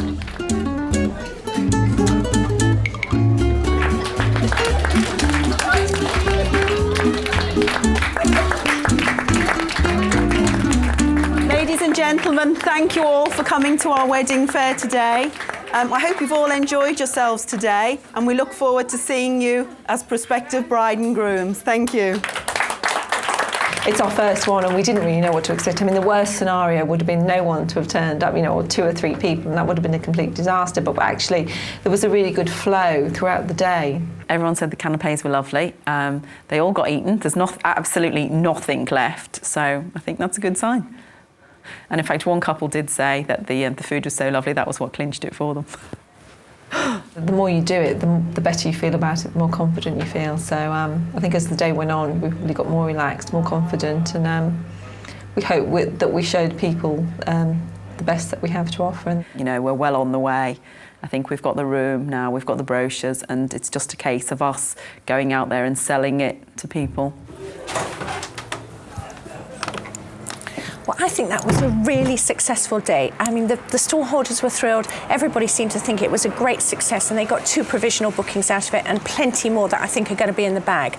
More importantly, we've now left them with something really positive and concrete to work from. They've got new brochures, they've got the wedding pack, they've got a function room that looks so much better than it ever did before. There's something from them to work on, and let's really hope they go for it now. And when I come back, I want to see that there are more and more bookings. I'm a little bit anxious about Ruth coming back because she was very scary. But hopefully she'll be pleased at what she sees. Same old rubbishy signs. They haven't improved. I found her very cold. She was very to the point, said what she meant, and wasn't prepared to take any nonsense. Now, this is good that they've actually got a sign about their wedding services. I'm really impressed with that. But what a bloody awful place to put it. Let's have it somewhere where people can really see it. I want to move that. Hello. Hi, Ruth. How are you? I'm good, you? Yes. You all right? You look fab. How are you? Yes, Yeah. all right. Yeah. Yes. Yeah, How's good. this desk? My bane of my life, this desk. It's still quite tidy. Can I come round? Yeah. How are you doing with all the bookings and stuff? Yeah, we've got a booking Recognise forms. that, yes. As people check in, so we get Brilliant, the names yes. and addresses. So you're keeping no a spelling mistakes. database? Yeah, we've just sort of started one going, so Yeah, we're good. on top of things. And how about the weddings? Are we getting them? Yes, we are. We did really well last year with weddings. I mean, that was fantastic. We had them right through from April, I think, right through to the end of November. And generally speaking, how are you feeling about it? Well, we'll explore that. Okay. I'm going to go and see Sharon, see if she backs up your story. Right. Hello, Sharon. Hello, How are Ruth. you? I'm fine, thank you. So how's life? Not so bad. Yeah, you're still locked in the kitchen, though. I am indeed, still in here. So did restricting the menu help at all in terms of the amount of hours you had to do? Yes, yeah, it did, definitely. You know, cross-referencing, putting on the boards and the a la carte definitely saved me a lot of time. Yeah. And so I do get to go home in the afternoons now, Yeah. which is something. So how do you feel about it generally? Yeah, we're definitely making more money. I mean, our turnover increased substantially last year by 17%. Yeah. Turnover or profit? No, turnover. Went up 17%. Went up by yeah. 17%. Yeah. I think I'm probably feeling a little less inspired than I was because I was never meant to be here. And, you know, it's been 2 years now. So you're the princess who shouldn't be in the kitchen, really? Absolutely. Yes. What, if anything, gives you a buzz about cooking at all? Cooking at home. I'm not sure that's the right answer.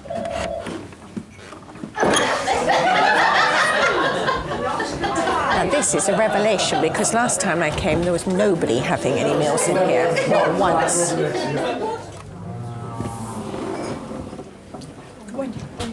So we're in the bar now, and it's really good. There's people having lunch, more people having drinks. There's a feeling that this is being used, which is great. The thing I'm really pleased to see is that Sharon did cut down the number of offers. When I first came in, there were so many blackboards. Now they're rationalised to a degree, which is really good. Hello, Ida. Hello, Ruth. You've been part of this place for so many years because you were here before the two sisters came. Yes, it's like my second home. Do you think the girls feel the same way about it as you do?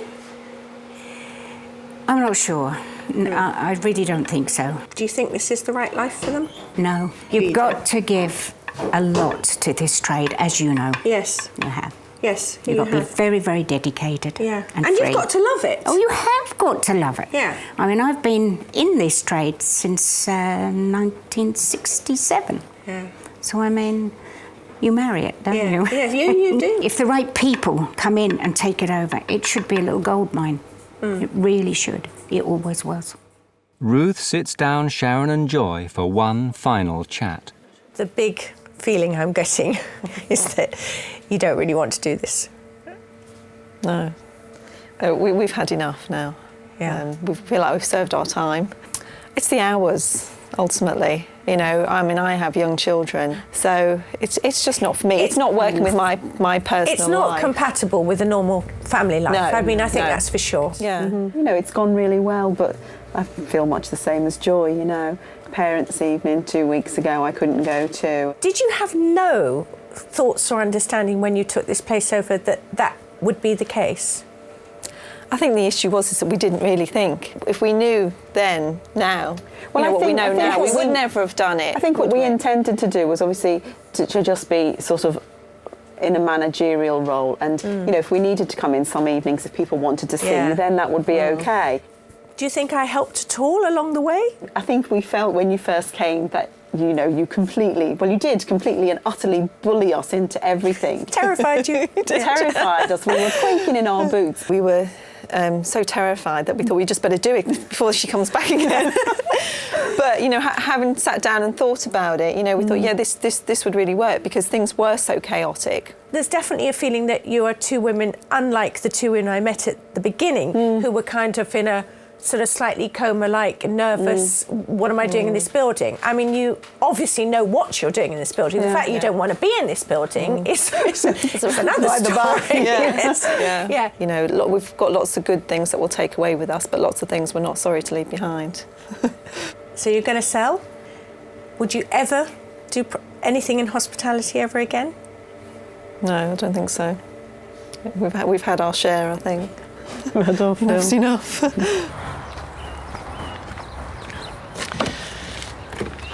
Well, it looks like Joy and Sharon are selling up, and I can see why. They have a passion, but it's not for being a hotel keeper. It's for their family, and that's absolutely fair. I have no problem with that whatsoever.